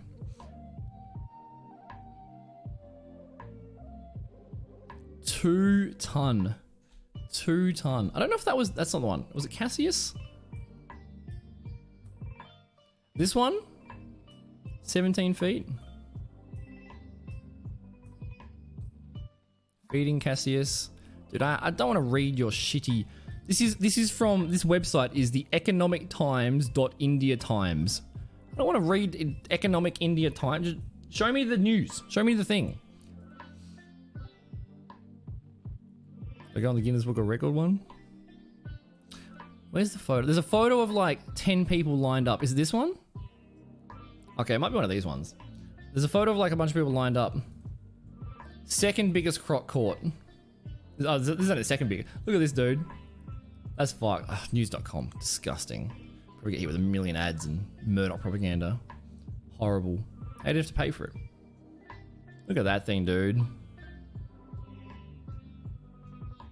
It's ridiculous. They're a family of species that was alive during the dinosaurs. They're legit not dinosaurs? Oh, yeah, they're not dinosaurs. Yeah, I know you're very literal. They're not legit dinosaurs. But they were alive during the periodic era or whatever. Right? 900 kilos. Brutus! That was the name. Brutus. Dude, Hercules Cassius, it was called Brutus.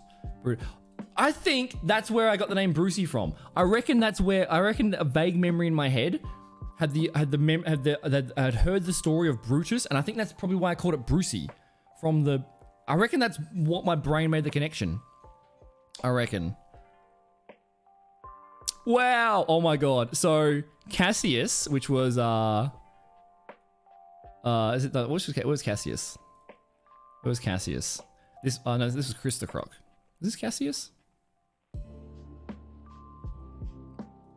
9. They're almost a ton. 968 kilos. Holy shit. Adelaide River giant dominator, Brutus's neighbor, but estimated 6.1 meters in length. Holy shit.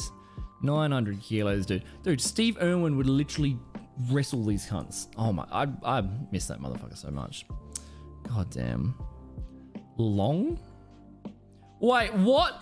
There was a crocodile that was 2,000. Oh my god. Oh my god. Kalia from India.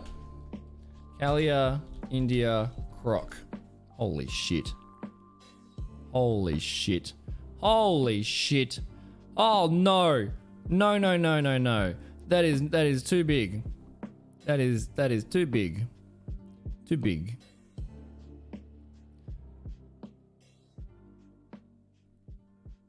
So I think it was I think it's dead. Like I don't think you can see the I think they just got skull. Fuck that, bro. Fuck all of that. Fuck all of that, dude.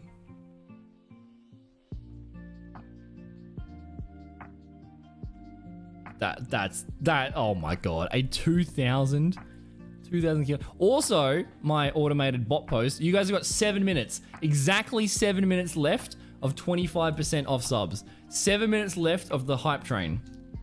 It ends at 3 a.m. The brand new limited edition hype train has got like hype elf or Christmas emotes and stuff. So give me lots of money if you want the hype train, I guess. But it ends at 3 a.m. So you've got 7 minutes if you want to save $2 off sub. Oh my god, look at that head, bro. Oh my god.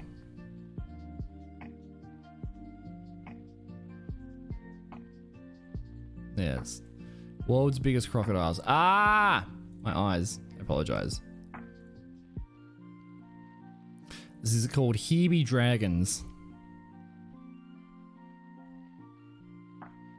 Holy shit, dude. There's the, what's that guy? Forrest Galanti? I've watched a bunch of his stuff. He's insane too. That's crazy. Have you seen that, that photo, I think I saw like a Joe Rogan clip on it. Where is it? Close all these tabs. Yeah, that's fucked. Fuck that crocodile. Actually, let me look up Brutus. Brutus crocodile. Is this what I'm thinking of?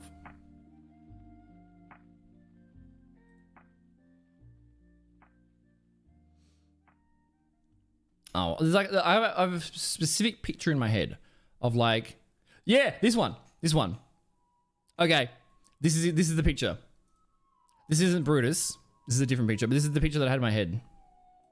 Oh, fuck all of this. Fuck all of this. Fuck all of this. No, thank you. This picture. This picture. In the Niagara River. They called in the army. Yeah, this picture. Can I...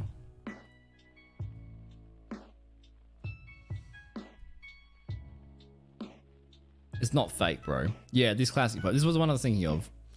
Jesus Christ, man. Like, it's a dinosaur, bro. Imagine you're in a fucking canoe, you're just paddling along, and you see, like, you could see it from, you could be in a plane, and you would just see this shadow. Just this shadow. Oh my, and you, like, they're so fast as well. Oh my god, bro. Oh my god. Fuck that, dude. You go to the river to, like, wash your clothes and catch a fish. The Dinosaurus skull? I will. Dude, it's so interesting. Like, the Megalodon, the fucking Megalodon. Dude, there was a shark that was just a billion times bigger. Oh my god, bro. Oh my god. The trees are just giant ferns? Interesting. Gonna wrestle with crocs if you ever come to Adelaide? Let's do it, dude. Let's do it. Sharks are older than trees? Yeah, I mean, what else is older than trees? Lots of stuff are older than trees. Yeah. Sharks are older than trees. Snakes are older than trees, aren't they? That's ridiculous. Like, I'm fairly certain. I don't fact check shit, but I'm fairly certain we've mapped more of Mars than we have of the ocean. So like occasionally they'll find a giant squid, occasionally they'll find, you know, crocodiles obviously not in the ocean, but like who knows what else could be down there? Like there are like most of the reason why we know about giant squids existing is because of killer whales. Orcas go down and hunt them. They hunt them and they come up with like tentacle, like stinger scars and stuff. Doesn't mean a snake. I mean snake. There was something that's older than trees. I feel like Peterson talked about it something. I don't remember. I half remember a lot of stuff. I'll look up your dinosaur stuff in a second. I want to look up.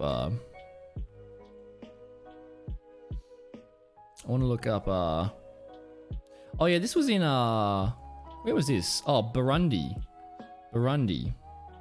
This one. Fucking chonky boy, dude. Chonky boy. This was Cassius. 5 meters. That one's 6 meters. Has anyone seen when Carl? This is like a local TV celebrity. He's actually like morning radio is like the lowest tier of content ever. Morning radio is like fucking dog shit. But they had like the not the Oscars, not the Logies in Australia. We have can I find it? It's pretty funny. Carl Stefanovic, drunk. Yeah. Logies drunk. So like the Logies is like our local TV award, I think. I don't know. And so it was hosted one of the nights, and like they do the morning show, so they got to be up at 5 a.m. So after the Logies finished at like midnight or whatever, they're all having like bevies, and then in the morning, he was hammered. He was like loose as fuck.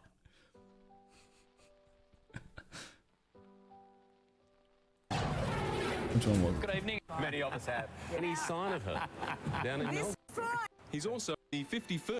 The fact is, rumours and... That's a news report on if he's... And at 6:45, the most clicked stories, including what may well be... Was this one? ...biggest pothole. Look at the weather now. No, this is too... He's too young there. He's too young there. Where's the actual... Don't want to see him apologise. No, I can't find it. Also, oh, this is a good one. This is a good interview. This is a good one. Old mate chased, someone stole his truck or something. He fucking fanged it down the road in thongs. Oh, well, it's really quite funny. I was in bed sleeping at 2 o'clock this morning. My wife comes in and says, oh, the shop's been, someone ran into the shop. And I said, oh, what? So I jumped out of bed and... By the way, this is every single one of my neighbours. Except instead of being legends, they're all like meth heads that'll stab you. But this is every single one of my neighbours. All I had was my undies on, and I've walked out the front and I've seen the car smashed, and I've seen the bloke walking back to the car. And so I've walked outside and I said, oh, what are you doing, mate? Like, you can't be leaving the scene. And he goes, don't be a hero, mate. And I said, I'm not trying to be a hero, but the police are coming. And he just decided he'd scoot up the road, and I just said, nah, it's not going on like that, mate. So I jumped in my car, and I started chasing him up the road, and then he went down a side street, and then the police were coming, and I flashed them and sent them off in the direction of him. But, mate, all I had was me jocks on. I was chasing him up the street, and I'm just like, mate, Has he got a cigarette in his ear? What's he got in his ear? Or maybe just a thing. Yeah, he's missing some front teeth. There's a lot of Australians that are like this, that are actually like lovely people. Like it's just you know, lower socioeconomic area and stuff. If you're on Centrelink, you can't get a job, whatever.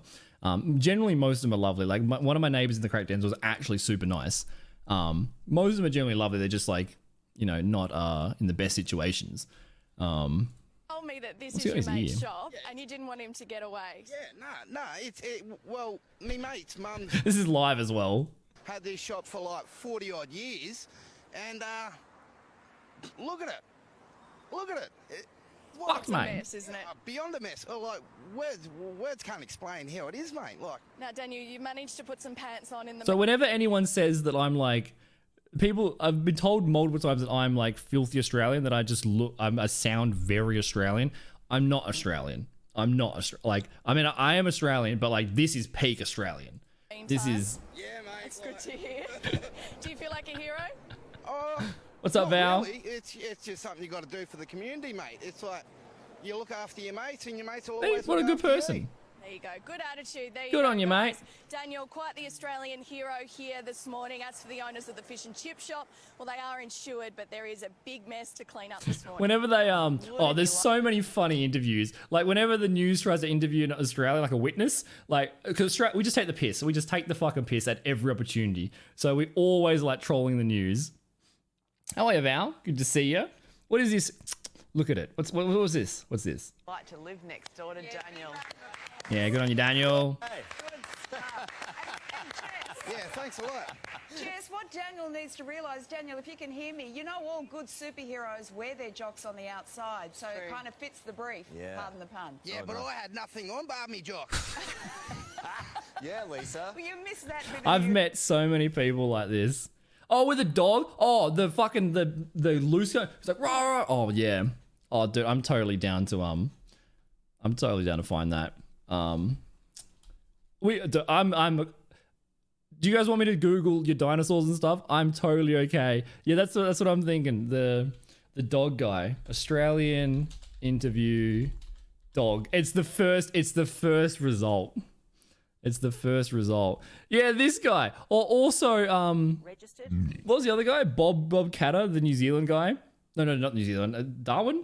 He was talking about like when we had the gay rights referendum. He's like, oh, I don't know about the gay rights, but the fucking croc attacks. He just like loses his shit. A fucking Australian man. Microchipped? Everyone's a nutcase, bro. People drink it. This country drinks too much. Cleaned up after, de-sexed, leashed, It's not hilarious. allowed on the beaches or in the parks outside certain hours. So how is it that these two are roaming their neighbourhood, frightening the locals, and the council isn't Also, stopping just it? quietly, A Current Affair is the most dog shit show known to man. A Current Affair is terrible. A Current Affair is like neighborhood beefs and like, oi, you tradie, you didn't pay the full price of the van, you only did half the job. It's like the lowest content ever. Like, don't watch this stuff. Don't watch it. Like, go watch a podcast on science or something, or don't watch it. But they get some moments of hilarity. Now, yesterday morning, This old guy, I'll turn it up. This old guy fucking cooked, bro. His wife like doesn't even react. I came out into the front yard and the dogs were across the road. And as soon as they saw me, they came bounding over. And I just made it into the front door. So unnecessary. Saw me, they came bounding over. And I just made So fucking unnecessary. Where's the Bob? Is it Bob Catter? Bob. That was his name? Bob Catter Gators? It makes no sense. It's the weirdest segue ever. Final observation on the same-sex marriage debate from Bob Catt. So like, we have like one of the like a rural party, like an outback party that takes care of like rural issues and farming and fucking hell, bro. I mean, people are entitled to their sexual proclivities. I mean, let there be 1,000 blossoms bloom as far as I'm concerned.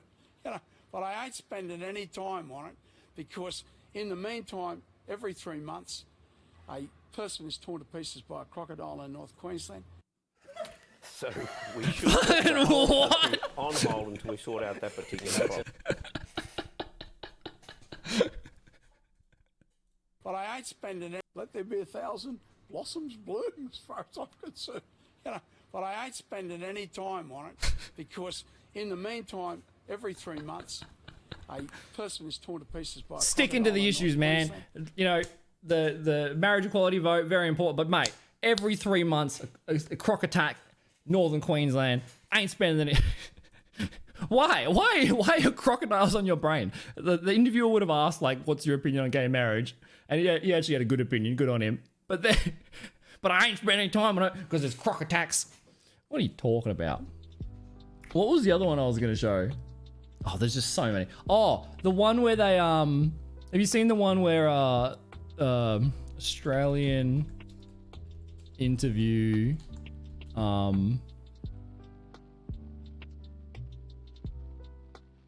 car crash? We'll find it. I know it's the one where the guys are in the car. They interview their friends, and they're like, "Oh, did he get robbed? Robbery?" And they're just fucking with him.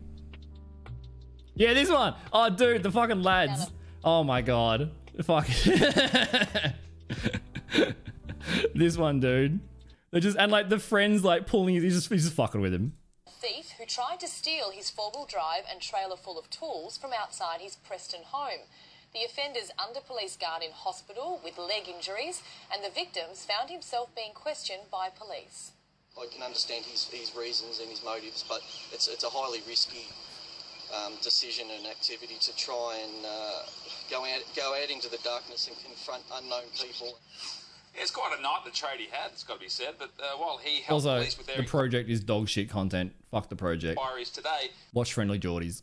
his mates were outside not helping the media with their inquiries. What's his name? His name's Tony. Can you give us his last name? Montana. Tony Montana. Yeah. Scarface. Yeah. You watch it? Good movie. What's your name? My name's Sam. Is it actually? No, my name's Toby. What's your accent? Toby Mitchell. And he got his gear back, didn't he? His gear? Yeah, he got his pipe back, he got his bomb, he's got everything's back. He got his equipment back. Oh, yes, his equipment. He sure did. Just fucking with him.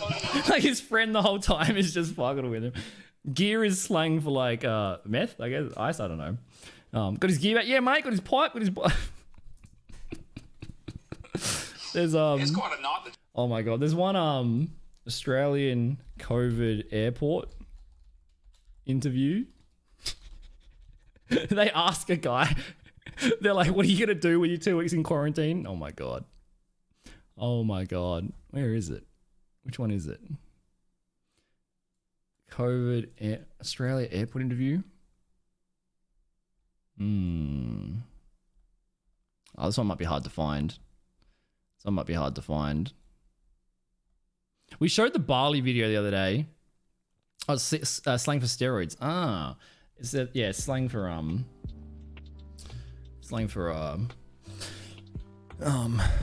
meth. Or I don't know. It's like there's a million names for all that stuff. Ain't nobody got time for that. I feel like I know what that is. Remind me about that. Airport interview quarantine.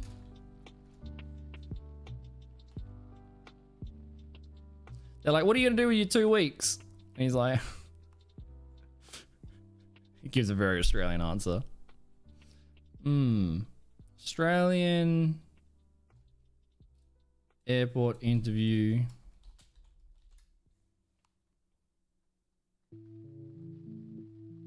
Oh, I can't find that. I can't find that one. There's one where like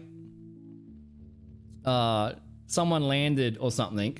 2 weeks quarantine. Australia news interview airport. I don't want to spoil it in case I can find it. It's really funny. It's not appropriate. It's illegal. You should follow the law. It's just now. Also, I've completely fucking ruined my algorithm doing this. By the way, I've completely fucking ruined my algorithm because now I'm just going to be shown 24/7 fucking 9 News and 7 News bullshit. Don't watch the news. Don't watch TV. The TV is shitposting and propaganda. It's terrible. It's terrible. Yes, you seen that one? Mike Tyson. Someone was fucking with Mike Tyson on a plane. Some drunk idiot to turn around and cracked him. You have to be a special type of dumb. You got to be a special type of dumb to fucking drunkenly annoy Mike Tyson on a plane. Like, are you fucking kidding me? There's nothing dumber than that. Australian news interview. COVID airport. Oh man, they might have removed it. They might have removed it. Oh well, I can't find it. I'll look up the other stuff. But essentially, like someone, you did find it. Okay. Oh, Buckethead. Yeah, look, he went. Lord Buckethead. Was that in England? He ran for politics as Buckethead. Was that thing? Also, I'm just clicking random YouTube links from chat. Fucking risky. Oh my god, what is this? I haven't seen this one. What the fuck is this? When Nick Ziglinas went into his local 7-Eleven store for his daily coffee, he walked straight into an unfolding armed robbery. And they're standing here with a gun. Down, everybody down, you down. A woman in a motorbike helmet was allegedly waving a gun and demanding money. Nick says he made a split-second decision. Land! Aha! Go for glory, you know, like a try. With the accused pressed against the counter, 7-Eleven franchisee Ricky Yan called police. When I saw the gun, I was just a bit scared, very scared. He'd been about to hand over hundreds of dollars before Nick's unexpected tackle. Now I'm trying to get him over there because I'm wondering that they might shoot. Nick says he grabbed the gun, which turned out to be a fake, and threw it to the floor before a second manoeuvre. I did my MMA around the head. That's it, hang on. Pulls guard immediately. His iron-tight grip only interrupted by police 5... Like, you see this guy walking down the street, you wouldn't be like, oh, he's obviously like a BJJ black belt. minutes later, who arrested the woman. Store owners Ricky and Audrey thankful for their loyal customer. He is very, very brave. We don't need weapons in Australia. We got loose cunts. Like there was the probably more of like a not as funny, but the Sydney one, the grabs him and fucking. It's amazing. There was a Sydney one where like a guy was running around with a knife and he stabbed a few people. You know, it was relatively rough, but we fought him off. Australia's fought him off with like trolleys and chairs. The video is like, it's just people like patrons at cafes like whacking him with chairs and shit and with trolleys. I feel like that might be a bit too rough. Australian stabbing trolley. I don't know. It's like very vague. Very vague. Was it this one? I don't know if I want to show this, to be honest. I think it was this one. It was a really bad news story. But there was video footage of... Yeah, oh yeah, milk crate. I don't want to show this one. We'll just skip some stuff. I don't want to show the full thing. It's pretty rough. Yeah, I won't show that one. But the silver lining of the story was everyone like was fighting them off with milk crates and trolleys and chairs and stuff. Like Australians generally, I don't know, like the bystander effect obviously exists, but I feel like most times anything rough like this happens, Australians just get involved. Australians like like that a loose guy just tackles him and amazes him. That's crazy. I want to find that airport. The airport clip was essentially during COVID, like you when you fly back to Australia, or whatever, your 2 weeks quarantine or whatever. And they interview the guy and they're like, oh mate, what are you gonna do with your 2 weeks quarantine? He's like, oh yeah mate, gonna enjoy the 2 weeks off work, you know, probably like smoke some bongs and fucking chill and, you know, spend time with the missus. And they're like, you can't say that on the news. They cut the interview off like very quickly. He's like, yeah mate, 2 weeks holiday, yeah. It's very funny. It's very Australian. Oh man. I can't find that one. What other Australian ones are there? Buckethead. Search what he said. Okay. Do you guys remember the Anton Dodson one? That turned into like a song? No, we don't. I mean, it's South Australia has decriminalized marijuana, which means it's not like you get a fine for it. You get a fine You get a I did see the Carl I haven't seen that one. We can watch that one. You get a fine for it. You get a like a parking fine. And then in Canberra, in ACT, which is where all the politicians are, so of course they've got like laws for them. It's recreational in Canberra. It's all, you can also get medical marijuana in most states in Australia. I don't know how hard it is to get it though, but it's like Canberra. The Canberra one was actually difficult because the Commonwealth, the like federal Commonwealth laws say no, but the Canberra lawyers were like, we can say we can do it anyway.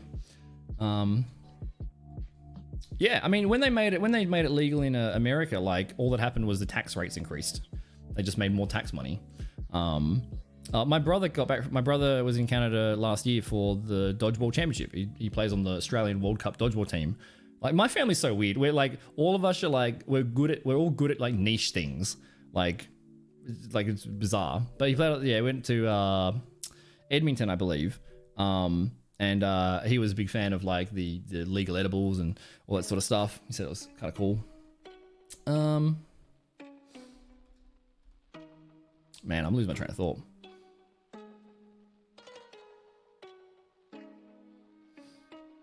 What was I searching for?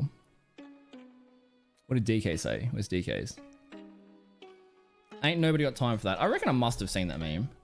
Ain't nobody got time for that.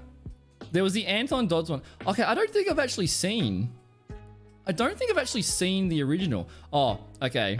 It's 84 million views was the Anton Dodds one.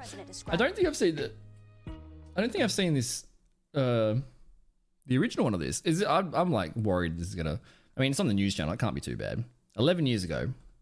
I've seen the meme, but I didn't know what it was for. The complex was on fire. Yeah, that's what I meant, Nutty, I know. Well, I woke up to go get me a cold pop, and then I thought somebody was barbecuing.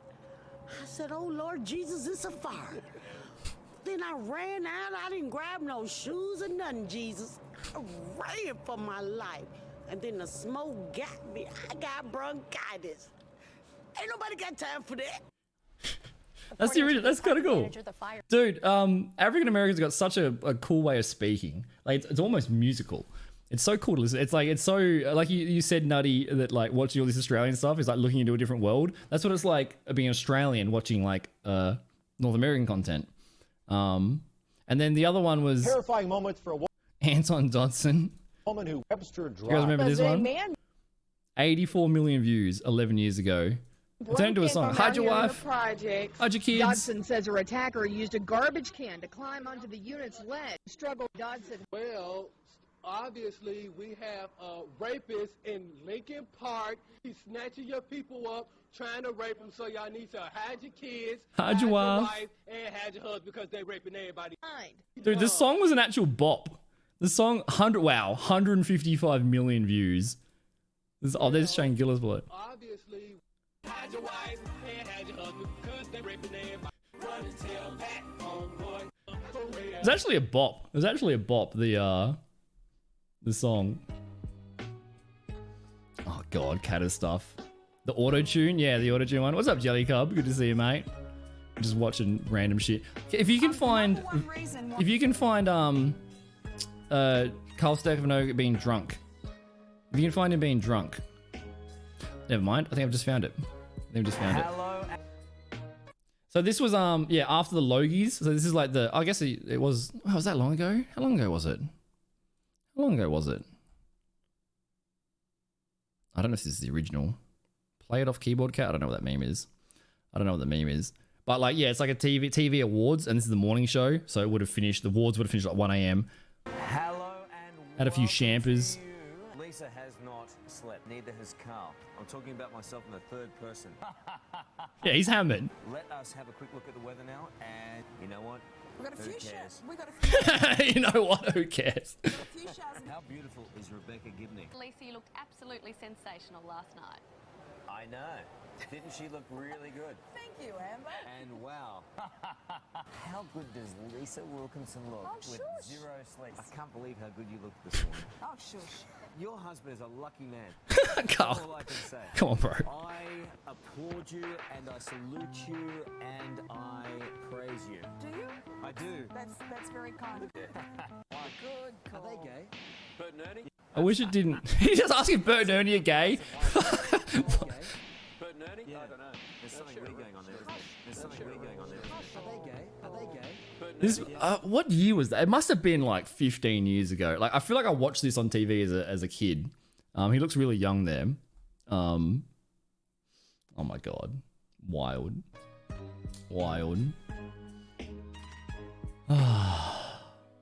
What's Bobcat one? If you can find the shark one, I guess the shark one.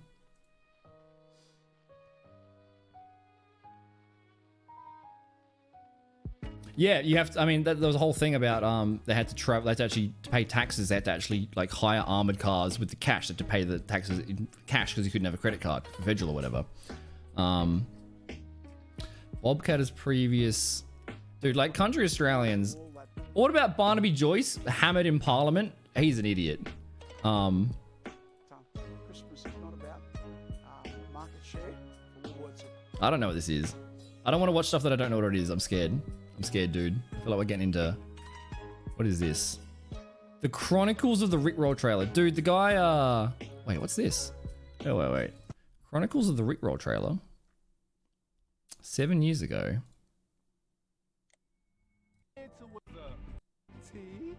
I don't have the patience to watch... Yeah, I don't have the patience to watch it.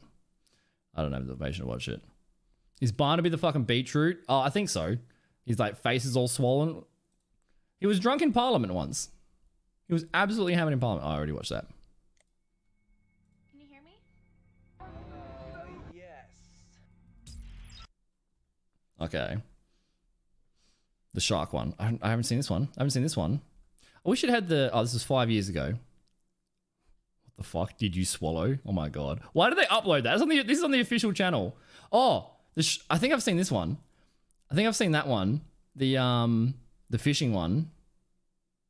Oh, dude, this is such vague memories from like being a teenager. Yeah, that's pretty fucking big, bro.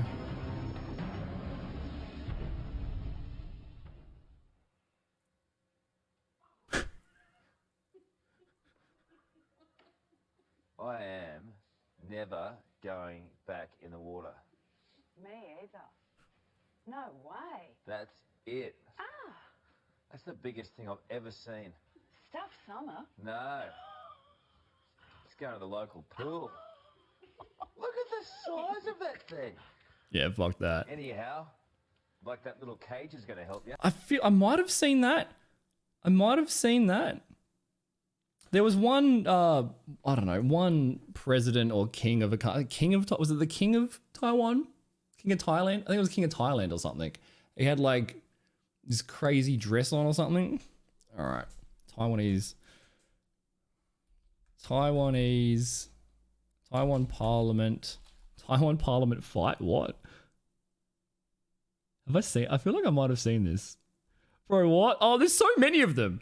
What? Is this like a regular thing? Into a water balloon and chair throwing brawl? Bro, what?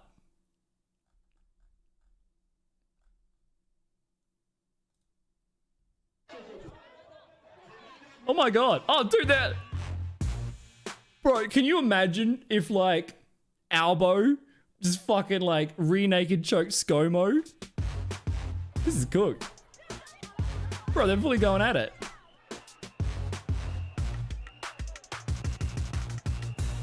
Yeah, none of them know how to fight. They're not swinging. They're not swinging. They're just, like, they're wrestling. You got water balloons? He's fucking... He eats a chair? No way, bro. If they oppose a piece of legislation, they fight to block it.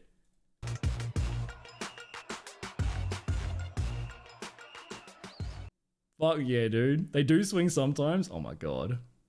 Oh my god. Yeah. That's crazy. What was the trying to think. I don't know if this is funny or not. It might not be funny. Barnaby, this guy's an idiot. Barnaby Joyce drunk? Oh yeah, Barnaby Joyce was the guy. He tried to arrest Johnny Depp because Johnny Depp brought the dogs into Australia and they didn't quarantine or do whatever, or whatever. Yeah, this was this guy. He's a moron.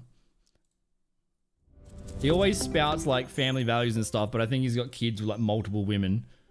Remember how it is I like going to the movies, and I can't but always remember Howard Hughes, the aviator. He's Howard. But yeah, Howard Hughes, the aviator, but the Labor Party got Albo the advocator. Yeah, the great advocator, the great ideas man, Australian politics is so boring. Leader of the opposition on a point of order. Yes, Mr. Speaker, I'm forced to bring out the weirdness. Weirdness No, stuff. I have no idea what this is, leader, but it's leader nothing of the to do with opposition the will resume question. his seat. That is not a point of order. The Deputy Prime Minister has the call. Much no should continue on. The great advocator, there he is, because we are never going to get anything constructed by him. But he did have one great idea. We saw it the other day. $300 per jab. $300 per jab. I think that was just your idea. Okay, that wasn't that funny. I think it was definitely drunk though. Politics is wild. Wild. Oh yeah, full hypocrite. What was the other one? It literally brings people together, the meme, the time of the movie. It's packed full of references. That if you missed them, you're blank. Oh no shit. I just don't have the patience to watch a 4 minute video right now, to be honest. What was the other one? What else? Anything else happened funny in Australian politics? The one with him looking at the cat? Wait, what's that one? Bobcat looking at a cat? Cat? Oh, Clive Palmer? Jesus Christ. Dude, we could just watch the Friendly Geordies video of him just roasting Clive Palmer. Let there be 1,000 blossoms bloom. But I tell you, I'm not a minute on it because, goddamn. Oh, I know what we can. Oh, here we go. I know what. Dude. Okay. Some parts of our politics are awesome. Some part, like, in the history, some parts, yeah. Okay, Abbott. Oh, Abbott is a content farm. Oh my God. I actually have respect for Abbott a little bit. Like, not a fan of, like, he was, like, you know, super religious, anti-gay and stuff, even though his daughter was a lesbian, I think. He did a lot of weird stuff. It wasn't, like, super popular. But, you know, he was out fighting the bushfires. Not with a camera crew, not with a fucking... Well, ScoMo was in Hawaii, fucking chilling, and our country was on fire. He fucked off. He was in Hawaii just chilling on holiday. Everyone else was burning to death. Abbott actually was in the RFS. He was just out there fighting fires, being a nice cunt. Like, he seemed like a genuine guy. He just is like a boomer with, like, old opinions. Nothing ever happens in Canadian politics. I don't know anything about Canadian politics. Everyone hates Trudeau, don't they? Does everyone hate Trudeau? I don't know. I don't know much about Canadian politics. I'm uneducated. Yeah. Abbott. What was I just saying? Not Abbott. Easily. So one of our prime ministers. Oh, this is the glory days. This is before my time. One of our prime ministers, Bob Hawke, Mr. Eyebrows himself, absolute fucking legend. He held the world record for sculling a yard of beer. One of our prime ministers had the world record for the fastest skull of a yard of beer.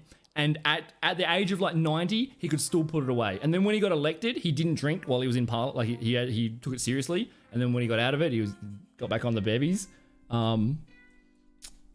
Before he passed away at some point. Bob Hawke cricket. Yeah, dude. They what a legend. Oh, this is 11 years ago. Wow, dude.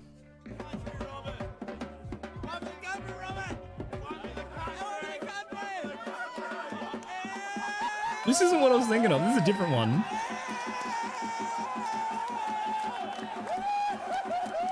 This country is just fucking all alcoholics. Like, you shouldn't drink. Don't do it. It's bad. Let's go! He must have been 90, surely. Look at all the fucking idiots around him. Cricket Australia. That wasn't what I was looking for. That actually wasn't the one that I was looking for. This one. CATV. Oh, so, okay, he's done it multiple times. Oh, beer's lovely, Proudly presented but it's a poison. by Toyota. Responsible. Moderation is the key. Some iconic people in the ground. We've seen Richie Beno, the great man. I remember this. There they are. Look at Richie, and look at this man coming down. In my eyes, probably the greatest Prime Minister of Australia. He relates to the people. The public love him. And all of the Richies gave him a beer and said, have a skull. Someone gave him a That's what beer. our greatest Prime Ministers do. He sculled it. Listen, they're going skull, skull, skull. And the great man, Bobby Hawke, nailed it. Said, thank you very much, boys. Cheers. How old is he, though? Have your cup back. Yeah, some beers do tailor. It's an acquired taste. It's an acquired taste. Where was the Bob Hawke Record? Is there a video of him like younger when he was a record? Bob Hawke Yard? Is that true? Did he actually have the 5 beers 11 seconds? Did he actually have the... Do we have yards in Australia? Like, do people do yardies? I've seen it in like in-betweeners. Not in-between, in Peep Show. Like, you getting a yard. I've never seen anybody get a yard. I've never seen anybody. I guess maybe... Is there even footage of it? Is that even true? Did he even have the drinking record? This is before my time. Before my time. Not sure. Not sure. But the other great Australian legend, I don't know anything about this person.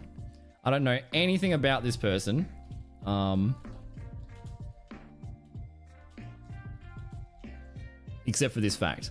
This is all I know. Oh my god, bro. It's actually on Google Maps. Oh my god.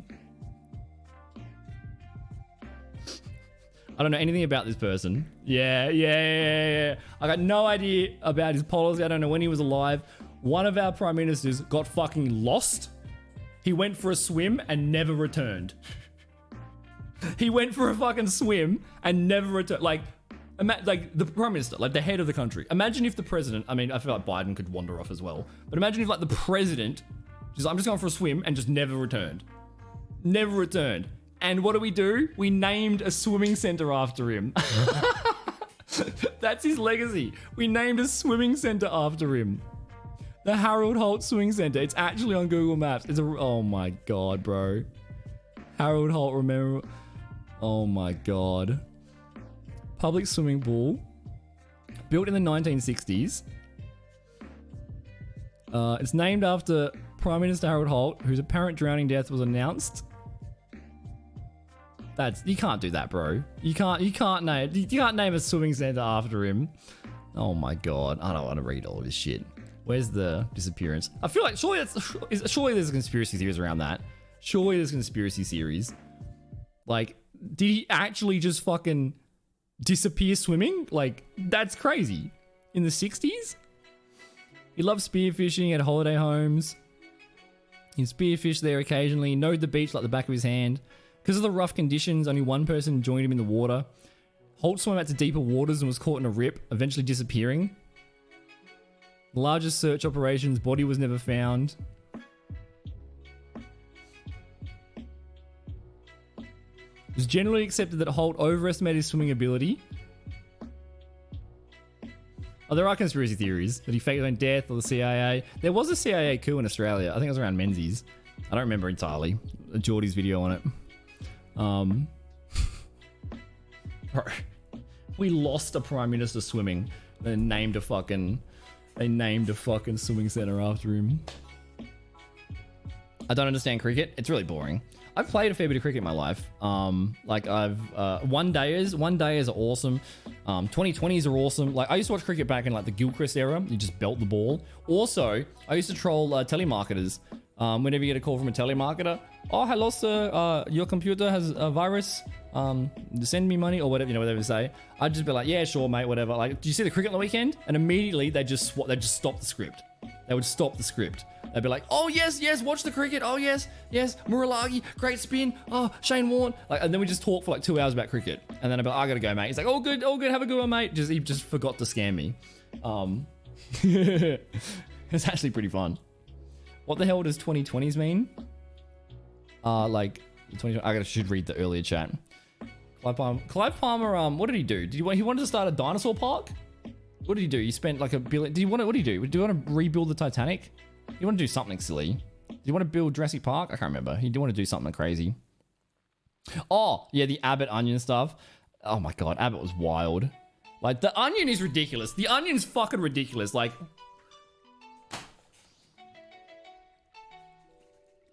There's so many questions.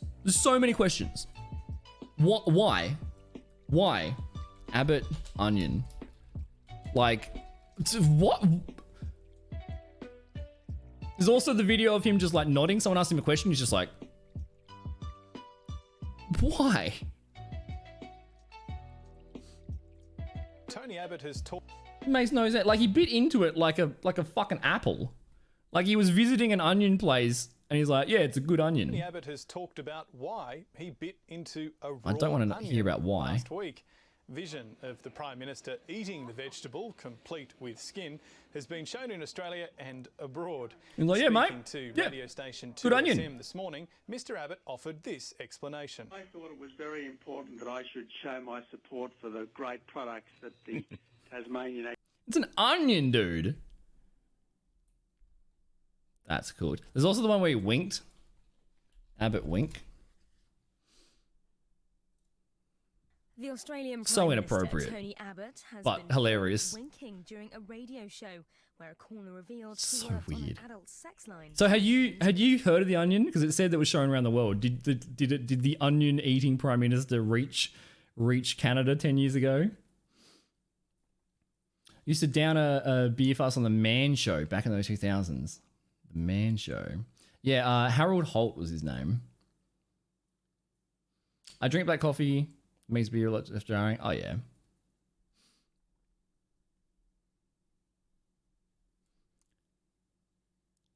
Wait, is that true? He said to his press manager, look, Tony, what are the odds of a prime minister being drowned or being taken by a shark? He jinxed himself. Oh, it's like that quote, that news story where it's like, last words from man who was stabbed 17 times. What are you going to do? Stab me? Oh, Egg Boy. Yeah. What was Egg Boy? Some shitty politician. Egg Boy, what a legend. What a legend. Was it Barillaro? Was it Barillaro? Dude, Geordie's trolled Barillaro so fucking hard. Oh my god, the Bros stuff is amazing. Oh my god. What's this? I'm a 67-year-old pensioner. 3 chronic incurable medical conditions, 2 life-threatening. Very serious. I just survive on around $400 a fortnight after I pay my rent. And I work on an adult sex line to make ends meet. Abbott was co-hosting. He can't do that, bro. Unfortunately, Gloria was commenting on the latest government. He can't do that, dude. It's a serious topic. It's adult sex line to make ends meet. Abbott fucking. He got in. Oh, I went to that story. Oh, did you, dude? He came to Adelaide recently. I wanted to go see him. Do you know? Okay, I'll show you something. This is a big flex. A big flex on my end. I got like my shirt got ruined. I got the Yilmaz shirt. Double ups, boys. This might be cool. I don't know if you think this is cool. I think it's cool. Where is it? Okay. I go /user friendly Geordies. Oh, what's his account name? Can I not spell? Can I not spell? What's his account name? User friendly Geordie? Geordie? What's his username? Friendly Geordies. Oh, live. That's what it is. Someone must have stole his name. Someone must have got his name first.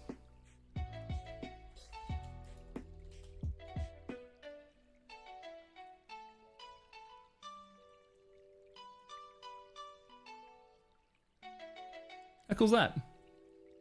This is like one of my favorite things. This is so cool, dude.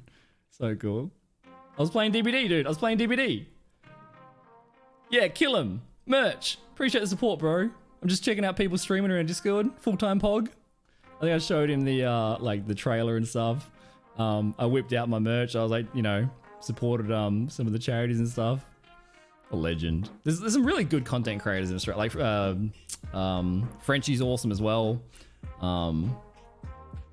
His series on when he went to Turkmenistan, that's awesome. Like the vlog that he did. Yeah, that's a little name drop brag, I guess. I'm a nobody, but I was in 2020. I was like, oh, this looks sweet. Like I love the content. Love the content, dude. Because he actually like the Twitch ANZ. One of the Twitch ANZ, Twitch Rivals, was it Twitch Rivals? Twitch Community Battles? One of the Dead by Daylight tournaments that I was in that we ended up winning. It was like a kind of a meme thing. And it had some issues in its setup. Because DVD is weird. But it was like the podcast studio that they stream from is the Twitch studio in Sydney. And that's the studio where Goose and Niche Boy casted the DVD tournament that I was doing, which is really cool, back in 2019. And then when I watched the podcast, I'm like, I recognize that studio. That's the Twitch Sydney studio. Super cool. Super cool. Abbott didn't do anything else interesting, did he? Oh, what about the guy yelling at ScoMo? Yeah, ScoMo firefighter. Not the handshake. Oh my god, ScoMo, what a shit cunt. What a shit cunt. Where's the guy yelling at him? Yeah, that guy.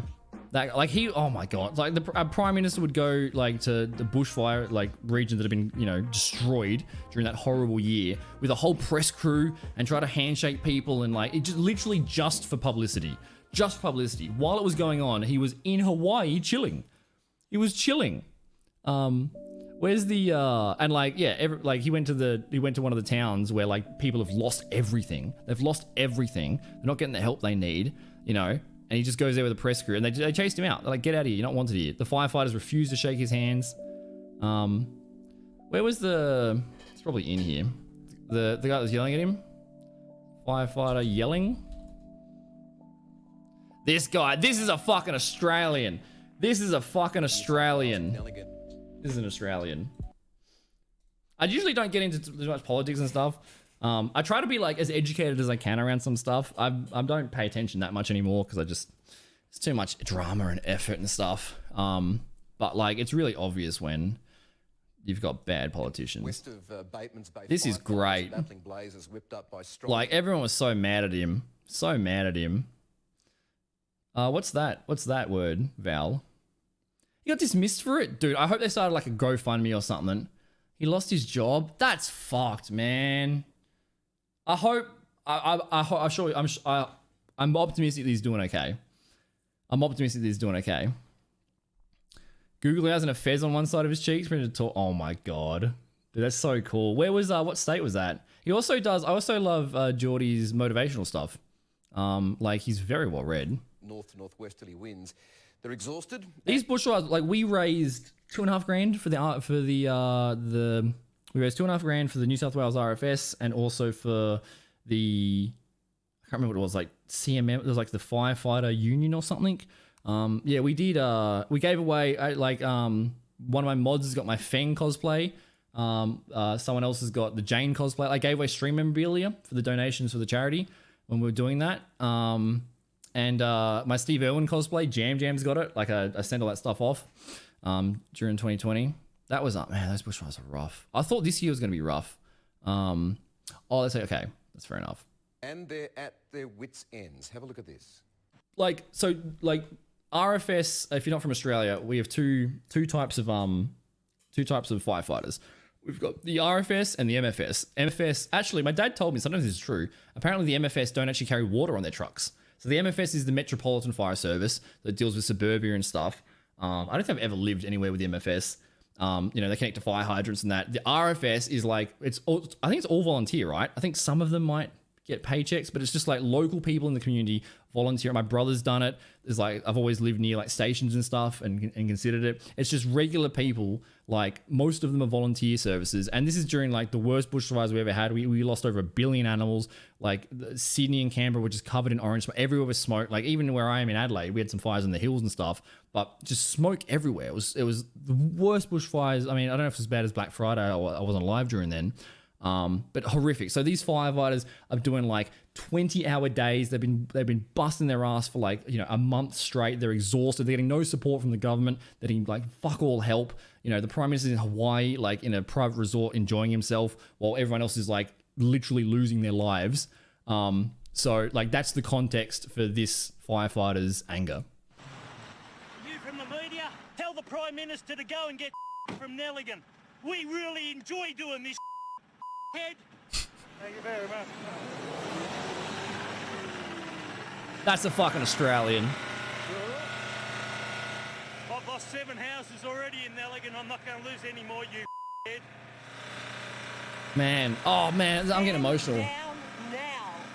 You don't deserve to govern. You knew this was coming. It's been coming for a few years. You've been totally ignorant of it. And now we're wearing your problem. Tell for him to come and meet me. Paul Parker from Nelligan. Meet you any day, pal. Nothing but respect for these fucking heroes. All right. Like, Let's go to Nara on this. the footage is like the videos of them like driving the trucks into like fucking inferno, like literal hell on earth. Oh my god! Oh, I'm actually getting emotional and goosebumps. Oh, this was such a rough year, man. Oh, the emotion, yeah. Like it's I can't imagine it. I can't imagine like what they would have gone through, you know. Like, and these are small rural towns, you know. And like one of the reasons why everyone was angry because the party that was in charge of that ran the government for those years. They cut back firefighting services. They cut it back so fucking far. They just cut it back. And we knew, like, it wasn't like there won't be a bushfire. It wasn't like we didn't know it was coming. There was like a report from like one of the bushfire sciences or one of the firefighter units or something that said it was done in like the mid 2000s, and it said by 2020 we're gonna have the extreme weather events from climate change are gonna be obvious. By 2020 the extreme weather events are gonna happen. Fucking 2029, 2020 is when it hit. Almost perfectly predicted. Like we knew it was coming, and like 'cause Australia's massive, so I'm vaguely remembering stuff here. But we had, you know, certain amount of ranges to cover a certain amount of areas, and it ended up being cut back so far that you had like one person to cover like a state worth of forests. You had like, it got cut back from like 15 or 20 people to like 2 people to cover the whole region. So it was just impossible. Yeah, there was, I don't remember specifically around the bat burning stuff. I think you are right. I'm really cautious to not be too specific because I don't ever want to like spread misinformation or anything. I don't remember it entirely. But yeah, man, the raw emotion, man, like the poor bugger. Oh God, dude. That was rough. Like the, oh man. Like just defunding the firefighters for years and years and years. And he literally just rocks up for a fucking, like just literally just to be on in the TV. Rocks up to like, oh, it was so obvious PR. Hi Sunshine, good to see you, mate.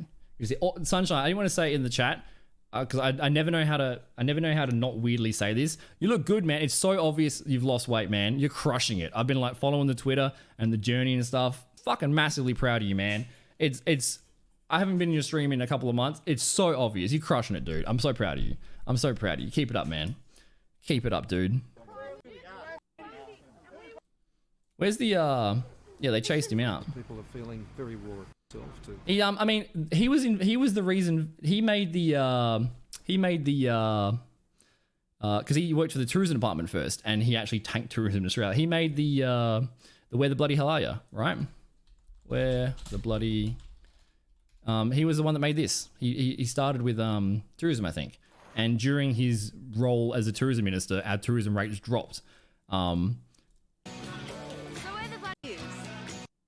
Are you back now, Sunshine? Oh, I just complimented you so much. I just complimented you so hard. Are you back? Can you see me? Sorry about the ads, dude. They're on the lowest setting to turn off pre-rolls. Yeah, the Where You Bloody Hell Are You ad was in what, the 80s or whatever. So where the bloody hell are you? And we lost heaps of tourism. Like we lost heaps of tourism from like Japan and stuff. From I don't think we lost like from Germany and all that because like in the 80s saying bloody is like that's like a swear, like a cuss word, profanity. It was like turn people off of Australia. Yeah, I just said I didn't say it in your chat when I was watching you before, but because I never know how to compliment. I never know how to properly say to girls, you look good with the weight. I don't know how to say it properly, but I haven't been in your stream in a few months, and it's so obvious the progress you've made. You look great, man. Like it's so clear how much progress you made so quickly, and I've been following the Twitter and keeping up to date. Smash it, man. Keep at it, dude. Proud of you. I think I covered everything I said in the ads. I can't remember. Crushing it, dude. Crushing it. All right, what else? Also, Creamy, did I even say hi to you? Did I even say g'day to you in the chat? I don't know if I did. Kind of just ranting. Oh, Egg Boy. Oh, Egg Boy, bro. Who? Okay, before we watch it, what politician was it on? Was it Barilaro? It wasn't Berejiklian. It was someone. It was like it was some idiot because they one of their like friends like attacked him and like actually tried to like fight him. Egg Boy is a certified. I think was Egg Boy okay? They do a fundraiser for him or something. If I just type Egg Boy, do we find it? Oh, they interviewed on the project. Who was it? Fraser Anning. He was making Islamophobic comments. Is that why? I think he was also doing other shit. Dude, this one actually went viral. This one actually went viral. Curb Your Enthusiasm. Oh my god. Egg Boy, bro. Egg Boy. Owned him. Owned him. Hey, like, he did so well. So well. Australia, look how you act. Yeah, there's like a massive signature to try and kick him out. Where's the actual video? Oh my god, I hate fucking compilations of all this shit. Where's the actual raw footage? Where's the raw footage? Is it just 20? It wasn't 24 seconds. It was a big one. It was long. Egg Boy. Oh, is this one? Is this it? Is this the full one? I don't want to hear. What I said was that a terribly unfortunate thing. There's Egg Boy. He's ready, dude. But he's ready. It's going to be oh yeah. I don't want to get into that because that's like massive cunt. These sort of things massive cunt. When people. Oh yeah, and fucking Pauline Hanson rocked up in a burq. Fuck. Oh my god. Also the clip of ScoMo holding the coal. In their own, that's massive, Sunshine. Good on ya. Egg Boy like did its you know, I don't know if I feel, I don't know what my stance is on like egging politicians. There's a clip of someone threw a pie in Arnold Schwarzenegger's face, I think. And he went on the news and he was like, I love this part of it. Like, this is the best part about this country. The freedom to protest, throwing a pie at me, that's fine. Like, it was all good, I think. But I don't watch the whole thing because it's kind of like, I get secondhand embarrassment. But like all of these guys' mates like tackle him, they like fully choke him out. They're screaming at him like, "I'll fucking bash you, I'll fucking fuck you up." Like these complete cunts, complete like, and they're not like bodyguards. They're just like random friends of this old man. And like he you know, probably shouldn't egg people, you know, whatever. But like he didn't swing back or anything. He just didn't. I don't think he said a word. He was just stoic. He just sat there. And it actually, you know, it actually made the stuff go, it got the issue in the news and stuff. I don't know anything about him though. Like this is, yeah, I don't know much about, him. Elix, they're 100 pounds. I vaguely know that. I don't think I know them very well. I've been out of the DVD scene for a while, but good on them too, man. Weight loss is hard, man. Dude, you're inspiring people. You're inspiring people. What did I just mention? What did I just mention? Egg Boy. What was I gonna play? Oh, ScoMo Cole. Dude, this came back to fucking bite him, didn't it? Oh, welding? Oh my god. Dude, I don't know if anyone in chat oh, okay. The Get Off My Lawn. Oh my god. Content farm. Oh, really? Oh my god, I'm gonna forget. Okay. Dildo, New Zealand. I'm just typing it in chat so I remember. Someone sent me a clip. Someone in New Zealand threw a dildo at a New Zealand politician and told him to go fuck himself.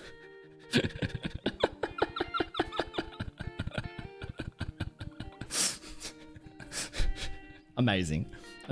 This welding one. So like, I'm not a super tradie. I'm not super practical or anything, but even I know when you're welding, you have the welding mask on so you don't get welding. Is it called welding flash? Like flash burn. If you look at the bright light directly, it like burns your eyes immediately.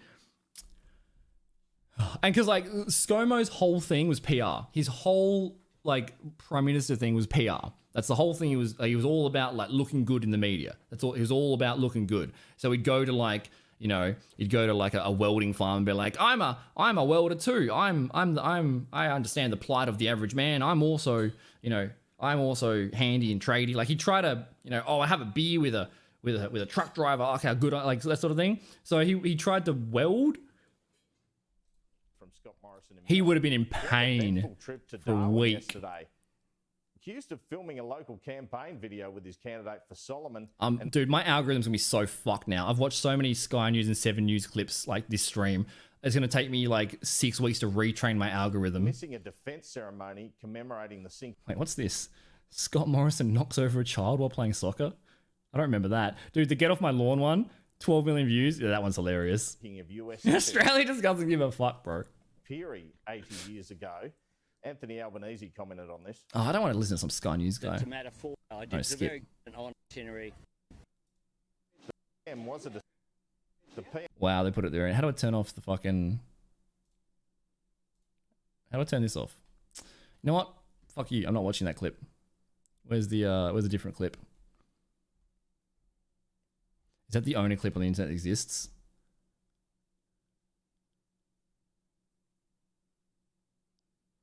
Dude, a welder reacted to it? Oh, where's just the raw clip? Where's just the... Oh my god. Is this literally it? Oh, it's annoying. and we know we're about to hear. How do I turn this off? I don't know YouTube. How do I turn this off? Go away. Oh, whatever. The PM was at a ceremony to commemorate the 80th anniversary. That would have fucking hurt, dude. ceremony to Like, commemorate- what are you doing? What are you doing? The PM Like, that's the whole point of the mask. Like, he's like, oh, the mask is too dark. I can't see. was at a That he would have been in so much. It's like sunburn on your eyes. Why, bro? Why? That's the whole point of the mask. Oh, it's too dark. What are you doing? PM You shouldn't be in charge of anything. ceremony to commemorate That would have fucking hurt, bro. the 80th anniversary of the bombing of Darwin. And this And then he appears puts to it be an back open and on. shut case, so to speak. I wonder what his world looked like as How well. not to well. I wonder what his world looked like. With the PM lifted. The PM was at a ceremony to commemorate the 80th anniversary of the bomb. The Yeah, well, PM that's was at a Queensland's fault though. ceremony- Rural Queensland is like very that party. The PM was at a ceremony to Oh, commemorate. he got owned. He got owned. This one's great too. 10,000 Australians. He's doing an interview on someone's fucking lawn, and like a guy comes out in like a singlet and thongs, and is like, "Fucking get out of here!" The project that creates the jobs and the income limits we've put on. Sure. Let's just move back from there. Come on. Hey guys, I've just reseated that. Yeah, please, off the thing. Sorry, mate. All good? That's all good. Thanks. Yeah, get off his fucking grass. He's doing a homeowner thing, and he's like trekking a whole media crew through our old mate's brand new house. Sure. Let's just move back from there. Come on. Get off the Hey grass. guys, I've just reseated that. Yeah, please, off the Yeah. Hey, get off the grass. I haven't seen that kid one. He tackled And a we kid. know we're about to hear from Scott Morrison in Melbourne. I The have other not event- seen this. Hey, this isn't American football. Oh, okay. I can't stand that.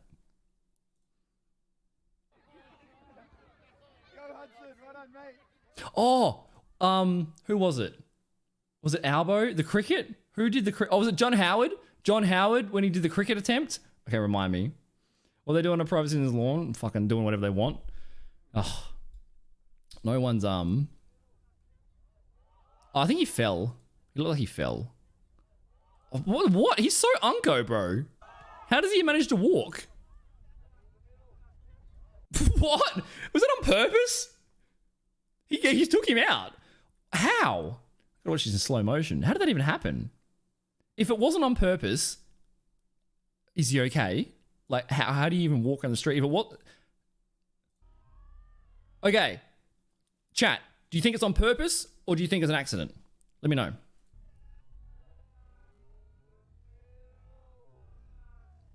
He just fucking topples. Like fucking Humpty Dumpty. Oh, he tripped on his own foot? Tripped on his own foot, did he?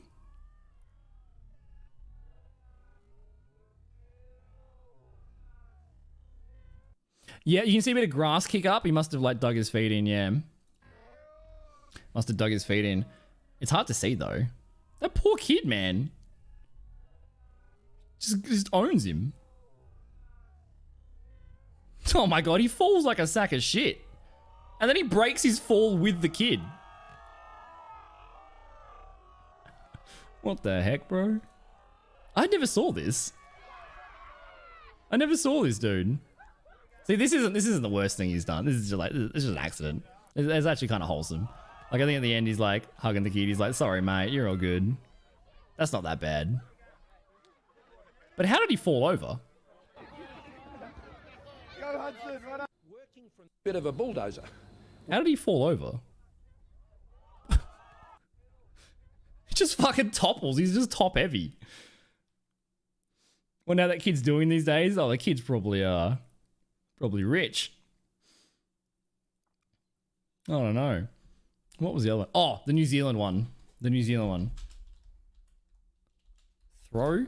Oh, this could be. Okay, yeah, I found it. I think B sent me this. What? Dude, 7 years ago, it got onto Ukraine Today? It got onto Ukraine Today? Oh my god. Hashtag DildoGate. What the fuck, bro?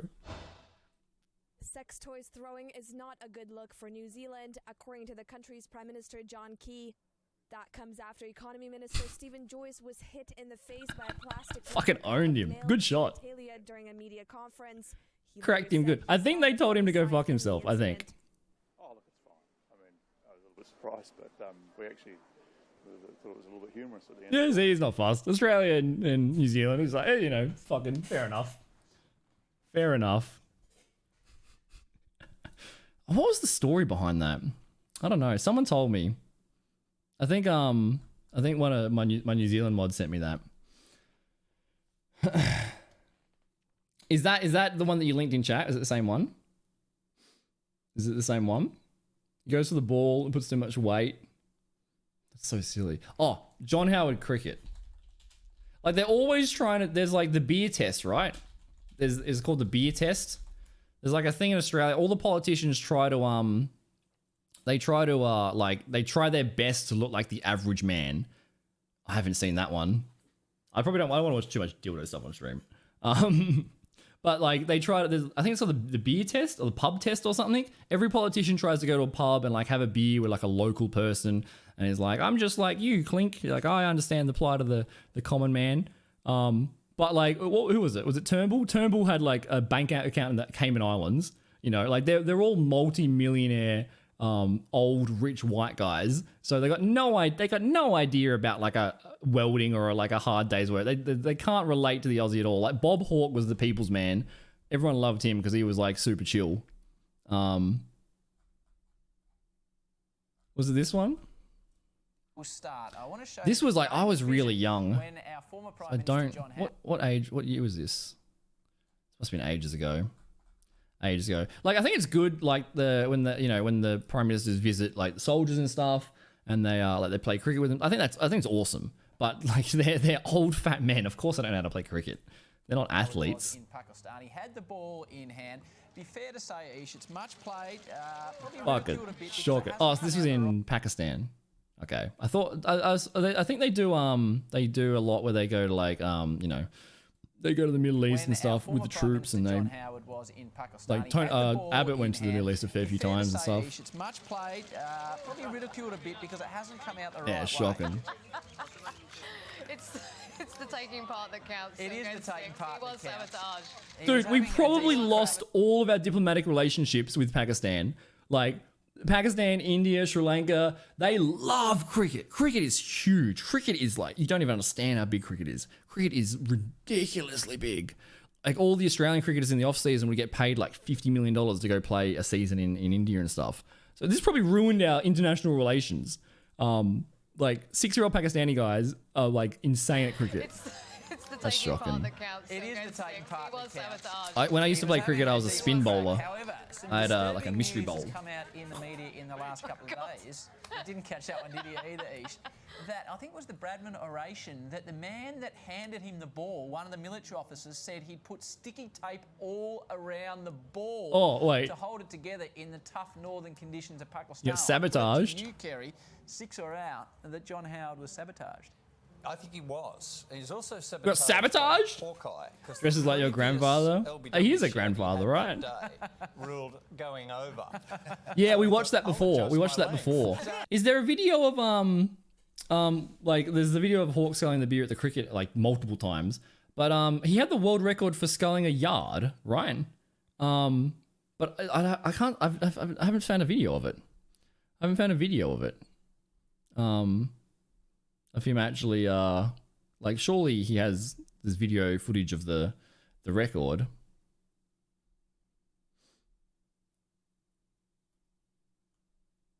Yeah, I don't know. Any other? I gotta go to the gym. Any other hilarious Australian politics? Oh, the coal. ScoMo coal.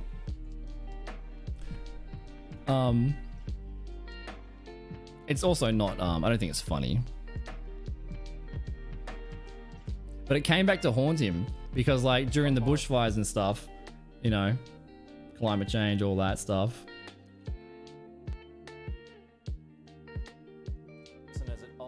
He did a whole thing. This was like years and years ago. Or like years before the bushfires. Where is it? Wow. Okay, that's the wrong. Wow. Fuck you, Sky News. I already don't like you, but you trolled. Dude, I got clickbaited by a boomer news channel. They got a picture of him with the coal, and then they don't have the coal in there. Oh my God. I fell for it. Oh, don't be afraid. Don't be scared. He's like, just coal, don't be afraid.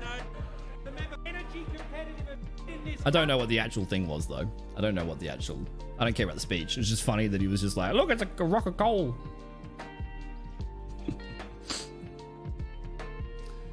You go to cricket games to wear the jersey? Not really. We don't really have jersey for cricket.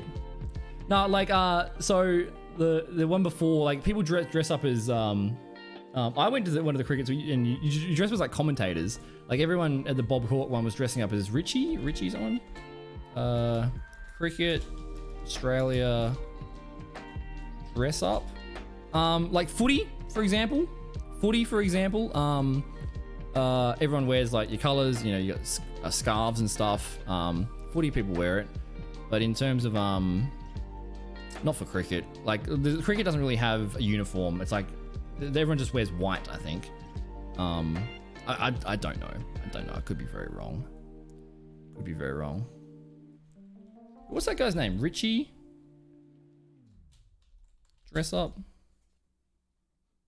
Oh, here you go. Richie Bernard. I think he was the commentator, right? Was he a former player? I'm sorry if I'm upsetting cricket people.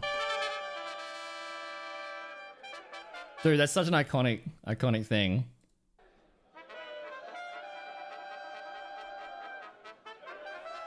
Everyone dressed up as Richie. What is that song? Is it just a cricket song? Everyone dressed up as him. How many people did it? Oh, like tons of them did it.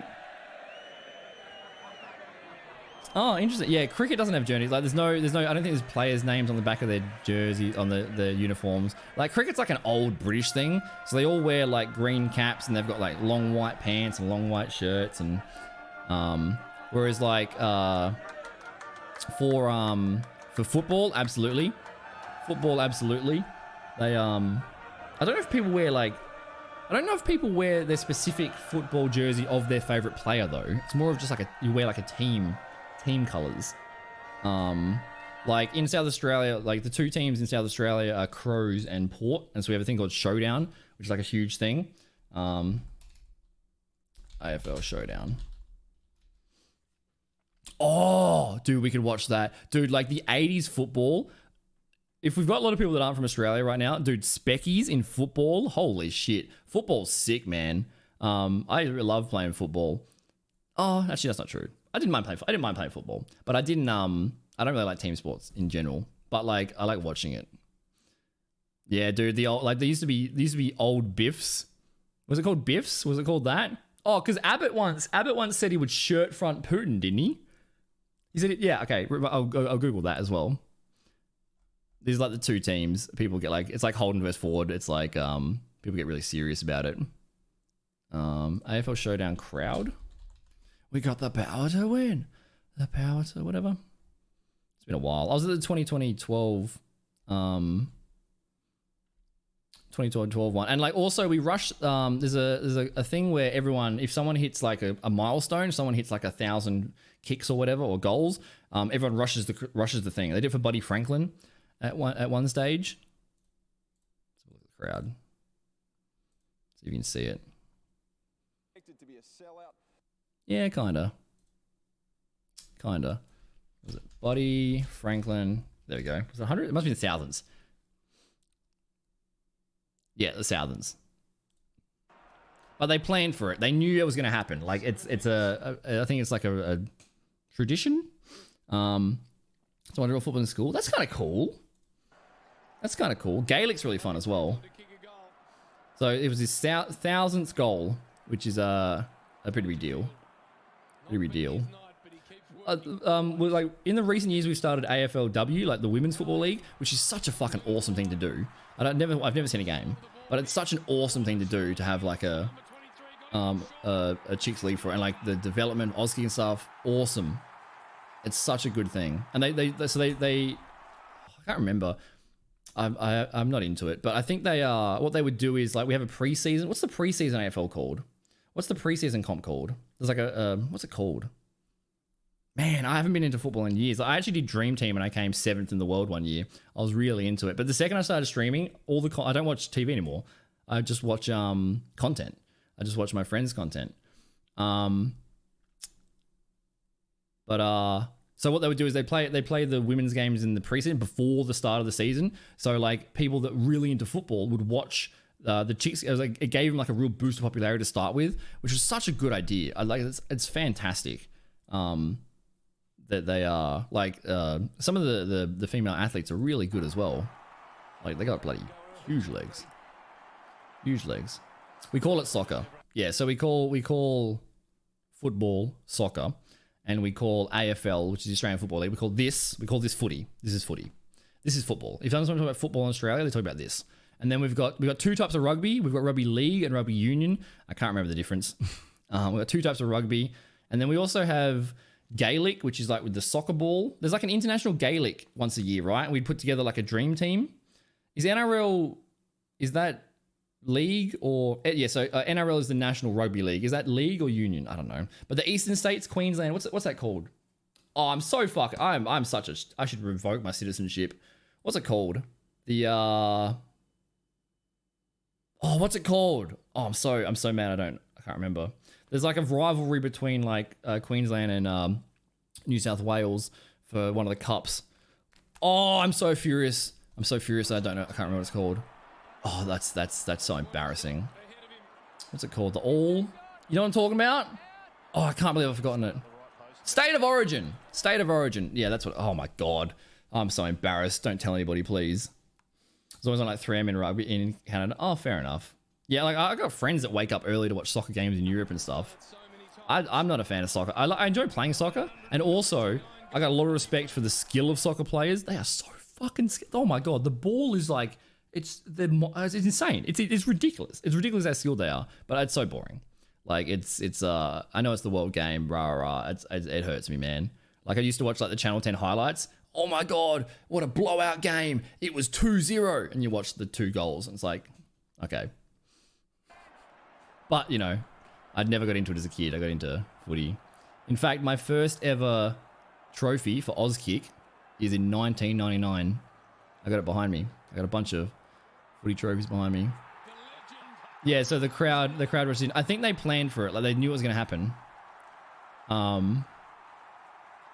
Because Because this has happened before, right? This has happened before. You find hockey boring? Dude, hockey's interesting to me. Like, I actually used to play roller hockey. Really fun. I love skating. I love roller skating. Or rollerblading or whatever. But hockey, you can fight. Like, the fights in hockey are awesome. Apparently, there's like an etiquette. There's a book about it. I saw something recently about it. There's a book about it where there's like a rule set for hockey where it's like, this position player can fight this position player, but if you fight the other position player, then all the team's gonna fight you. And then if you fight the goalie, then the whole team fights you. Like, the fact that it's got fighting in it is like, and the big gloves and shit. I don't know, it's kind of interesting. Whole crowd went in. Yeah, that's true. Like, it's not fighting. It's more like, I don't know. It's like, it's not actual fighting. Yeah. I don't know, it's just an interesting aspect. Like, no other sport has like legal fighting. Like, it's part of the sport, you know? Kind of interesting. What's the Gaelic called? We have we do have a ride with All Blacks. Dude, the All Blacks are terrifying. The fucking the haka, the Maori war dance. Jesus Christ. The Maori culture is so cool, man. Like, I got a lot of New Zealand people in my community, and like they'll send me things occasionally, like Kia Kara and stuff, and I Google it and it means like strength and honor, and it's a really cool culture, man. Really cool culture. Yeah, the whole crowd. So we've got a zoom out view again. The crowd have kept. I think the security tried to rush him and like gave him a barrier, but it didn't work. Look at that, man. So this is MCG, right? Is it MCG? MCG maybe SCG. MCG can hold like 110,000 people, which is like massive. Yeah, it's super sweet, man. Like, so you can see the colors. You can see everyone wearing the Sydney Swans. You can see everyone wearing the red and white. I actually played Auskick at the SCG. I lived in Sydney as a kid because my dad's in the military, so I got posted around a bunch. Lived in Sydney for a little bit, and I played Auskick. So like half time and quarter time, they set up like little goals in the middle, and all like the 6-year-olds run out. Auskick is like our kids program. Who was it? Who were the players back then? Tony Modra, was that a person? Who were the players? I can't remember. But I shook hands. Like I waited in the tunnel. And I high-fived and shook hands with all the players as they ran through. I was 6 at the time. I had no idea who they were and stuff. But then, like, I was an adult. I was like, oh, that was that famous player. That was this famous player. Which is pretty cool. At a yearly hockey fight commentator? No shit. Dude, okay. AFL Specky. What's the actual, is that the actual official term? Specky highlights. There's an award every year, isn't there? Like the biggest, okay, this is just from 2021. Now, what's the ones of all time? Of all time. Yeah, Joe Danaher took a huge one. I remember that. So there's a thing in, I'll give you the context. There's a thing in football, you're allowed to climb on your opponent. You sprint up to them. Like, in fact, it's we used to call it when we were playing, we used to call it a hospital ball. So like if the ball is coming to you and you're already there, you have to stand there and wait to mark it. So you're standing there, you're waiting to mark it, called a hospital ball. Because as you're standing there waiting to mark it, you're about to get fucking owned. Someone's about to knee you in the head. Someone's about to fucking tackle you. You're about to get completely wiped. Hospital ball is rough. So you're waiting there and someone behind you, some 6 foot, 150 kilo ripped cunt, is going to sprint behind you, put their knee on your shoulder and leap off you. You're going to get cracked into the ground. Oh my God. It's so cool to watch. It's so cool. Like, it's cool to do it. It's rough to get it done to you. Actually, is this the max quality? That was a good one. But that was just a normal mark. No, it wasn't Specky. Yeah, look. So you're totally allowed to do it. It's like it's one of the biggest parts of the games. It is painful, dude. Footy is rough. Jonathan Brown from the Brisbane Lions. I think it was in the Bears when it was called the Bears. He's got like multiple plates in his head. Like it's this is why footy players only last till they're like 31. So that's what happens if you're this isn't even the best one. There's way better ones than that. But so like these guys are like, so you kind of jostle, yeah. There's no padding, there's no help. In fact, I think there was more concussion injuries when a few people started wearing the helmets, like the soft helmets. Yeah, no padding. NFL is like you're covered in pad. Like the NFL wipeouts are pretty rough as well. Yeah, I think you can't play after 3 concussions. Concussions are really bad, man. Like even soccer players are getting CTE from the repeated headbutts and stuff. So these guys are like waiting, they're trying to get it. Oh, it's so cool, dude. You can literally just like leap on people. Like look how high he is. You can't get it, man. You can't get it. Some of the worst clashes, man. Like head-on-head clashes. So like the ball will be rolling and one guy will be running this way, one guy will be running this way, and they're both trying to pick the ball up and just crack. Oh, it's horrible to watch. Horrible to watch. Yeah, it's and they're always pulling ACLs. They're always snapping hammies. NRL's massive for it. Oh, Nick Nat Nui, he was injured for ages. He was huge. He was huge. We had and a guy called Cox as well. I think it was an American basketballer. We had some of the Collingwood guys. Scott Pendlebury's friend went to play basketball in America in college. Yeah, look at that. Such a good mark. So you're waiting, and old mate can just jump on you. What are you gonna do? No, I haven't. It sounds horrifying. Joe Danaher is like the kid of this is when I used to be into football. He's the son of a famous Essendon player, I think. I had him on my dream team because he was a rookie. He was cheap. That's a cracker of I remember this. I remember watching this. That's a cracker of one. He is, dude. Look at that, man. Like, imagine LeBron James, like, kneeing you in the head and jumping on you to catch the ball. Like, it's, who was the guy from Fremantle? There's a guy from Fremantle that looked like fucking like Frankenstein. What was his name? Huge guy. Like, 8 foot or something. It was the, so, like, the tallest player is the ruck. Oh my God, I'm so fucking rusty in football. This is so embarrassing. I apologize to Australia. Like the guy in the middle that goes up for the ball at the start, they throw the ball up in the middle, you go up, you grab it. It's like this. It's pretty much the same as basketball, right? Who is the Fremantle guy? The gigantic Fremantle guy. I think he was actually a genius. He was he actually had like a PhD and stuff. Oh, there's hang time, bro. Hang time.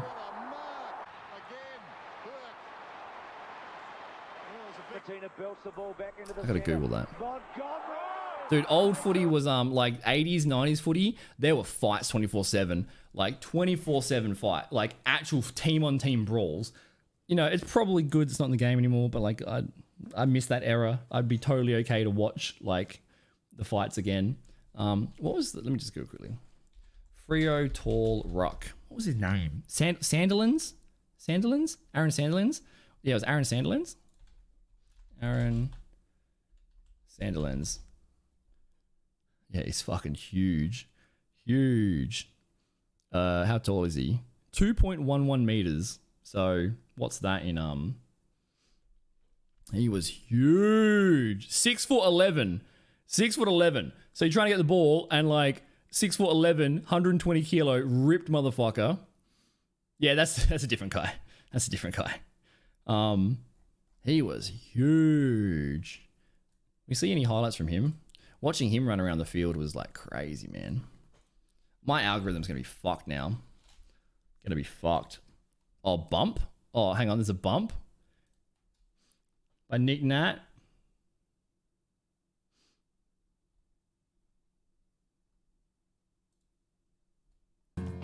When I was just a baby, my mama told me, son. It's so rough, and especially because like you can tackle and you can bump, but to bump you can't bump them in the head. You've got to bump them like on the shoulders. You got to be like low.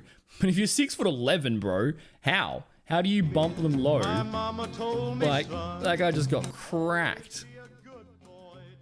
Yeah, that's a full hospital ball. This is exactly what I'm talking about. Like, so you're just eyes on the ball, you're just running blind in the eyes on the ball, and someone else is, and a 6'11" beast is running the other way. So you're just looking at the ball, you're just sprinting, and you just hope you don't get owned, but you get owned. You just get fucking owned. Oh. And like that, I think that'd be an illegal bump, right? You fractured your AC joint trying to bump someone? Oh, rough, dude. That's a good video. That's a wholesome video. I think he was like a genius, wasn't he? Didn't he have like a PhD and stuff? I can't remember. I have like, these are old memories. Old memories. Yeah, you see that. It's like when a boxer punches and you see the sweat come off. Come on, get to it. Baseball fights are like that. They just rush the team. My dad's been to America a few times, been like posted in the military and stuff. He said baseball was the most boring thing ever. He couldn't stand it. He said baseball was like, he was like, no wonder they've got the Jumbotron and the do-do-do-do-do and all the, he said it was so boring. But my dad's not very big into sports anyway. But is baseball boring? I don't know. I've never watched a baseball game. I feel like it'd be good to be there, like the environment, but I don't know if I'd watch it on TV. Dude, I kind of want to go kick a footy now. I don't want to see highlights of him. Dude, look at him. Look at the size. Dude, 6'11", man. Like, trying to bounce the ball. The ball is so far away from the ground, man.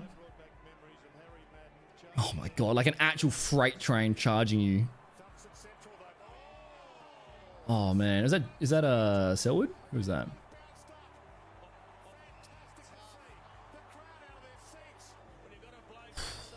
Cracked. It's like running into a train. Running into a train. It's slower than Test cricket. Yeah, Test cricket boring. Like Test cricket, people that watch Test cricket like the whole thing, that's crazy to me, man.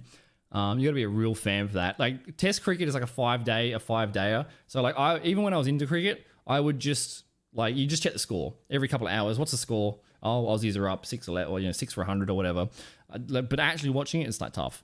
Although I don't mind watching golf. I don't play golf. I don't watch golf very often, but I don't mind watching golf.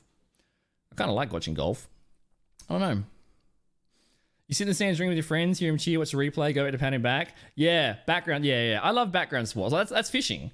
It's just an AFK activity. It's just like, it's a reason to hang out with friends and have a beer. Like the activity is secondary, but you need the activity there. Otherwise, it's like, it's weird. It's too intimate. The dude's leg is his whole thing. Yeah. Do you do the rugby style tackles or the absurd NFL tackles where you just fucking own the guy? So generally like a tackle, like it's a tackle. So it's like a charge and a tackle. Whereas NFL, they just run into him. Like they just run into him and they're just very upright, right? It's like a bear hug tackle. Generally. That's rough. AC joint. Yeah. That's, that would have owned. Let's, yeah, Tony Modra. Oh, Tony Modra was the... who was I thinking of? Who was the famous old Sydney Swans player? It was like a fat guy. Like back in like the 80s and stuff. Back in the 80s, it was just... there was no the sports science really got to the stage where like it's really specified. You've got to be a certain body type, a certain athletic build. It's very, very highly elite and specialized nowadays. But like back in the day, it was just like old fat men with beer guts that would just sit in full back and just catch balls and torpedo them and just like wreck people. There was much less that golf player. Who was that golf player that would just like smoke all the time and was like fat and would just like be really good at golf? Kind of like that. Well, that was a good one.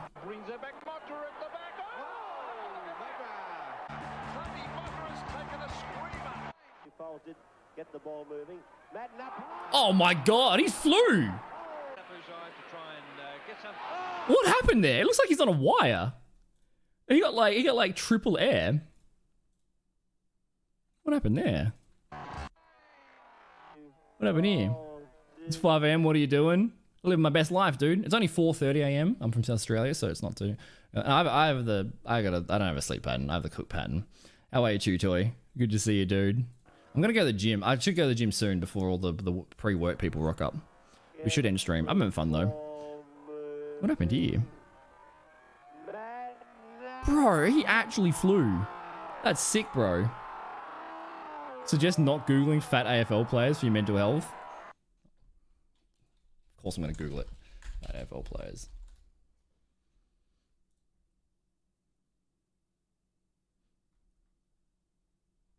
Yeah, that's not that exciting. Who was I thinking of? Who was I thinking of? I don't remember. Let me go through these. Let's go AFL biggest hits. Dude, some of these are so rough. Some of these are so rough. Okay, this is 10 years ago, so it's only got the old stuff. Is it ultimate baited? I did.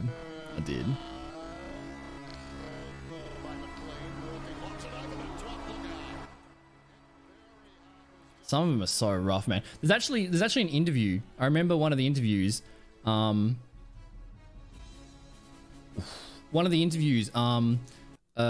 the quarter time, whatever. They run over and the media runs out and goes like, "Oh, how'd the quarter time go, whatever." And one of the guys was like, "Sorry, what? Where am I? Where am I?" And the interviewer was like, "Mate, you're concussed." Like he's like calling over the medical. He's completely concussed. Had no idea. AFL is shoulders to knees. Yeah, that's where you can bump. That's where you can tackle as well, right? There's no rules for speckies, right? You can just send it. Oh, so rough. Oh my god, that's a holy shit. Oh my god. That would have fucking hurt. Oh. That would have hurt. Oh, did my internet cut out? Am I still live? It's just because like, and like you get trained like, oh, was that Barry Hall? Yeah. See, this is not on. This is not fucking on. I think this guy used to be a boxer. I remember this. That's not on. You can't actually crack someone. It's completely not on. Completely not on. It was a good hit though. But also that's fucked. Oh man. Jonathan Brown had some really, really crazy ones. Ackermanas, yeah, blonde hair Ackermanas. He would do some crazy leaps. Crazy leaps. I was into footy probably like early 2000s. Oh, got smashed. Nick Rewalt there. Unfortunately, yeah, that's unlucky. But it's just like you get trained like eyes on the ball, like eyes on the ball at all times. So you're just running like this. You're just running like this. And some other cunt on the other side is running towards you. So you're running like this, they're running like this, and you might catch the ball, but you're about to get absolutely cracked. Is that for you? I mean, some of them last for a fair while, but the hits are pretty rough, man. They are pretty rough. And like it's not like this is the worst of the worst. So it's not super common. Like it happens most games and stuff. But it's more of like it's just unlucky. It's like I'm running this way, you're running this way. It's very rarely intentional or anything. And like the rules, you know, shoulder to knees, they're there for a reason. But it's rough. Yeah, like John O'Brien has done some interviews and stuff where he has like complete memory loss. He has real trouble in life now from all the head trauma. The old they both got owned. Like the head-on-head collisions are like the worst. The worst. See, like they're both just going for the ball.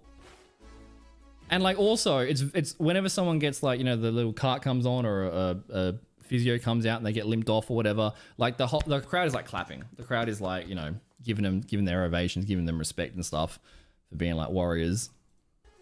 You right, mate? Yeah. Ooh.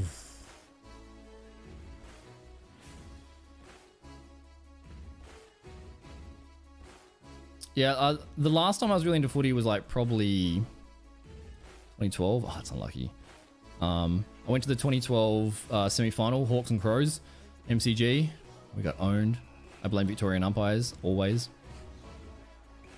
The ribs hurt, yeah. Because it's called, is it called shirt fronting? Is that what it's called? It's called shirt fronting. I don't remember that one. Is that what it's called? Like where you just grab the collar and you just like rip them around?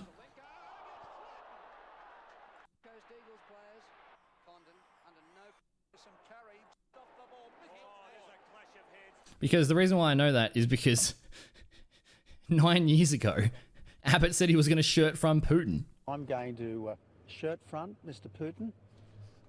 You bet you are.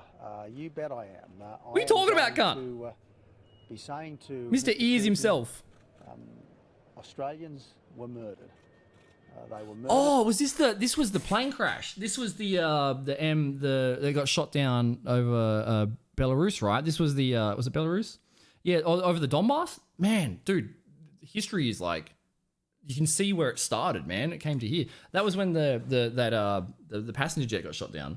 I didn't know the context. I was so young back then. But yeah, I'm going to shirt front Putin, which means I think like Putin is KGB black belt, mate. Like, what are you talking about? You eat onions, please, please. It's called running straight into your opponent. Oh, I thought shirt fronting. I mean, I guess I just assumed it based off of the term of the words. I thought it was like, I mean, yeah, I guess I'm wrong. Harold Holt disappearance. Shirt fronting. In Australian rules, charge into the chest to typically knock them to the ground.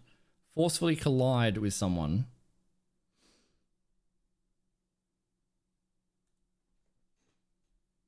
Okay, we got a history. A brief history of an Australian word. People make t-shirts of that.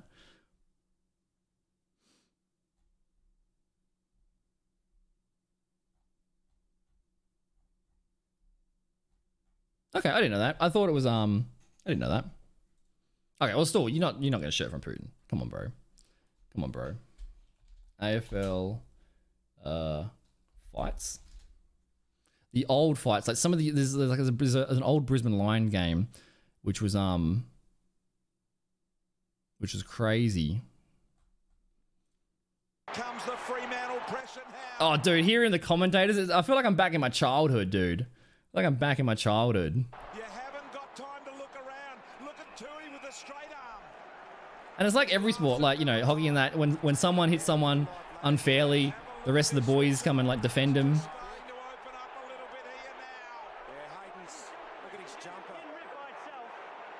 Oh, dude, when they started miking up people, that was the best. When they started miking up players and shit. They also had one year when they had the umpires carry like, the technology back then was so bad. They had like a camera on the umpire, like a 50-kilo camera on the umpire, and they could only do it for 10 minutes at a time or something. They had to swap out. So they're running with like 50 kilos, so you could see their perspective.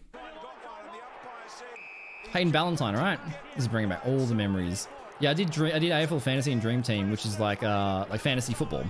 You know, you pick players and stuff, and I came 7th out of 250,000 people. I came 7th in the world. One trade fucked me. One injury fucked me. And if you come first, it was like 50 grand in a car or something. But I was like, that was just a hyper focus. The hyper focus. Yeah, GoPros now. Yeah, that's it. Dude, there's a few awesome ones. What was the? This is such a vague thing. There was one game where a team was a point behind, and he marked it like 65 meters out, 70 meters out. So he sent a full torpedo, which is like, it used to be an old style of kick. You hit the ball and it spins, so it goes further. Most people do drop kicks now, which is like it spins forward, but it used to be lots of torpedoes. And he actually nailed it from like 70 meters and won the game in overtime. Freo West Coast Demolition Derby. Is that something to watch? What's up, Smick? Is that something? Is that a big biff? I don't think Abbott's a fighter, yeah. Just fucking punch me in the head.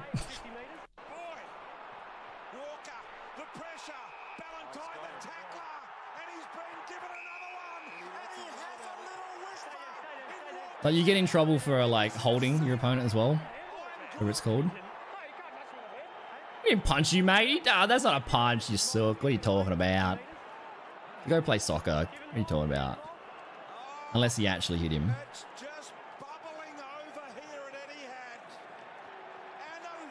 Or maybe he did. Did you whack him in the guts? He's a sneaky little man. And does he now? He knows how to get under the skin of the crowd and the opposition.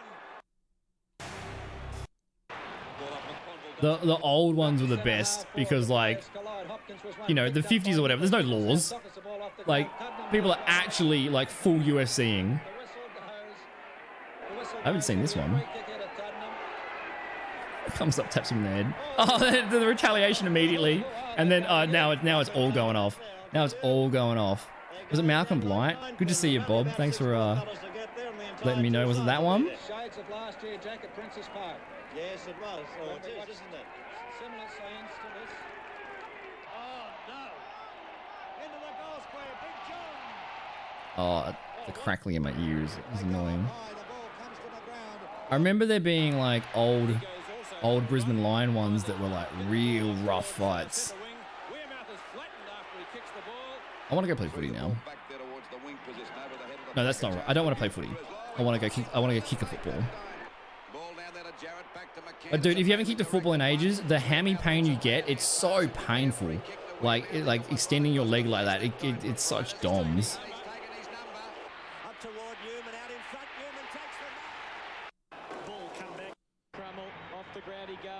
Who's that? Hawthorne and Can. What's Can? Is this the VFL days? What's Can? Hooks it back, not bad. Smith looks up. Courage. Free kick to Smith. Silvani kept on going. Oh, it's so rough. It has to be. What's this one? This is so old.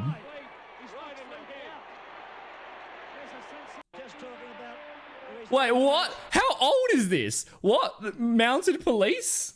Oh, kangaroos, of course. Oh my god, I'm an idiot. I'm an idiot. I'm an idiot. I'm an idiot. Wow, that hurts me. Yeah, because I'm used to seeing North Melbourne. I'm used to seeing NM. I'm not used to seeing Can. Why are there horses on the field?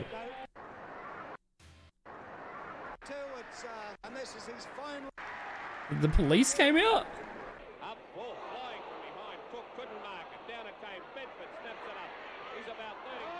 Oh, did it hit the ball and crack the umpire? Is that the umpire that's down? Who's the umpire?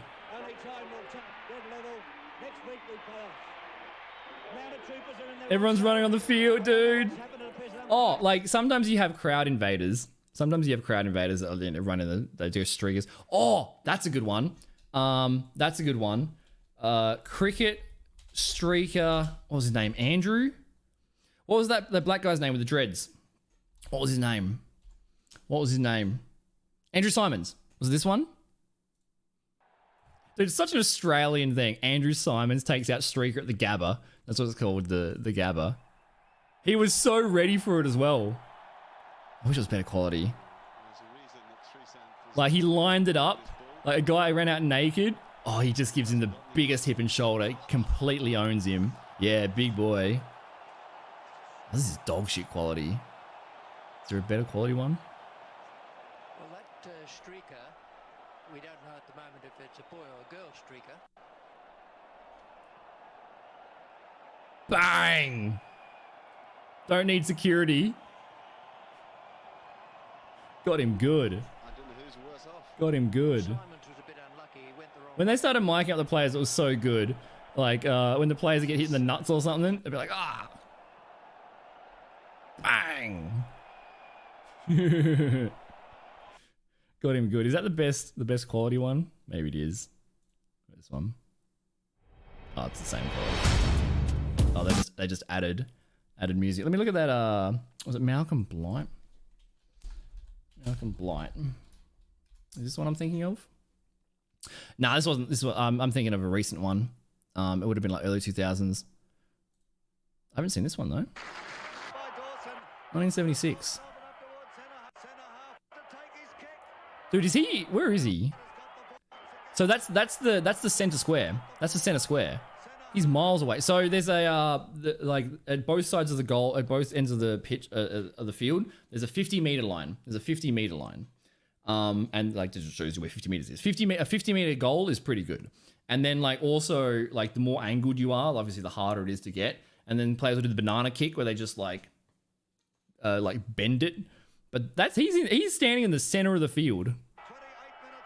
One of my my gym mate, my mate is at Code at the moment. He's a ridiculous footballer, but he decided to play RuneScape instead of being an athlete. When I used to play with him in primary school, he would literally like get the ball in the center and he would just kick it 80 meters. And we're all like 11 and tiny. He would kick it from full back almost to a goal. Yeah, you see, so he's holding it a certain way. That's how you hold it for the torpedo. That's a barrel, man. How far is that? Oh my god, he had heaps of distance on it. Like some of the they're not all the same size, I don't think. Not all the same size. AFL long goal 1 point. It was this one. Yeah, it was this one, I think. Or maybe it was might have been this. Well, Steve Johnson loves this. It's a 50-meter penalty to Steve Johnson. It might have been this one. I think it was. Johnson for the shot. It's our primary focus, and he's not going to waste it up. For his first, and he plays on. Yeah, so like 30 seconds left by 1 point. So if you kick it through this side or this side, it's a point. And if you if you hold the ball and you rush over the line, it's a point. And if you kick it in the middle, it's 6 points.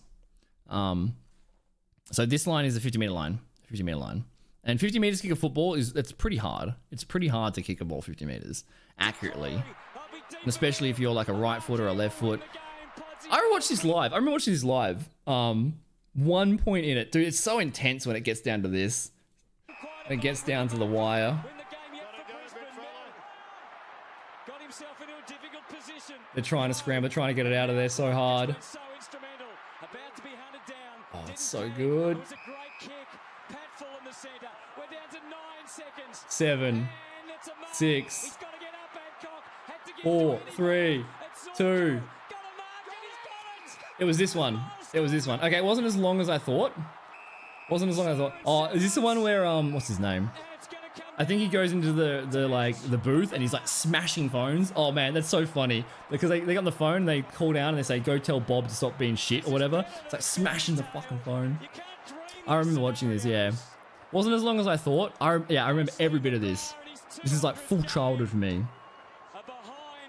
So this is essentially like overtime. If he misses.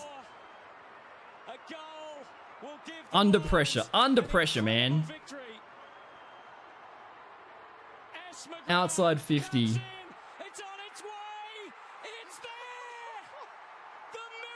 Dude, you'd be so fucking mad if you were Geelong. What a battle, though. What a good game. They came back. Came back from 52-point deficit. Huge. Look at that guy. You see that?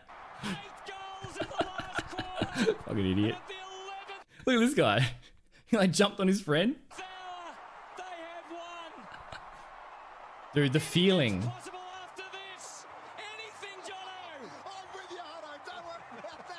That's so hype, man.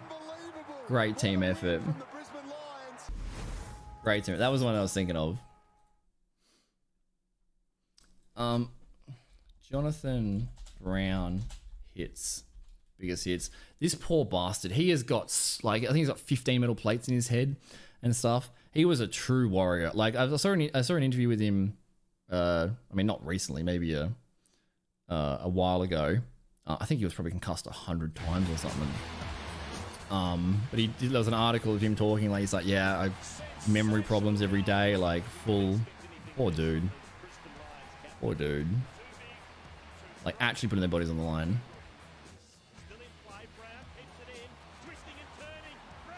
Dude, my favorite fucking thing in footy is the is like the fakie or like the what's it called where you palm them off where you just push him in the chest, keep running. Dude, it's so cool to see that. I wasn't very good at footy. I was okay. I play like B grade footy, like B grade country footy is like you just wait for it's just everyone's an alcoholic. You go to the fucking the footy trip. It's always loose as fuck. Yeah, you fend him. You just run past and just push him off. Or you go like you got the ball and you go the other way and they just fall. Oh, it's so smooth when it happens. Don't argue. That's what I was thinking. Yeah, the don't argue. Hit him with the don't argue, dude. I want to see his hits. I don't want to see him get injured, but I also want to see his hits. I want to see. What was his mark of the year? 2002. What was his mark of the year? Certainly a huge chance to take it out. So Loney Voss missed it. Through the traffic, Shattuck won that ball, and in long we go. Oh, Brown! What a man, he's unbelievable. He put his body on he was zero fucking fear. Head down, sprinting, zero fear. Like after multiple, he copped so much. That's like you gotta respect, you gotta admire that, dude. But like,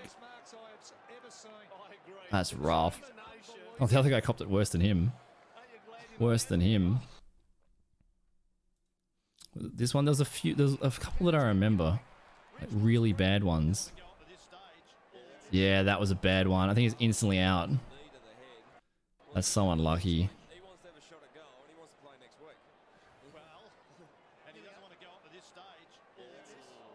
That's so unlucky. Probably broke the guy's knee with his head.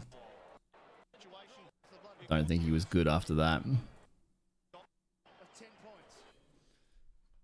AFL player can cost interview.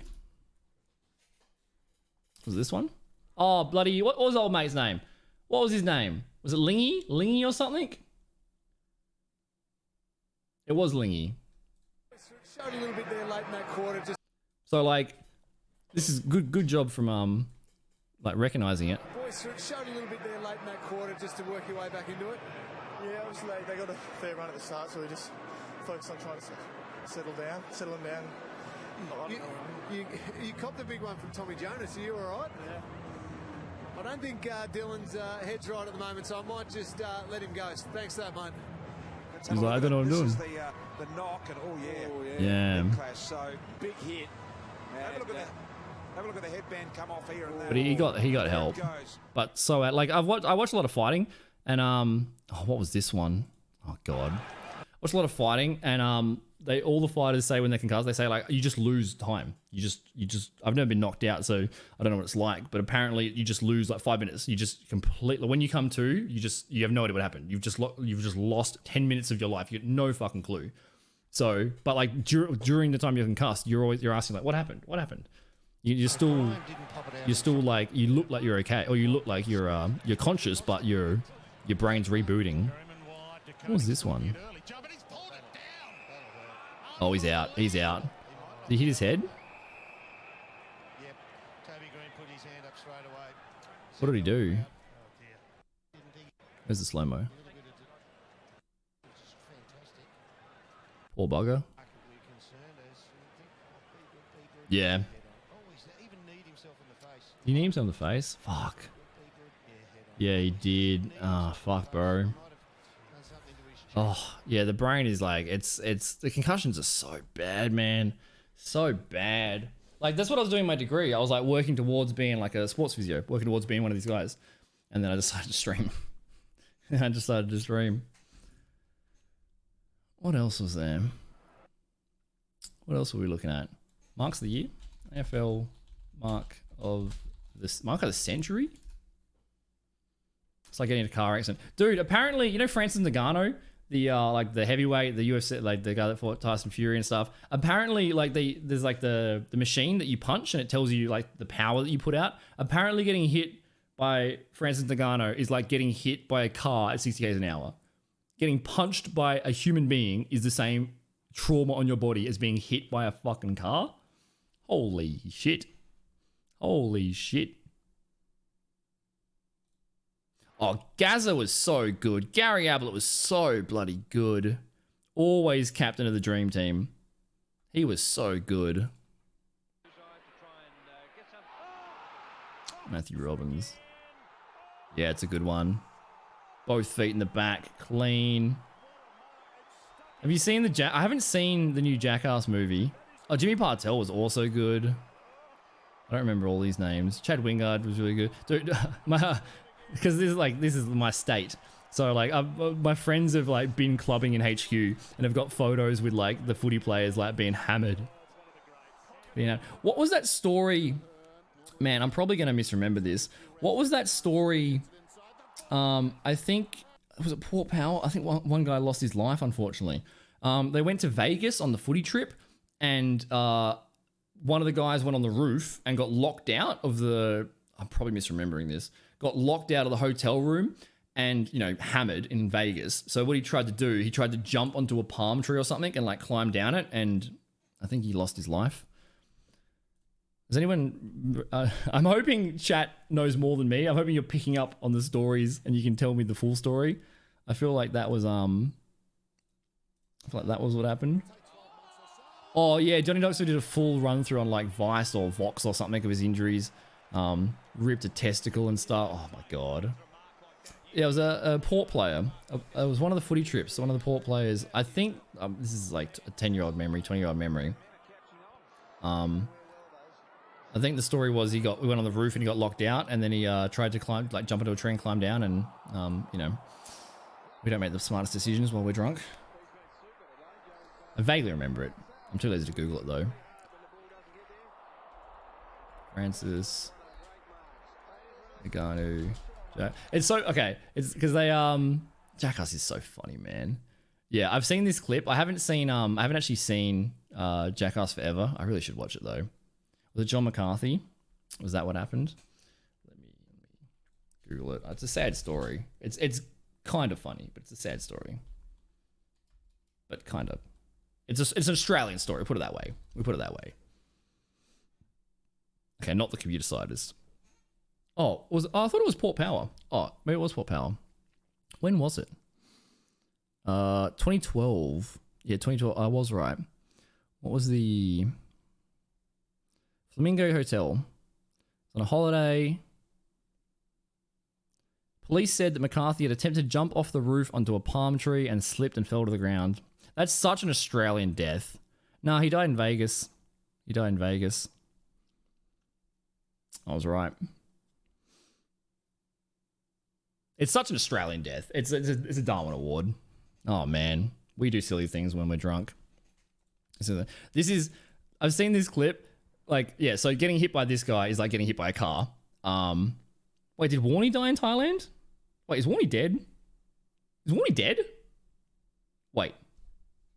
Really? Dude, Warney's got hilarious stories. Like when he was playing in England, Shane Warne. Oh, did he die recently? He died. I totally missed that. Yeah, he did die in Thailand. What happened to him? Oh, I didn't know that. Oh, you know, Eric. Is it Eric? No, Andre Brower passed away recently, like in the last few weeks. The guy from Brooklyn Nine-Nine and the Psychiatrist in House. That's such a shame. Such a shame. What did he... Why?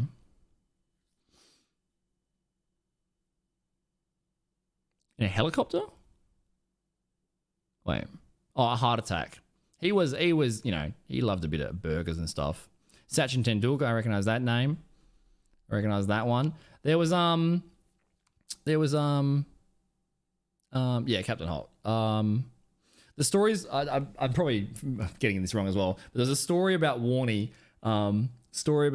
before, actually, does it even say, before one of his England things, before one of his awesome, like he batted 100 or whatever, he did really well, or not, sorry, he bowled really well. But there was one story where like in England before he went out, I think they thought he was trying to get sabotaged or something, but he bloody, the night before, he drank 2 bottles of vodka. He had like threesomes with supermodels, like didn't sleep a single bit, like just complete like hedonism the night before, just filthy, you know, like he just got up to some riffraff, and then like the next day he destroyed. He wasn't affected at all. He crushed it. Wonder if it says in here.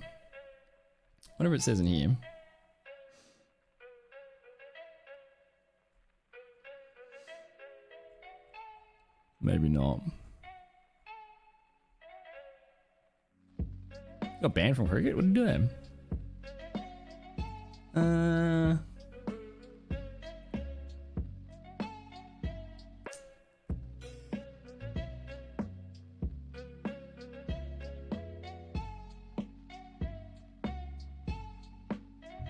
Oh, he got COVID as well. Okay. I think that story's true, but I could be wrong. Yeah, so the context of this, I think they did it to Aaron Danger. They like in the first Aaron Danger Erickson or whatever his name is. In the first movie, apparently this guy was like a real arsehole. He'd just get hammered to be an arsehole. So they made him do all the horrible ones. They made him like get on a horse with a parachute and try to fly. They punished the fuck out of him because he was annoying drunk. But this one, they said the prank was going to be, I haven't seen the movie. I really should, but I've seen this clip like multiple times because it's hilarious. They told him that he was going to get punched in the nuts by a lightweight. They said you're going to punch in the nuts by a lightweight, and then the strongest human to have ever humaned. What are you going to be doing today? Hit somebody in the nuts. He's also the nicest guy ever. Like, this guy is legitimate Conan the Barbarian. His story is crazy. Like, crossing the desert, homeless in France, finally getting to America. He's the most, like, soft-spoken, like, lovely human. But he's also... He's getting trained by Mike Tyson now as well. Insane. Does Aaron know this? No, I told Aaron it was a lightweight. Told him it was a light. It was a heavyweight. Jeff and I forgot to mention that. Instead, it's the... All right, he's coming, guys. That's not a fucking light. What are you guys talking about? What's going on? You guys... Almost 20 years ago today, we filmed the original cup test. Hi, I'm Johnny Knoxville, and this is the... Oh, man. Dude, Jackass is like my developmental years, man. Like, so 2000, I would have been 7. Like, so I probably would have seen Jackass when I was like preteen. It's like there was the funniest things ever, the dumbest things ever. Steve-O's got a good quote. Like, someone asked him, because Steve-O does podcasting now. Steve-O is like been sober for like 20 years. Like it's awesome to see the turnaround and stuff. Steve-O's got a quote where like someone asked him, I think, like, oh, do you like not feel pain? He's like, no, like I'm terrified. It's painful, it's terrifying. But he says, my desire for attention outweighs my desire to like not feel pain. You know what? Fair enough, dude. Stupid shit. Oh my god. So getting hit by him is like getting hit by a car at 60 k's an hour. That's not a fucking lightweight. I just googled the hardest punch ever recorded. Francis Ngannou's punch is the equivalent of being hit by a Ford Escort at top speed. Oh, at top speed. Wait, you don't need to... Ford Escort at top speed. His punch is the equivalent of... Wait, you don't need to read that. Getting hit by a Ford Escort top speed. So what, like 200 k's an hour? Getting hit by a car at 200 k's an hour? Now.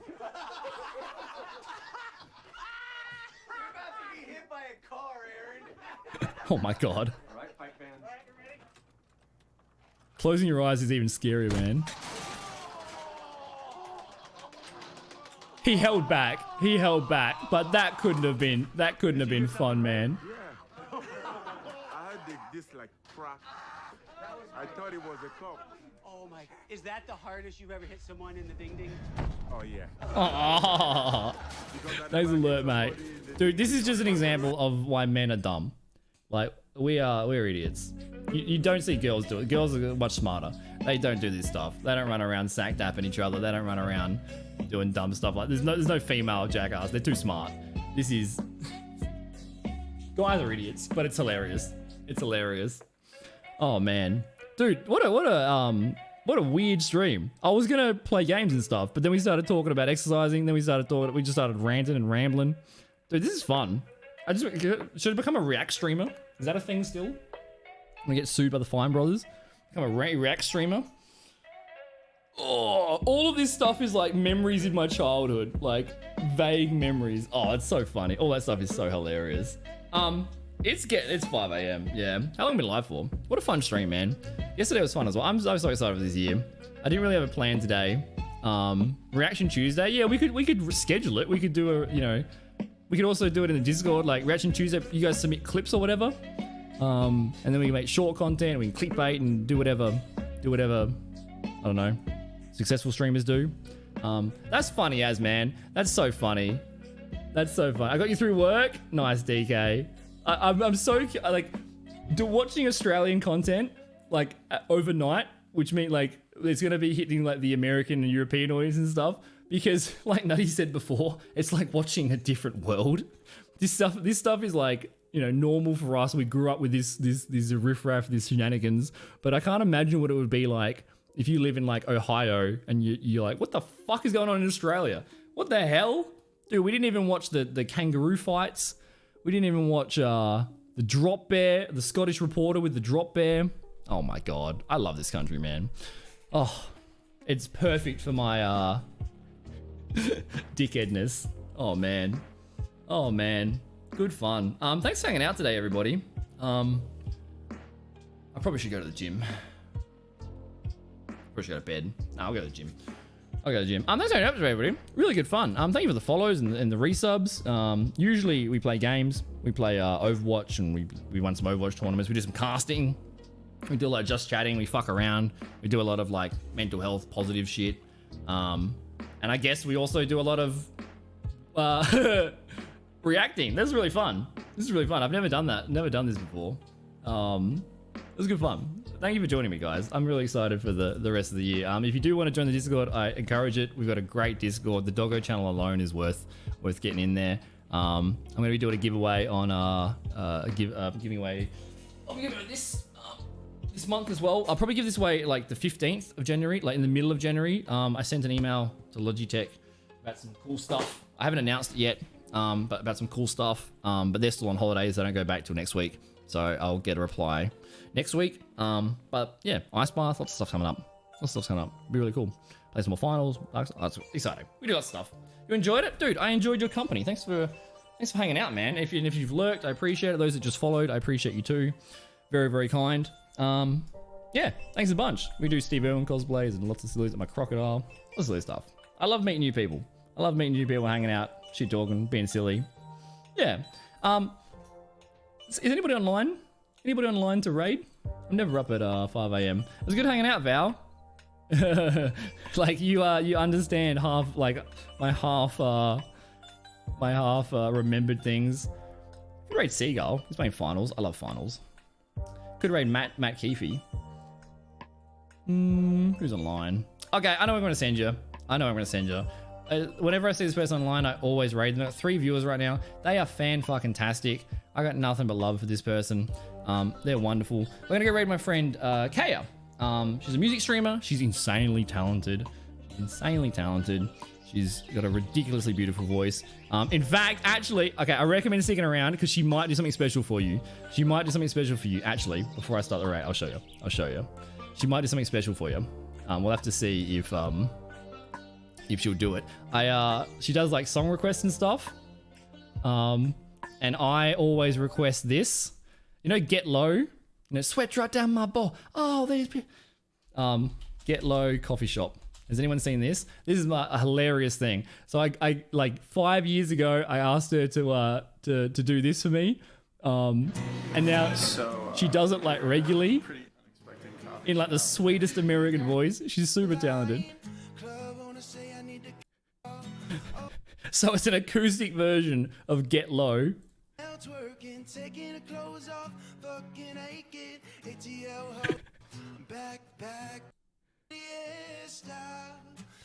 So we'll ask her to do this. All right, ask her to do this when we send the raid over. Ask her to do that. She'll do it. She's very, very lovely. I'm a huge fan of her. She's super sweet. She works in like mental health and stuff, and she's wonderful. I don't get to hang out because I'm never up this late, but She just started 15 minutes ago. She got a few viewers. Go be nice to her. It's so chill and wholesome. It's like such relaxing content to just listen to and enjoy. Please go give her all the love. I'll be live tomorrow. I guess I'll be live today. I'm pretty much trying to be live every day, within reason. I don't want to burn out or anything, but I'm going to be live pretty much every day. I don't know what time. I'll let you know on the Discord. I'm not trying to keep a schedule right now. I'm just going to try to stream every day whenever I can get some sleep in, whenever I can get some grass touching in, etc, etc. Yeah, we got a raid command if you want to spam it. You got the emotes, you're welcome to. The BBC emote, yeah, you're more than welcome to. But yeah, I'm out here, guys. Absolute pleasure hanging out with you guys. This was really fun. My heart is full. That was so funny. I feel like I was just hanging out with the boys all night, just hanging out being an idiot. I love this, man. We're gonna do more of it for sure. Good fun. All right, I'm out here, guys. Please go be lovely to Kaya. She's sweet. I'll see you tomorrow. I'll see you in the Discord. Have a good one, guys. See you later. Goodbye.